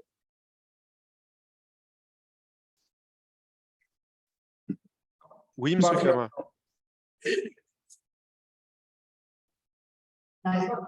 Well, it's not though. Okay. Someone hacking the. He doesn't like it though. Okay. So, by the way, I would say that if you know this, I mean, identify, and then as Kevin said, you can write, I mean, you can use the a query string that the ERDDAP is generating. That is the line that you almost can see on top of this slide. Then if you just add, I mean, the identifier of the platform in the query string, and then you use Google Sheet, for example, it's really, you can retrieve the data as easy as I'm showing now, because I was recording it while I was doing that. So you just put that, then you have this command that is import data in Google Sheet. So you put the URL that is offering the dataset, so the URL of the ERDDAP dataset, then the separator, so the comma, and then you're retrieving the data from the dataset, and then you can play with Google Sheet. That is just a spreadsheet and almost everyone can use it. So it's really improving the accessibility to the data. This is really a concept of fairness, at least as far as I'm meaning fairness. Is there anywhere that you have with that where you can see what types of data, temperature, silicon, oxygen, phosphate that you have in these to select from? There actually is. There's a global ERDDAP, and there's about 50 or 60 ERDDAP that are registered there, and you can do a search for things like water temperature or other keepers. I will search across all of those ERDDAP and show you. Yeah, also on a per data set level on that page, it shows you which variables are available, typically with their units as well. And we're going to show more of that this afternoon. We look through it. And another thing is that we are also starting working with ERDDAP in order to manage the picture from cameras, because you can also do that with ERDDAP. And it's quite interesting because then once you have your collection of picture on ERDDAP, then you can also think about implementing artificial intelligence pipelines on top of ERDDAP, because with tools like the one that Callum is going to show, so Python scripts, you can query the data set, so the picture, then you can feed the model, then you can run classification, for example, and then you can get the results. So it's a kind of tool that is really enabling from basic science like this one to very high rocket science. Is there any way to, are these linked to things? The ones databases, focus? If that link is in the data set, it exists in the data set to metadata, then we don't. Right. In and of itself, it's really just a middleware. It's not really directly. It's not yet at that level because we started from ocean physics parameters, so it's not.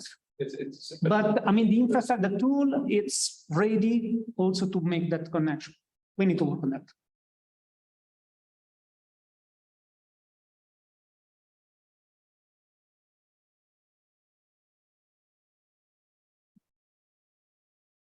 Okay, Brad. For next session. Okay, question. Yeah. So, work for the Australian, and we have a lot of state government agencies operating waypoint networks, operate their own. They all in the past have had to say, can you put your wave data in the waypoint format to us, and then we can share it as egress, we can use it. So every state is trying to set up, putting mistakes. Everyone's got their own different setup. It's the tool that I need with this. Gather data from the different agencies. Same sort of data, but they've all got slightly different formats. Correct.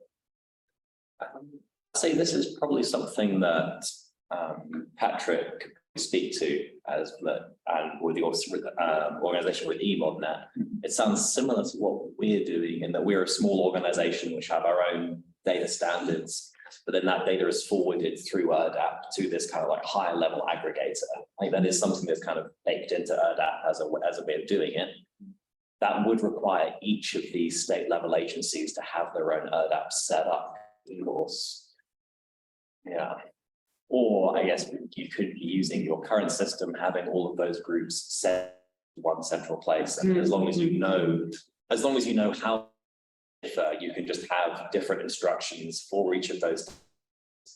We might do a bit of this after the break of how all those data then into a common standard, because ERDDAP has this model where it reads the data in one standard and it presents it in a unified way. So even if they've named the temperature variable something silly, you can still display that as sea surface temperature to the end user. Yeah, yes, actually, it's exactly what we do, because as we were asked really to connect different entities, and each and everyone was using the way to organize the data. So we had some people that were using database, some others were using FTP folders, some others were hosting CSV files, whatever. So what we did, I mean, when we started using ERDDAP, we were really happy because we use that system has really a middleware. So we were querying database with some query that you can implement on ERDDAP to generate the data set from that entity. Then we were connected to FTP folders in order to harvest the file and then make the data set on top of this. And in the end, we were making all microservices behind ERDDAP in order to have a common way for us to query on dataset and make the portal available. So that is, but I really like the idea of federating the things. So if you are an agency that are responsible for other entities behind, then you could be the focal point exposing it. So we go to you. I mean, we just connect to you, and we have not to move data any longer. That if you come out that, for example, you need to correct or apply a different quality standard from data set, it's your data. So you are responsible. That when you publish the new data set, it's automatically made available to the rest of the chain. So that's perfect. It's really an added value for each and every one.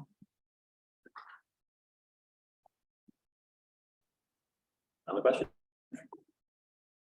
Probably a naive question. How do you deal with technology creep in the data that's being put onto the server?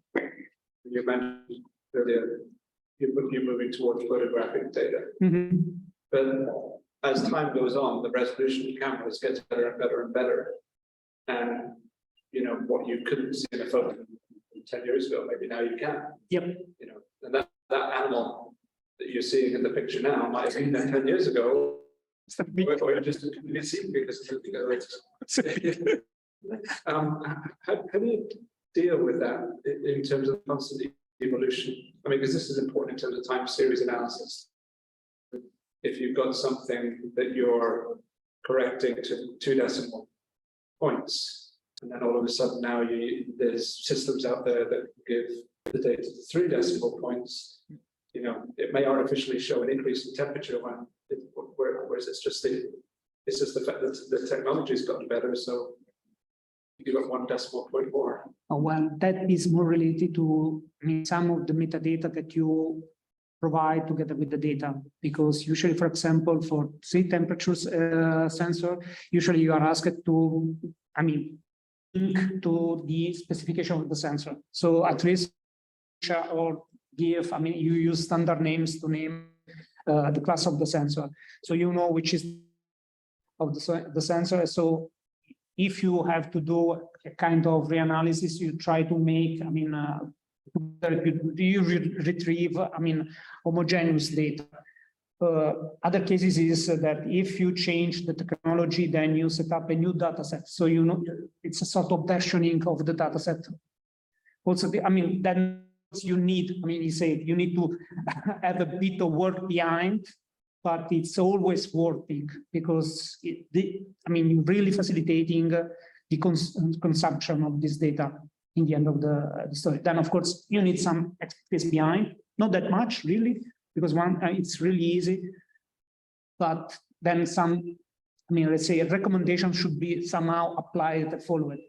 But again, it's important that again, he also said, then it's also nice to think about that you are not alone. So there are other people that can take care about this data. So you can be in contact with them, and these people can be the focal point or the hosting point in order to do that. Then, of course, one thing is let's say a governmental agency that has a mandate to run things, and then, of course, it's better that they implement themselves the full chain in order to be able to sustain it in the, maintain and sustain it in the long term. And one thing is also, more, let's say, jeopardizing initiatives that can be relying on communities that are already working on that. Thank you for the about what you commented on. My name is Roshan. I work for the department. We change our names all the time. So just maybe one of the names that's on there. But I work with the Ocean and Coast Society. And so we have our own research server where all of our data goes on, which is the Marine Information System. So all of our data has to go on there So for one of our projects, we try to do it for all of our projects, but for one of our projects specifically, we put on raw data files, so untouched. So the supplier of our instrumentation has access to it, it's open access. So they can look at the drift, or they can look at how things are changing, and it's because we're out there all the time on either one of these two vessels. And this is the one that everybody sees. The smaller one in the front is actually the work. She doesn't work. So we're out there about 300, 400 days. So whatever data that we get and how it drifts goes out to the entire community that's using the instrumentation, because there's open access to this.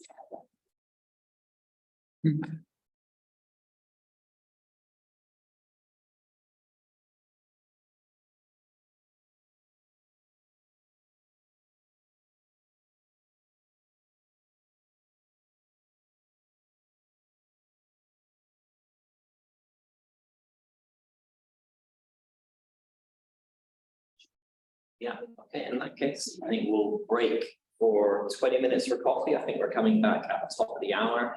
And then me and Kevin will run through some more sort of hands-on demos, actually looks on the user side. Hopefully that might help you making a decision as to whether the solution that works for your data flows. So yeah, we'll be back in 20 minutes. Perfect.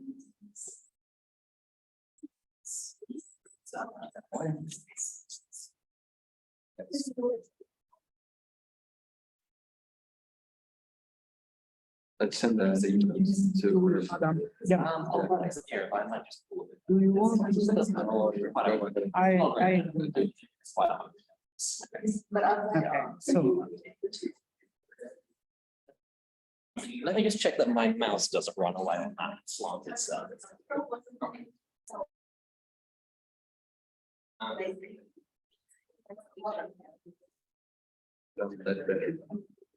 Yeah.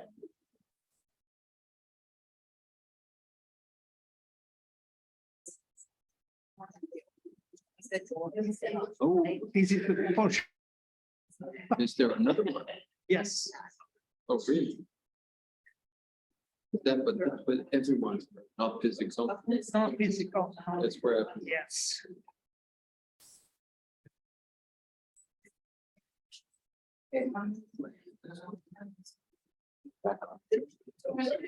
The one that friends.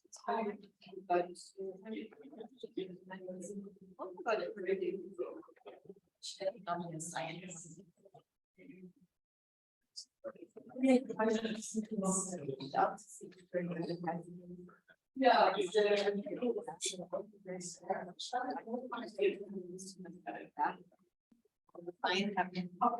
Right back to back. Then we say the same. Yeah, you can write that. Why not? No, or right during the year. During the year. I think that. And so we. Because then it's totally open. Okay.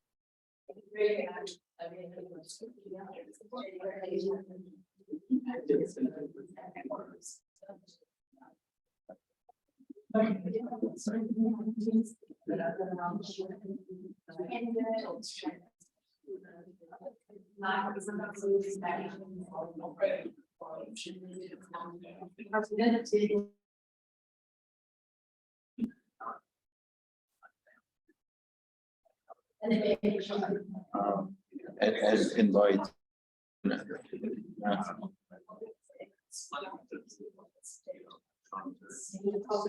others who can be interested on national level. And we can mention that we can mention we did it in Sweden. That was our response. I think that could.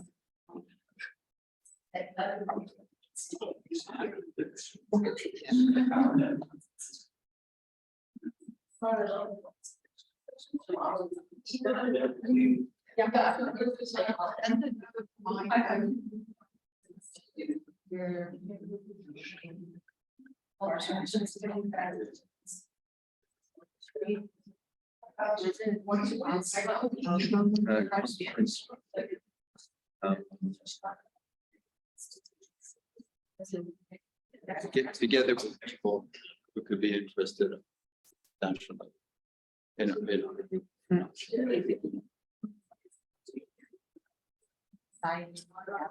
Others.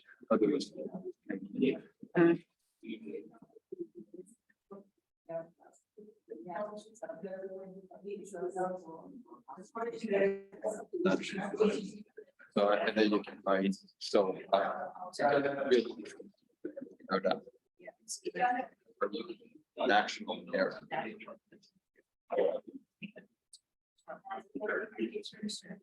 We did a national workshop in Sweden that was very successful. So you know that we've done this. So you know.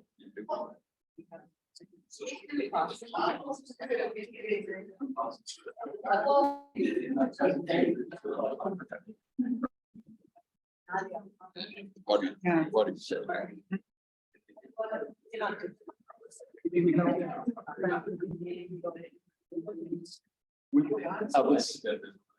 No, they're always. I think Scottish West. and gifting. So I think that's gonna the one in the UK would be. I think that would be massive. So.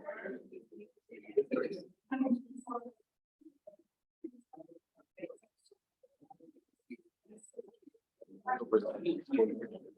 need a bit of.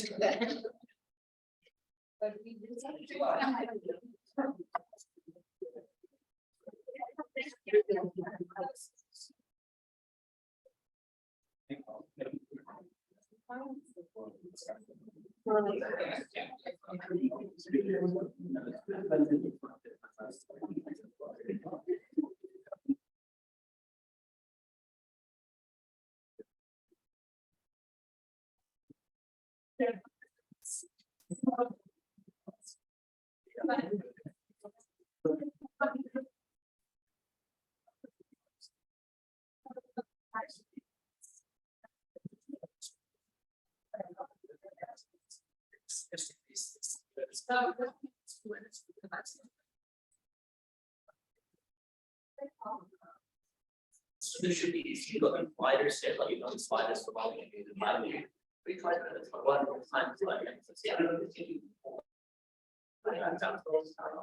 Okay, so.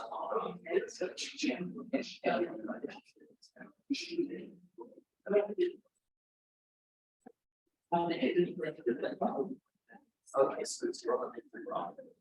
What is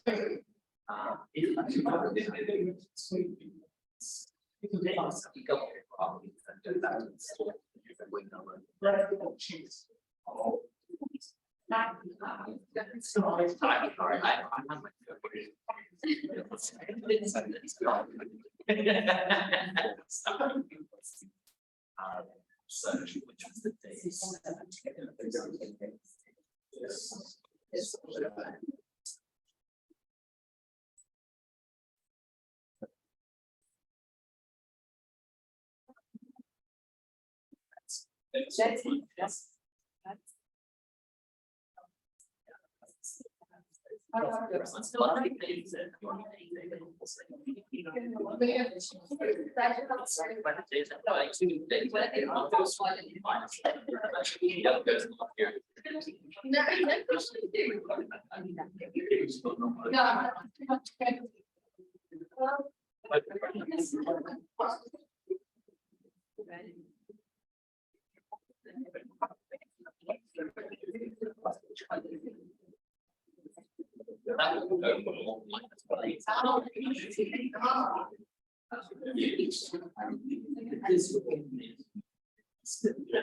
It doesn't matter. But for instance, in the US, it's really rather having one which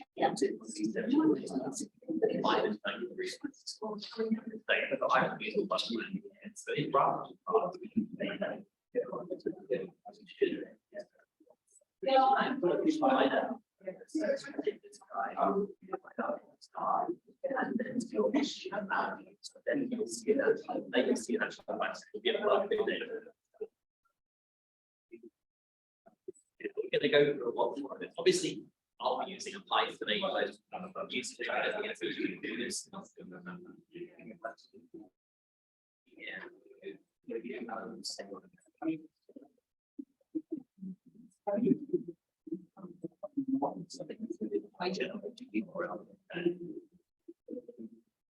So for instance, if you want something, you want to shape a link to someone else, you just send them this URL. Click that URL and upload your things.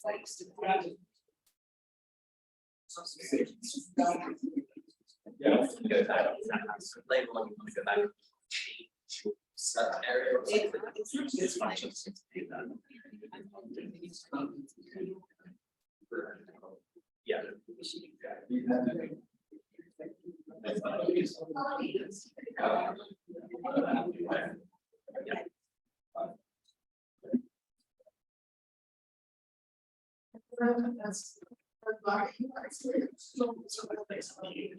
So this is telling you how to construct the programs. What we are going to discuss. It's not the so this is an idea for a program that you access to data. Yeah, I think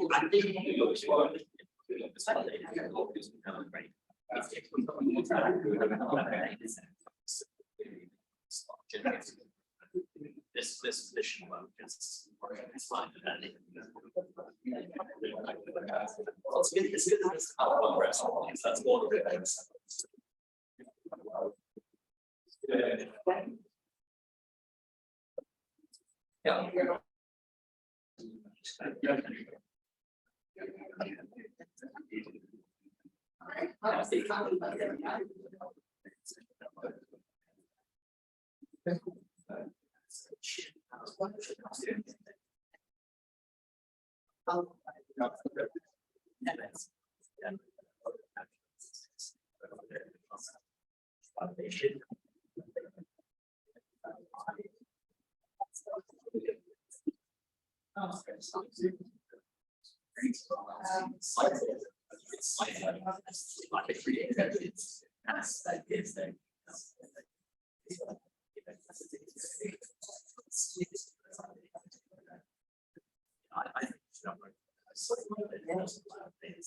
Yeah.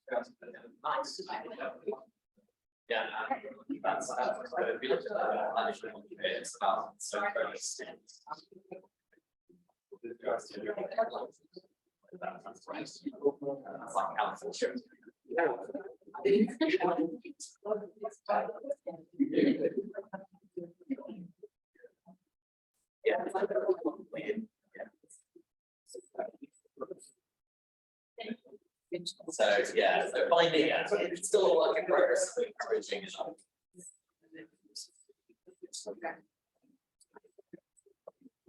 Yeah.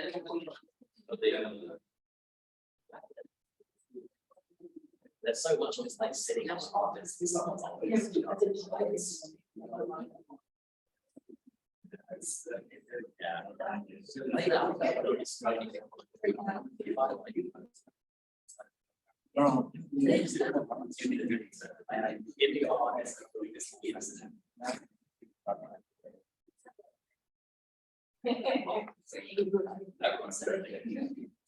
Yeah, thank you. I think the was the section of people think about it. 10 years now.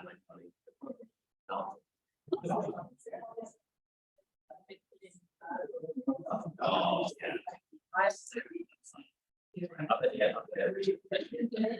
Yeah, and if you have any other questions on that, please do see.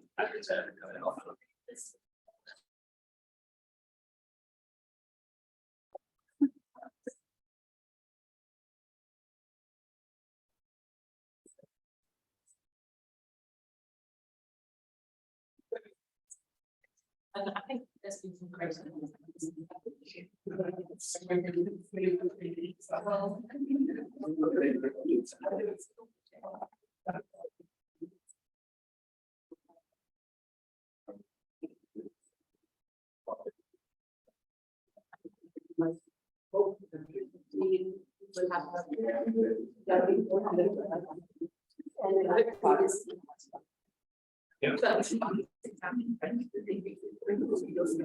Yeah. Maybe not, maybe it's not. No. Now you've seen Jen's. Yeah. All right, good. Nice to see you. Thank you. So how are we going? Do you want to do a quick that's first getting into that, or are we going to go straight to the unit side? Okay.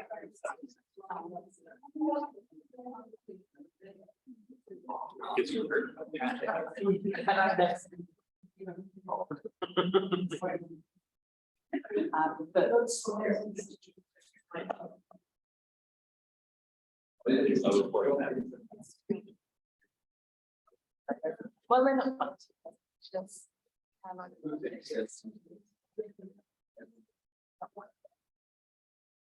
And online, but online. Have been using ERDDAP, has not written up there. So anyone, Joe Clark.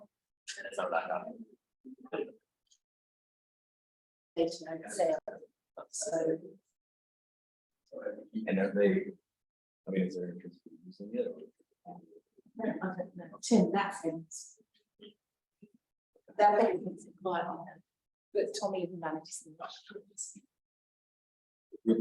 All right. I'll see it. The weather has changed. You arrive at a different hour. Okay. They just one direction. Run down the campus. Yeah. Anyway, thank you so much. So you want me to just jump straight in?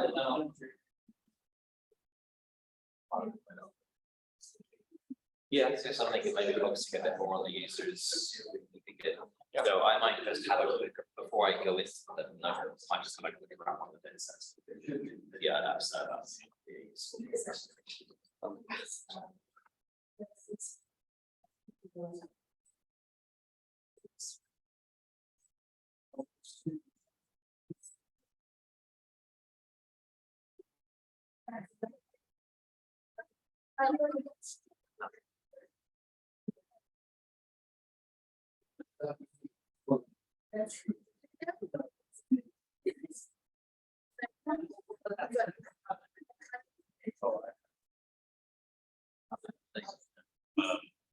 we have several.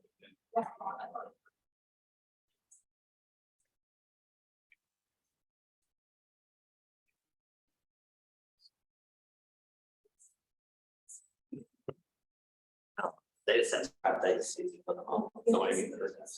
Oh, wait, you're not 2.2 here. Gotta say that's actually one of the Docker was data set up. Yeah, it's just like one line. Okay, you initially stack. We don't have to back around like that. Maybe like top tearing our hair out. I don't get like down like top.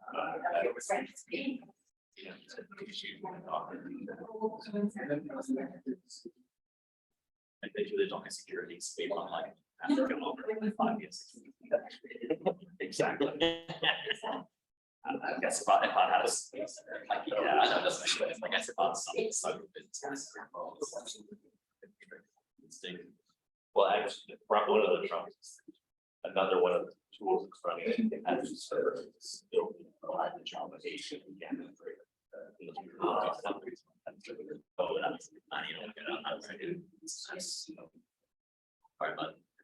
Oh, it's not your problem. I mean, it is.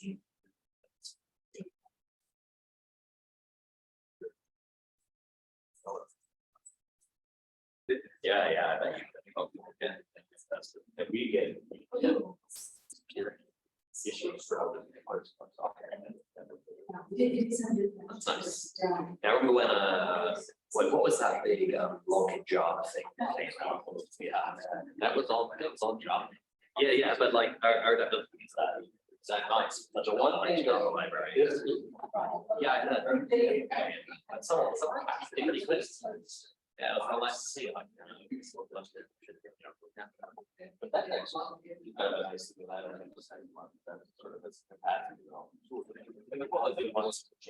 absolutely. Yeah, it's nice. Yeah. And I'll just chat.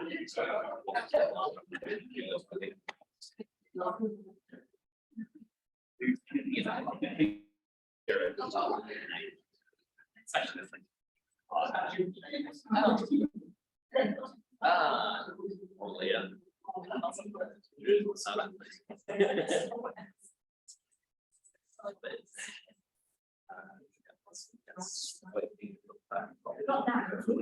you want to come on as well, or which one? One of these are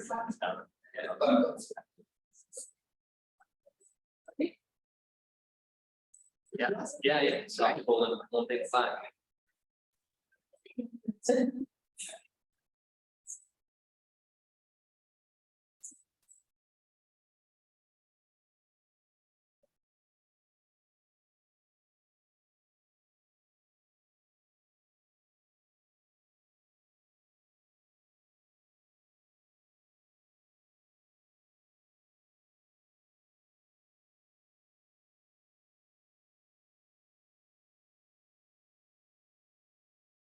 All right, welcome back, everyone. I appreciate it's been quite a long day. This is the last session, Alice. We're going to run them all the way up to 5 o'clock. It's got a lot of information already. But the aim of this is to showcase ERDDAP from the user side. So we're going to go through some examples of how we use ERDDAP, both via the web interface and also directly from the command line programming in Python. I will just say, if at any point I'm going too fast or something hasn't made sense, it's just raise your hand or shout out. That goes for people joining online as well. Particularly if the screen share gets too stuttery or you can't read it, let me know. I'm going to be posting links in the chat too, so that you can follow along at home if you so wish. I think that one out. And so what we're going for here is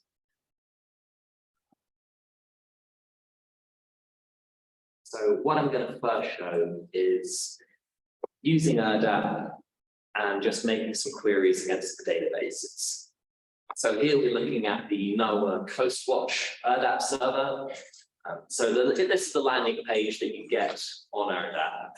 And you've got a list of how many data sets you have, some little searching tools. And one nice thing about ERDDAP is there's a little language drop down. So if English isn't your first language or what you prefer to operate in, you can select a different language from it and it will translate the whole web page, including all of the subsetting functions and things like this. So the simplest way to interact with an ERDDAP server is to just do a text search. So let's just look at some chlorophyll data. I don't know why I picked a word I can't spell.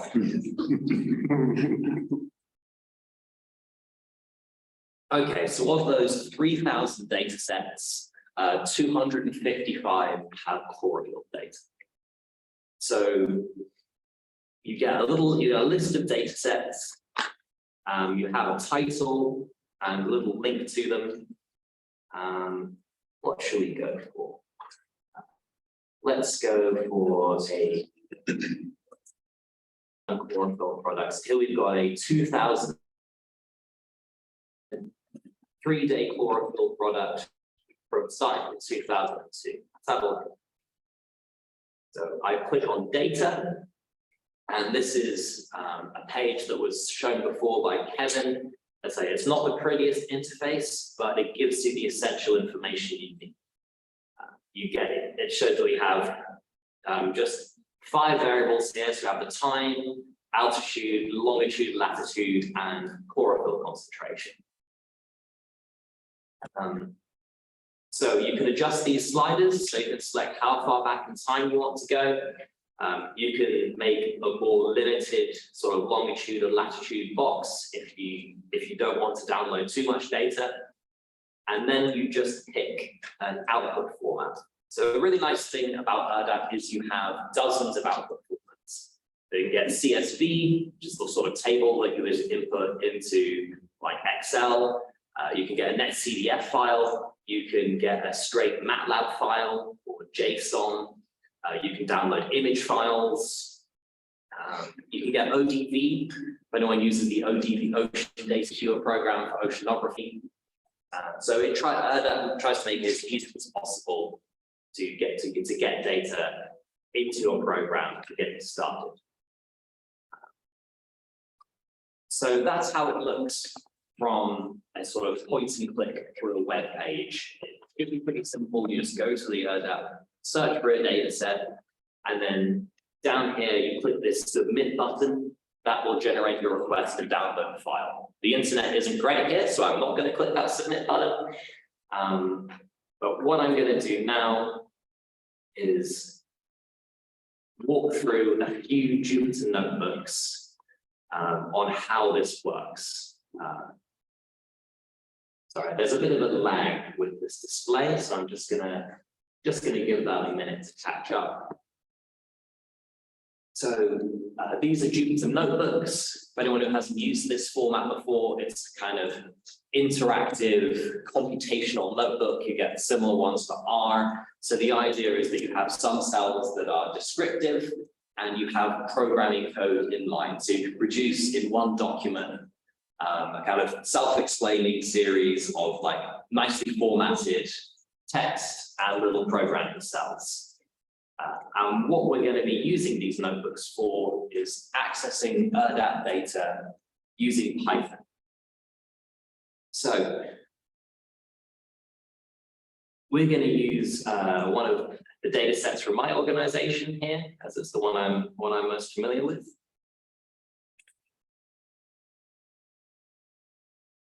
But here's what that data set looks like over on ERDDAP. You can see this is a little more involved than the one we saw before. We've got a lot more variables, but still at the top, we've got these sliders for longitude, latitude, time, and depth. And then we've got a whole bunch of different variables. One nice thing is you can see the minimum and maximum values on the right-hand side. And along with the variables, you've also got the units. So telling us, for instance, that backscatter is in meters per spherical radian. CDOM is a milligram per meter cubed, all this sort of thing. And if you hover over this little question mark, it tells you the range of the variable, the full name, units, all this sort of thing. So you can click each of these boxes to get the variables that you want. And this is great if you just want to do one data set. 10 or 100 different data sets. And you want to make sure data from each one. What you could do is go to each individual data set, click the boxes that you want, move the sliders just so you want them, and then download the data set. But that gets tedious and it's very prone to error. So what we generally try to do is to take that human error out of the equation by accessing these data sets directly from a programming language, so you can make consistent queries. So Kevin mentioned this before about how everything you need in ERDDAP is encoded in the URL. So here's an example of what that URL looks like. So this is quite long. But if you click this link here, you will get a chunk of data on your computer. So the nice thing is you can send that link to a colleague, and rather than having to attach the whole data set to an email, you just send them that link. They'll be able to get the same data that you're working with. So let's break this down. So what is in an ERDDAP URL? The first thing is the server itself. So in this case, this is the Voice of the Ocean ERDDAP. The next section is TableDAP. So that's the protocol. We talked about OpenDAP before. We have TableDAP, which is for time series like data, and you have GridDAP for gridded data. So time series like data is if you have a profiling flow that's just moving along in time, or like a ship track. And then you have gridded data, for instance, model output, right? Or satellite data, anything that can be put into an even grid. Those are the two data types that ERDDAP works with. So you then have a unique data set ID. So the format of this will be decided by whoever runs the ERDDAP for us. That's NRT, which stands for near real time, identity of the glider, and the mission number. You have the dot followed by your requested format. So this time we're doing .csv to get back a comma-separated value file, an Excel file. Then you can have a list of variables. So I'm asking for latitude, longitude, depth, and oxygen concentration. And then finally, you have these little things which are constraints. So here I'm putting a constraint on latitude and depth. As I should say, these funny little symbols you see, like %2C, %3C, those are just hexadecimal encodings. So they're just ways of representing these special symbols that you can't put in a URL. So if I just process those and convert them to human readable, we see that I'm asking for latitude that's greater than or equal to 58.2 degrees, a depth that's greater than 0 and less than 40. So that's how I say you can like slice these data sets to just the way that you want them. So that's the URL that I can make by pointing and clicking through on that web page. If I set those sliders, that's the URL that I'll get. And now I want to show you how you can make that URL from the command. So we're using a library called ERDDAP. Inventively, it's the combination of ERDDAP and Python. And we're going to, we use ERDDAP to build these queries. So we set up ERDDAP with a server and a protocol. So the same server, the same protocol as before. We give it a dataset ID. We give it a list of variables. We give it some constraints, and then we tell ERDDAP to generate the URL. And what you probably notice is that this URL is identical to the one that we previously made by hand. The advantage of this is, of course, that if you want to get these downloads to multiple different data sets, all you need to do is run this command again and again, just changing the dataset ID.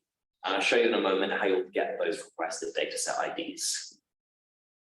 Then at the end, we make get download URL with a dataset type, and it makes the URL for me. And if I go and click on that URL, it will take me to this page as if I'd gone through and done those clicks myself. So you can see it's just the variables that we requested and the ranges that we requested up at the top. So this, I know I'm hammering this home a bit, but all of these tools are just ways of making those URLs. And you can give that, as long as you give the same URL to ERDDAP, you'll always get back the same data set. So for those of you who know Python, the real power of this means that you can pull these data sets directly into Python. So rather than having your kind of data fetching, saving it to a file, reading that file, parsing that file, you just pass that query directly to Python and you make an X-array object.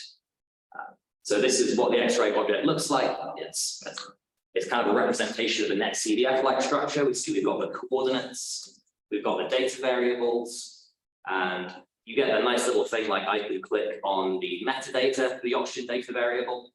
It tells me the accuracy of the sensor, the range of the variables.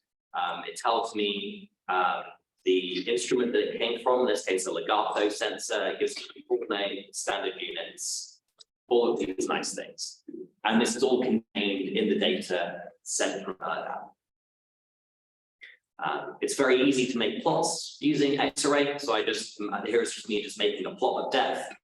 It's from a glider, so we can see the glider going in time, going from the surface down to about 40 meters of depth.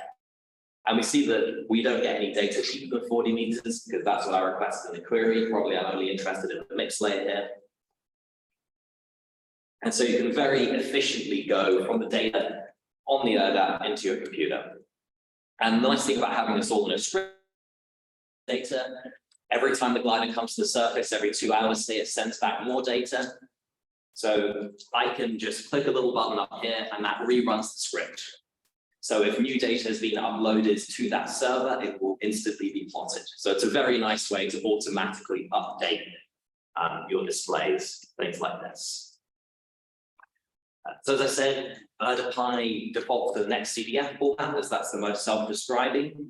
But if you're more of a tabular person, you can do it to pandas call, which will make a little pandas table instead. It's like the way that Python represents an Excel spreadsheet, and you get this very digestible little table of results.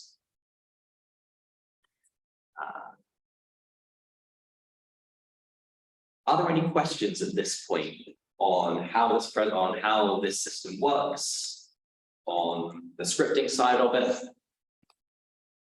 Kevin? Just a real quick comment. What's really cool about this is the user is interacting with the data, but they had no idea what the original format of the data. No idea. That's a good point. Yeah, the user doesn't know and doesn't care what the native format of this data is. Question at the back. So with X-ray and CDF, you obviously do a lot more next data. Yeah. But if you go to pandas and CSV files, you don't get. Exactly. How does I need to do that? So you can see that the default when you go to a CSV file is you only keep the unit name and the units. So it still applies to the oxygen concentrations and millimoles per meter cubed, but you've lost that additional information like the sensor information, things like that. So I would generally use the to X-array object that gives you the net CDF, but this is just kind of a convenience function if you just want a smaller volume data set and an easier to digest format. Like if you just want to put it and just make graphs, that can just be simpler. It gives you both options, but you're right, the net CDF is probably preferred instead of the metadata retention. I have a question. Yeah. In terms of the sensors, does the data set embedded within the data set are calibration files available? So you can check that's been calibrated, those types of things. Let me just find one of these that might have that information. I guess the short answer is it all depends on who provided the data set. So similar to a CDF file, you can add as much information as you or as little information as you want. So with our data sets, we provide calibration constants. So those are coded into the variables. So for instance, with our chlorophyll, we supply the dark count and the intercept so that if you want to then recalculate that data, you can. We also provide raw values. What some users will do is they'll provide a link to the calibration sheets. Like for instance, if you've updated your PDF calibration documents to a website somewhere, you can then provide a link to those. Yeah. So yeah, it's up to the data provider to add all of that information. So how do you know then about the quality of the data if you don't have a good understanding of the calibration stuff? Because Joe blogs, one institute could be calibrating using one protocol, which is very outdated, and someone else working in another institution could be calibrating using the most fancy, swanky calibration that just was published a month ago. Yeah. And then you try and merge those two data sets. Yeah, so say there's always this problem when you're trying to aggregate data from different users, from different organizations that may have different standards. So, I mean, it's not really an ERDDAP specific thing. We always have this issue when we're pulling data from different sources. What ERDDAP does provide is the ability to have QC parameters, but easily we've got a variable called salinity, and we've got a variable called salinity QC. So if I look at the attributes of salinity QC, this tells us that this was quality controlled using the IU's QC port system. It shows you here what the ranges were and the DOI of that quality control system and what the flag values are. So it says that a flag value of 1 is good, 2 is unknown, 3 is suspect, 4 is fail, and 9 is missing. So you can then apply those quality control flags. What I've tried to do with this system is, again, I'm using this openly published QC format, and the details in this comment will allow you to reconstruct that quality control. So if you feel that our gross range test was too generous or too tight, you can rerun that quality control with your own flags. One of the notebooks in this repo actually shows how to do that. I probably won't go through it today because it's quite tedious. Unless we have any QC heads in the room, come see me after. It's a great time to spend Sunday afternoon. But yes, it's not really that specific thing. It depends on the data provider providing that data. Some ERDDAP data sets are very minimal. It's just raw data with no QC information. Some people put a lot of effort into it. Yeah. Any questions from those watching online before I move on? No? Great. So that covered the core process of getting the data from ERDDAP into your program. What I want to show here is a bit more of a subsetting. So previously we saw we got 957 data points using those constraints. What I'm doing now is I'm applying some more constraints. So I'm giving it a depth box, a longitude constraint, and also a time constraint. So saying only show me data up until the 28th of July, 2022. So this is nice if you want to just pull like a month worth of data or just a day's worth of data from the ERDDAP. And now I do the same command to pandas, but this time I only get 237 rows. So it's just, and all of that is being done on the server. So especially if you've got a limited bandwidth, if you're in a remote location or your internet isn't very reliable, you can just request the data that you need rather than having to pull the whole data set and subset it yourself. So there are some references down at the bottom here to the ERDDAP documentation and the ERDDAP documentation if you want to sort of dig more into how this is working under the hood. And so I'll provide a link to this demo itself. The next thing that we're going to look at is how do you find data sets of interest? So I showed on the web portal, you just have that big search bar. That's nice if you have a keyword that you want to find. But there are much more sophisticated ways of searching with ERDDAP. So here we're just doing the same operation. We're going to use that search bar from Python. So I use this function get search URL, and I'm just searching for the string cable on our observations. So cable was a project that we were running in the Baltic looking at low oxygen zones. And this gives you back a list of data sets that has a keyword cable in, and we see there's 39 of them. So that's a simple keyword search. Another thing you can do is probably the most useful data set on ERDDAP. Sorry, I'm just going to go over to ERDDAP again. Is ERDDAP does a lot of aggregation for you, and it makes a special data set, which is just, it's the little table, a little CSV file, which is called the list of all active data sets in this ERDDAP.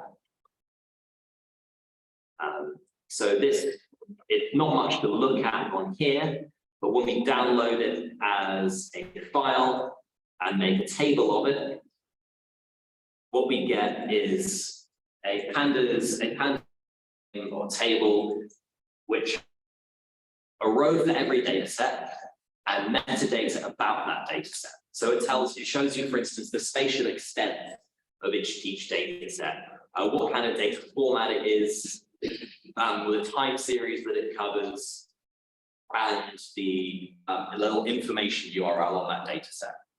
So this allows us to look at queries. For instance, I only want long-term data sets. So on data sets where 30 days apart. So only show me like a sets that cover greater than 30 days. Or I can build more complex queries, like just show me missions that went deeper than 150 meters in this certain longitude and latitude box. So again, rather than you having to download a lot of data sets and dig into them to find if they answer your questions, you can do this nice first filter to only return the data sets of interest. So that's sort of surface. Sorry, the question then? Yes.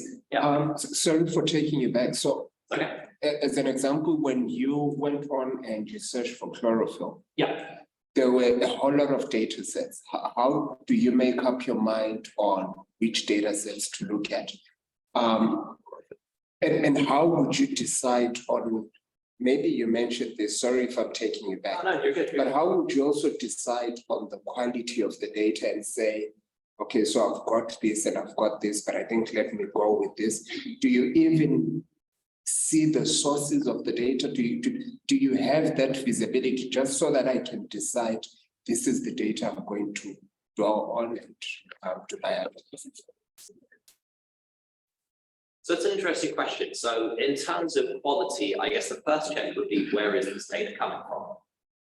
So in the metadata of this chlorophyll data set, for instance, it says that it's a NASA gridded product. I guess at some point you have to trust that someone is doing good QC. I have pretty good trust in NASA's quality control protocols, so I know that that is probably a good data set. As I said, some people will provide quality control variables and a description of their quality control process. In terms of an automated search, like quality is such a subjective thing. It's not like every data set has like a quality ranking from 1 to 10, because different people require different accuracy, things like this. So it's kind of for the user to decide which data sets they'll take in.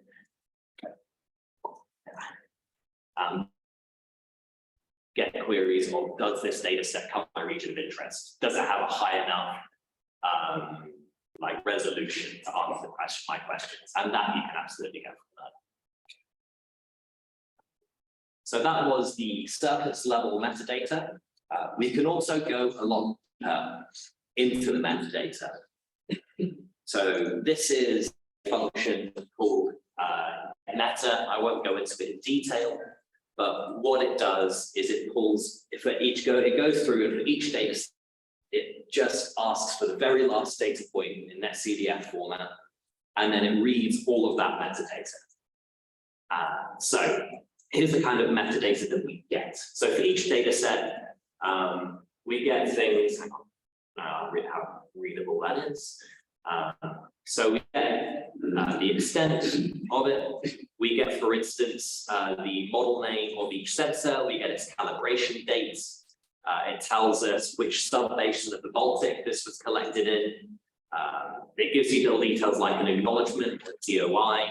It tells you who was the glider pilot for this mission, when was the CTD calibrated, what's the version of the NetCDF, all of the keywords associated with this data set. Yeah. All of this. So you get a lot of metadata. The WMO ID for the platform is also included in this. So we can pull all of that metadata into one big table. So that ends up with a table that has 140 different columns of metadata. And then you can construct really complex queries. So this is a fairly simple one. We're just looking for data sets from this particular basin called Bornholm in Sweden. So this is more examples of how we use it internally. So we can look for missions that we completed with a certain optode and a certain ADCP. If you're looking for processes where you need both oxygen concentration and currents, that will be a nice way to find them. You can run queries like, okay, how many missions did we carry out as part of this project during the year 2022? This was one that I was using recently, which is which data sets have oxygen data for a depth of greater than 80 meters with octave serial number 205992. Because we'd seen issues with this octode in a later deployment, and I wanted to find all the previous deployments with data from that sensor. So as well as being useful for users, it's a really nice way for you as a data provider to track different sensors through your system and do really quick analysis. If you're wanting to make like an error send to the manufacturer rather than having to dig back through all of your records, you can just get all of those data sets into a program, make a bunch of plots, and makes your life a lot easier. So yes, that's how we do this more sort of sophisticated searching. And all of this is just to generate a list of dataset IDs. And then once we have those dataset IDs, then we'll start pulling data from. Your question? I just, so you about metadata, it's really important to recognize that the better curated data that has this metadata, the better discoverable it will be, the more understandable it will be. ERDDAP is a quick track. It can be done metadata, so it's really only as good as the data curation of that data set. It can do something, but it looks at the data set, configures it, tries to, it sees temperature, and it's okay, it's a standard name of temperature, and do some identification like that. But it's really in hand with data curation, where the power of the searching from showing really is. And this searching will search across federated. I mentioned the federated view of the state, so all of distributed ERDDAPs. If you do a search on local ERDDAP, it will do that same search on all of the federated ERDDAP and show you the results.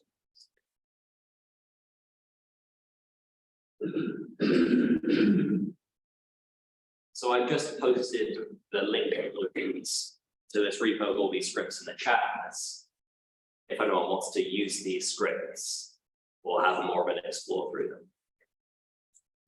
What I'm going to run through here is kind of the example of my run. So this is using underwater glider data, is what I primarily work with. So if it's not familiar, gliders are kind of subsurface platforms similar to Argo profiling flows. They start at the surface, they go down to a depth, they come back up, and then they send it through a satellite connection. Unlike Argo floats, they have wings, so they can control how they move through the water. So I've used those queries from the previous page to find a list of data sets of interest. In this case, I'm just pulling data sets from particular bases that have oxygen, salinity data. So I've got this little list of data sets that I'm interested in. And then I'll start downloading the data sets. So there are some more utility functions that I've made specifically to our ERDDAP to facilitate this. So this is one that, so first we get just the near real-time data sets. So often with ERDDAP, you'll find you have data sets of differing levels of resolution. So these near real-time data sets are, there's just the small snippets that are sent back over an Iridium satellite. So they're just a few megabytes each in total. So that means you can do very quick analysis. And then we're just gonna plot up some data. So we've got a bunch of data sets from Gotland, and I'm just going to plot the salinity against time. So some kind of temporal variability here, but there's also, it looks like there's also some kind of separation. Like, it looks to me like there's some sort of bimodality between the sort of like high salinity data up here and low salinity data down here. So the x-axis is time, and the different colors are different data sets. Because we're pulling data from about 15 different data sets here. So it's all coming from the same ERDDAP. So I'm making a little map. Just reference, we're in the Baltic Sea here. So we've got Sweden on the left-hand side, and I think Poland over on the right. When that eventually scrolls down. And these are our data sets. So we're covering a geographical area of about, I don't know, 100 kilometers west-east by about 50 kilometers north-south. So as I've seen this kind of bimodal distribution time, I think okay, maybe there's something geographical going. So now what I plot is salinity against latitude. As it looks like there's definitely something going on here with the lower salinity values. So what I can do next is I can use those constraints that we discussed earlier. I can only show me the salinity that's only north of 58.5 degrees, and we get this kind of nicer pattern. Just that there's maybe some kind of sinusoidal change in salinity there. So now that I've used these subsampled kind of small data sets, and I think I've seen an interesting pattern, I can then go back to ERDDAP and say, okay, now using those same constraints, give me the full resolution, sort of delayed quality control data. And because now I know that I only want data from above a certain latitude and below a certain, I can just download that. So I'm still getting full resolution data, but it's only like 5% of each data file. So using that server-side subsetting, I now get a lot more data points going in here, and we can see what looks like some kind of seasonal cycle in salinity. So it's kind of increasing in the summer months and then decreasing as we get down to winter. Yeah, and I guess the advantage of doing this in some kind of computational notebook where you're just getting URLs is that if you want to share this data with one of your colleagues so they can run the similar processing, you can just send them the script. And the script, because it generates these URLs, the script contains links to the data. You don't need to be sending huge data files back and forth. You don't need to worry about versioning of data. Link directly to the data. As long as the person maintaining the ERDDAP, that data there. Maybe download it just in case. So the final that I'll go through in this is an example of how you can get multiple data sets and you combine them.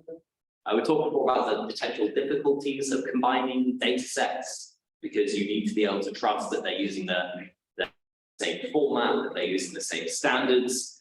And this is a nice thing about ERDDAP. We're going to pull together data sets that come from different gliders and different missions, just using this fascinating command in X-array.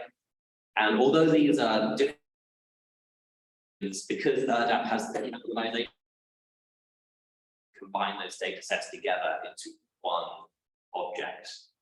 And then we can generate sort of the same plot, but just using a single Python object, which makes further analysis a lot easier. If you don't have to treat every data set differently, you can just combine it into one.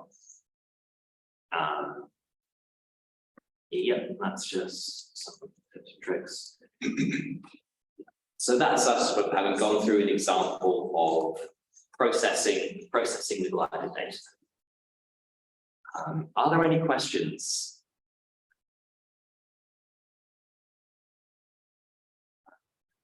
So I think I'll just do one more notebook, as I appreciate this can become kind of death by coding otherwise. And what we're going to show is some data from ERDDAP.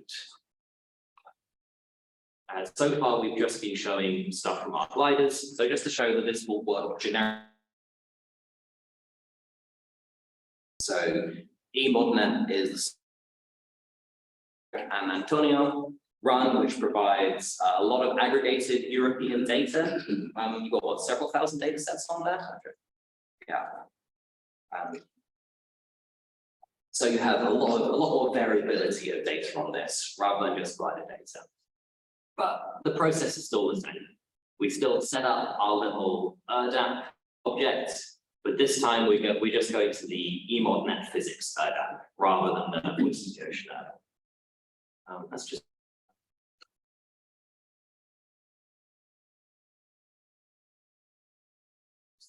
chat as well. Sorry, the internet's quite slow. Wait, that's the way I like it. Okay, so we've got 996 data there on the EMOD net ERDDAP. Yeah, sorry, I missed out the address. And we're just going to look at a couple of those today. So the first thing I do is look for a search string. So I'm looking at the ARIS or Ariche project, which is, I think, up in the Arctic, because I'm doing some NICE work. Doing icebreaker data. Yeah. So I fetch the data set, I have a look at it. So here are the variables from Ariche. We've got things like the bathymetry, the dew point, the heading of the vessel, precipitation. It's all stuff from a kind of meteorology mark. I think Sol previously was saying that we shouldn't forget the atmosphere. It is here in ERDDAP as well. It doesn't all have the oceanographic data. And we were still talking about how the data are only as good as the person who's managing it. So fortunately, the people at Ariche have been kind enough to embed a DOI in all of their data sets, so that you can always reference this. It's always good to record that. Yeah, and if you use standard vocabulary, like calling it a citation, then you can just copy and paste that straight into your paper, so that others, even if they don't use ERDDAP, can get back to this data set. Yeah, just doing a quick plot of pressure, time. So this was just a demonstration of how you can pull data from different ERDDAPs, and the interface is always the same. These are two different organizations, completely different data types, but you can treat them in the same manner with this sort of consistent command.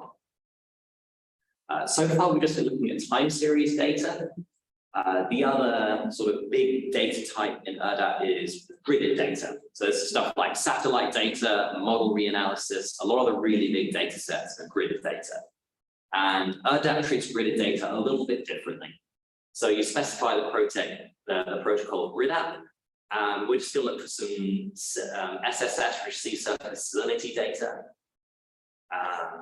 And so we get the data set, and it tells us these are the variables we have: sea surface salinity, sea surface temperature, spiciness, which is this orthogonal density thing. We look at this data set. So if we look at the dimensions of this, we have 1388 longitude, 584 latitude, just one time point. Whenever you deal with gridded data, the default request will send you only one point in time. This can trip you up the first time you're looking at it. This seems like a deliberate design mechanism in ERDDAP, because if it defaulted to sending you back a whole data set, you'd be trying to pull requests of like 10, 20, 30 gigabytes. So by default, you just get the last time slice, so you can then check through the data set and check that it gives you what you want. So we just make a quick plot of this. We see what looks like some pretty high resolution sea surface salinity data. So once we've decided that this data set does provide what we want, we can then do just what we did before with these constraints, and we can change those constraints to what we want. So here, the constraint is just to give us the last time slice of this data set.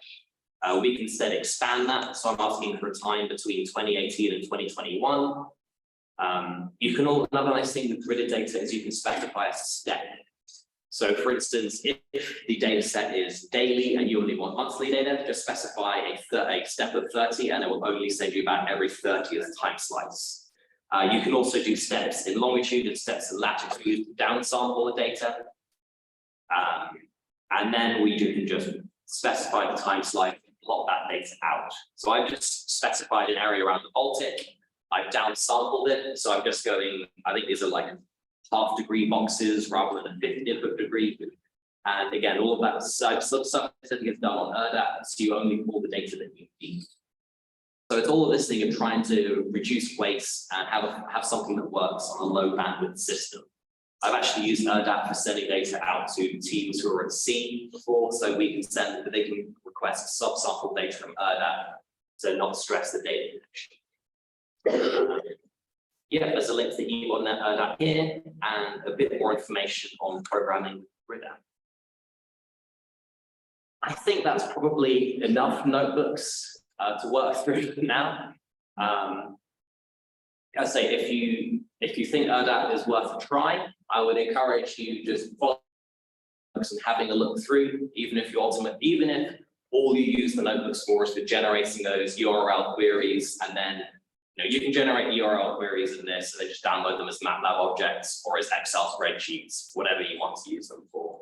You can still use this to just find the data sets that you want. Or just find an ERDDAP server that has some information of interest, play around with it. And try downloading something, making some plots. Kevin, did you have anything I've missed? Anything? So yeah, no, that's great. That was, I really enjoyed watching that. See for that like that, that's fantastic. Well, that was kind of from a user perspective. Are there any questions from I don't know if there's a data provider perspective you'd like to hear about, like data into ERDDAP, what does that look like? We can certainly walk through that. But it's really what you're curious about or want to know more of.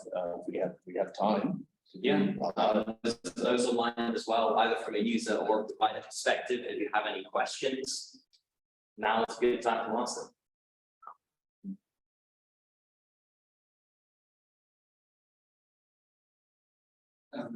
From a data provider perspective, data have to run through some sort of processing before it gets to ERDDAP, so you have to convert it to a. You won't accept the raw data file.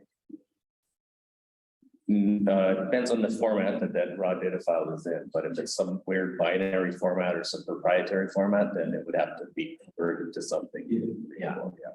The one other thing I would like to say about that, it's this kind of community developed project. It's up on GitHub. We're adding more formats all the time. So if there's a particular format that you're reading in a lot and other people might be as well, then those plugins can absolutely be written. Like the list of supported things is always expanding. Generally, we recommend NetCDF and CSV just because those are the most common formats. So if you can kind of prod your data into that, life will be a bit easier. It is possible to read in other formats too. Yeah.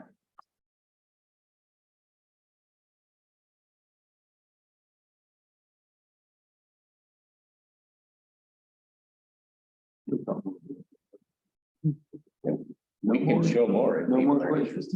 Now's a great time to ask whatever. No questions are really stupid either, so. But there's been a lot of information. I appreciate it. It's a lot of information. If anything pops up later or you try programming against that and it doesn't work, feel free to drop me an email or Patrick Antonio. I'm sure I'll be happy to help as well. To say it's a very open community for this sort of thing.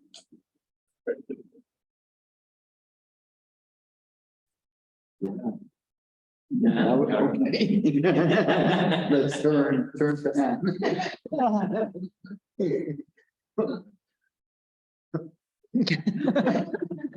Keep playing. I mean, does anyone want to see how ERDDAP? Oh, please. I just wanted to ask, so is it possible to use this Python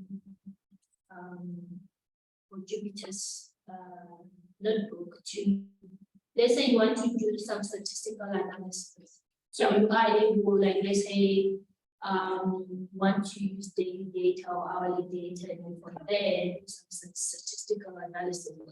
So it is possible. Yeah, absolutely.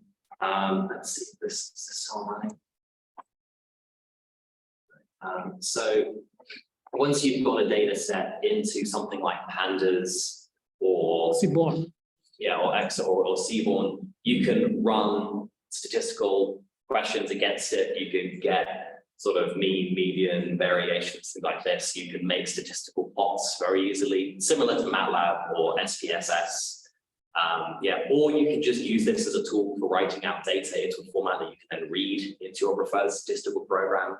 So like I showed before, there is a .mat. Sorry, I don't know what that's.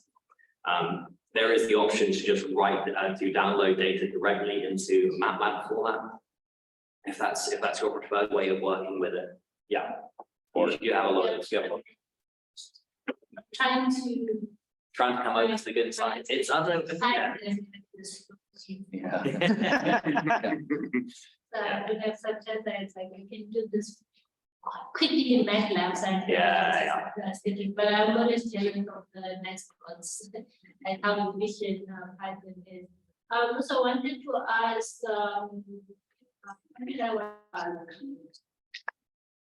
so you said that it's okay, it's possible to have the data and download it. Better follow-up question. Okay, let me think about it. It'll show up. Yeah. It'll get there.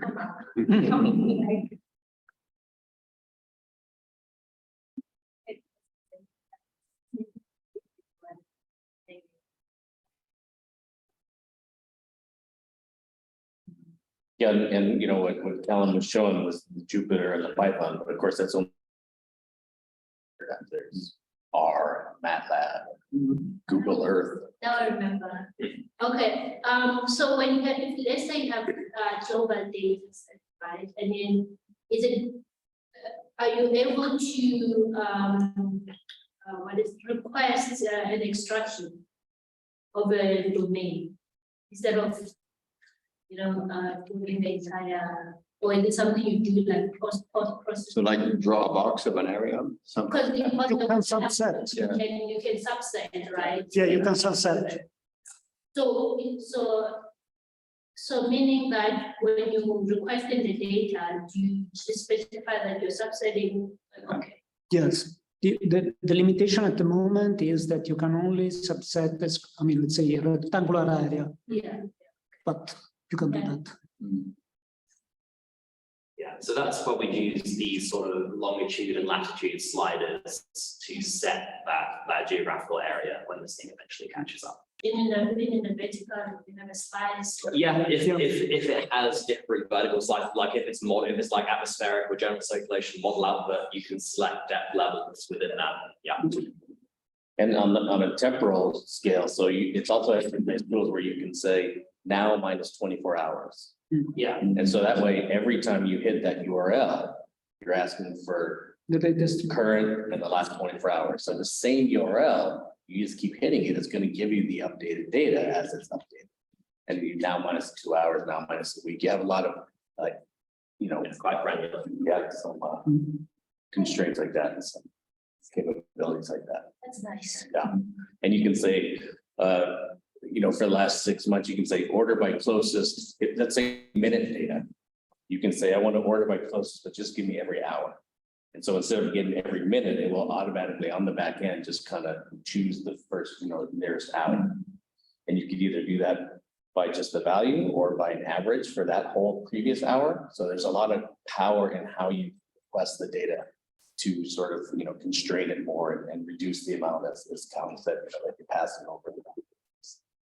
But this is actually nice because I know like before you had to like download the data and you need like storage for it. Yeah, and you're only interested in a little. Yes, it's the And all of that is available through scripting as well. Yeah. It doesn't have to add it to, you know, you can put it in a script and it'll go into the CSV file just every hour. So. And one exercise that I did with some students was using some scripting feature like minus 24. So we were making a Google Sheet with latest data. And on top of the Google Sheet, we made available a chart that we embedded in a web page. So basically you were setting up a web page, was updating the data automatically because it was requesting. it's an updated. Yeah. So just using Google tools and one line of scripting.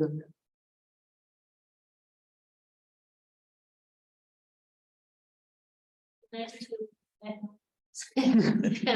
times to like having heads on.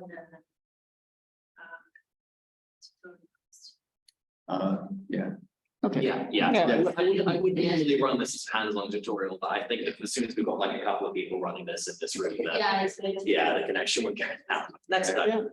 And we organized a couple of these things in countries. So national level that we do the more hands-on. We did the first one in Sweden, and now we have other ones in the pipeline, really hands-on. So I was thinking about maybe it's also important to start collecting kind of requests for which kind of tutorials we may have, because for example, if you're more interested, okay, I would like to set up a web page that is presenting my latest 24 hours data. How can do it with this kind of tools? So we can focus on that. So is, let's say, technical, but not that deep programming mode. While if you are more interested in putting together different sources and do a sort of reanalysis with averages or statistical approaches, then maybe we can dig into more, let's say, advanced, let's say, programming tools. That is also something that we can think about. So, I mean, yesterday we were talking about several different levels of tutorials. Especially also like the students here. I think with us, when the presentation talking about the data sharing or the how to get more data, but some countries we don't have capacity like students, like we don't have the skills, like they have the technical or programming skills are not. So the data is there, but we will not really be able to analyze it. So I think if those programs or workshops are available for, would be quite nice to train. Yeah, we should think about proposing it to the Ocean Teacher Academy. TX. Yeah. That would be It's not. That's how excited.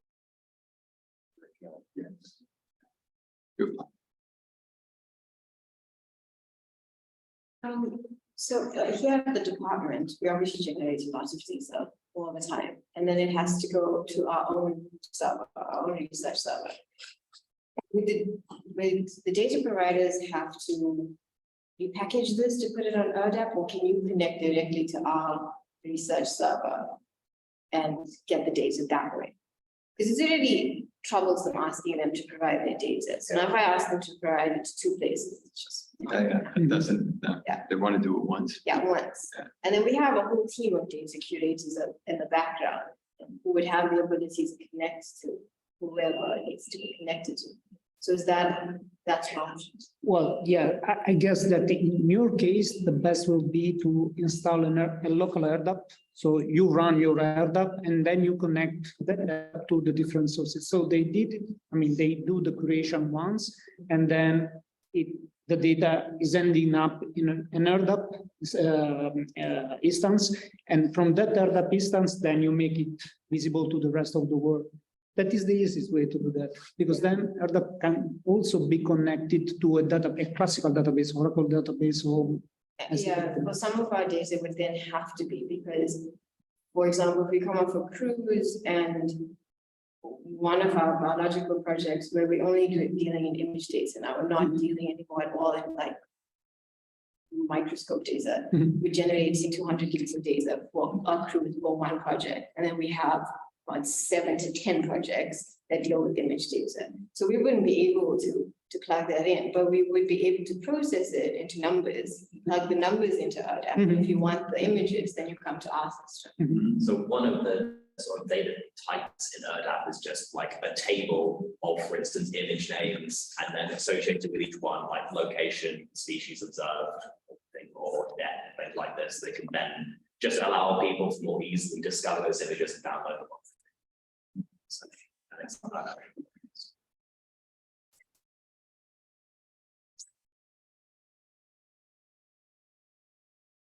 Yeah, because once you get the data set, you configure it into ERDDAP.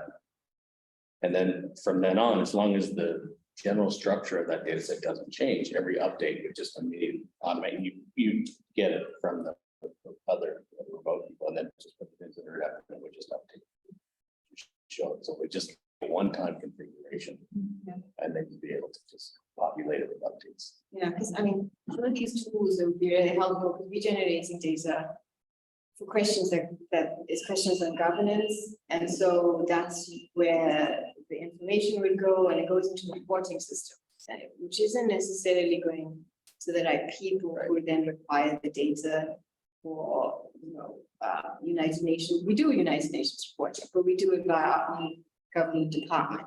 So we're not necessarily being discovered to add a data set to an existing data set. And most of our methodologies are comparable to global data sets because we're a government department and we do prescribe SDG and all of those things. It's just being able to connect and get the data sets to be a little bit bigger to understand bigger questions.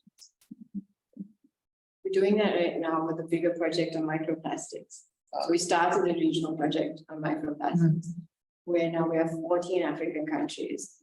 And we're trying to make sure that we have the exact same methodology, because that's the biggest thing with microplastics, is the methodology. And so we're going to have the exact same methodology. Currently, we're running the same methodology as the UK, which has the same methodology in Sri Lanka and a bunch of other countries. So we can get these other 14 countries on, and we have like bigger one, just to get comparable data set.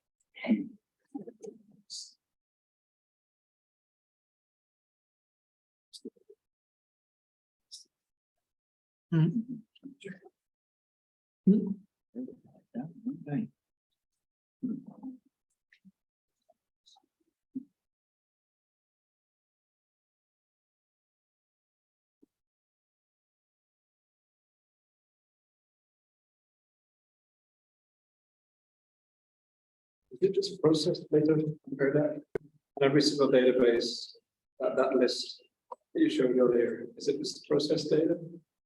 Or is it raw data as well? It could be that we're essentially data. Sorry?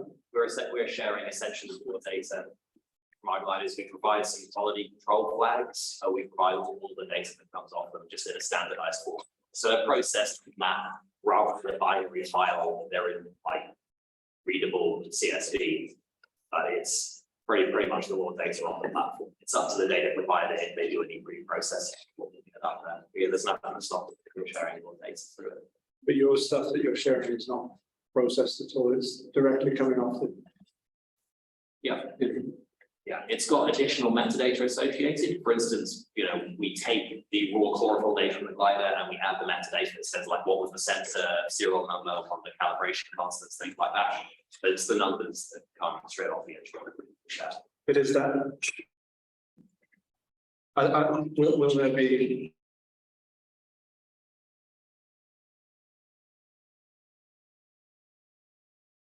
Yeah, just medical data, I mean, it's for biological data.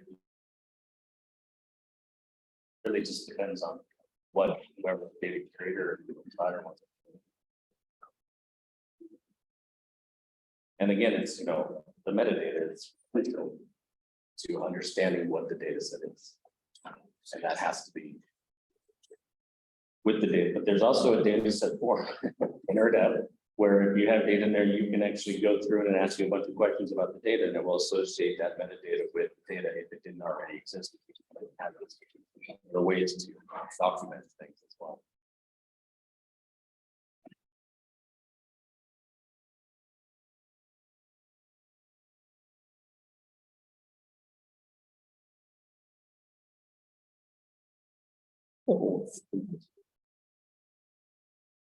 Yeah. That's right. Yeah, really that. And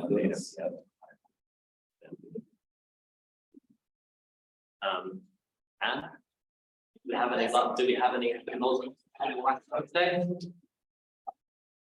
Are we good to wrap up? Do you have any more announcements, including things? Are we good to allow people to enjoy their weekends? No. Thank you. You're gonna have to hold for another hour. Now, if there aren't any other questions, or I think it's at this point, I think we can wrap up. Yeah, we'll be following up via email to all the people that were online and here. So make sure you were on that sign-in sheet or let Tammy know if you weren't. So we'll follow up and send everyone the presentations, the recording, all the links that were prepared, and follow up actions we're gonna present on this at the OCG meeting next week. I think we have some recommendations on how to go forward with creating a tighter community and creating some next steps. So we'll probably send something around then with some what feedback we got from this. So we'll be in touch. Thanks everyone for attending and for coming and for all the presenters and their time. I know it's been a long day, but. The one online too. Yeah. That we close for today. Yeah, we can do the quick grouping. Yes. Person. Thanks everyone online. Bye-bye. Feel free to reach out with any questions. Or happy to help. Better. Me too. Oh, yeah,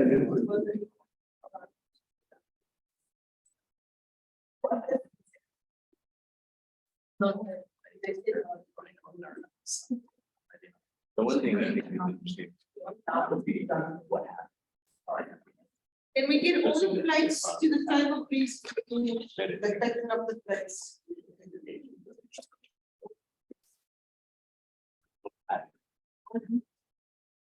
Yeah, another very fun discussion. It's like about everything married. You know, yeah. Yeah. But I mean, you can promote it. Yeah. Anything. So silly. I think Anna needs to log out. Yeah.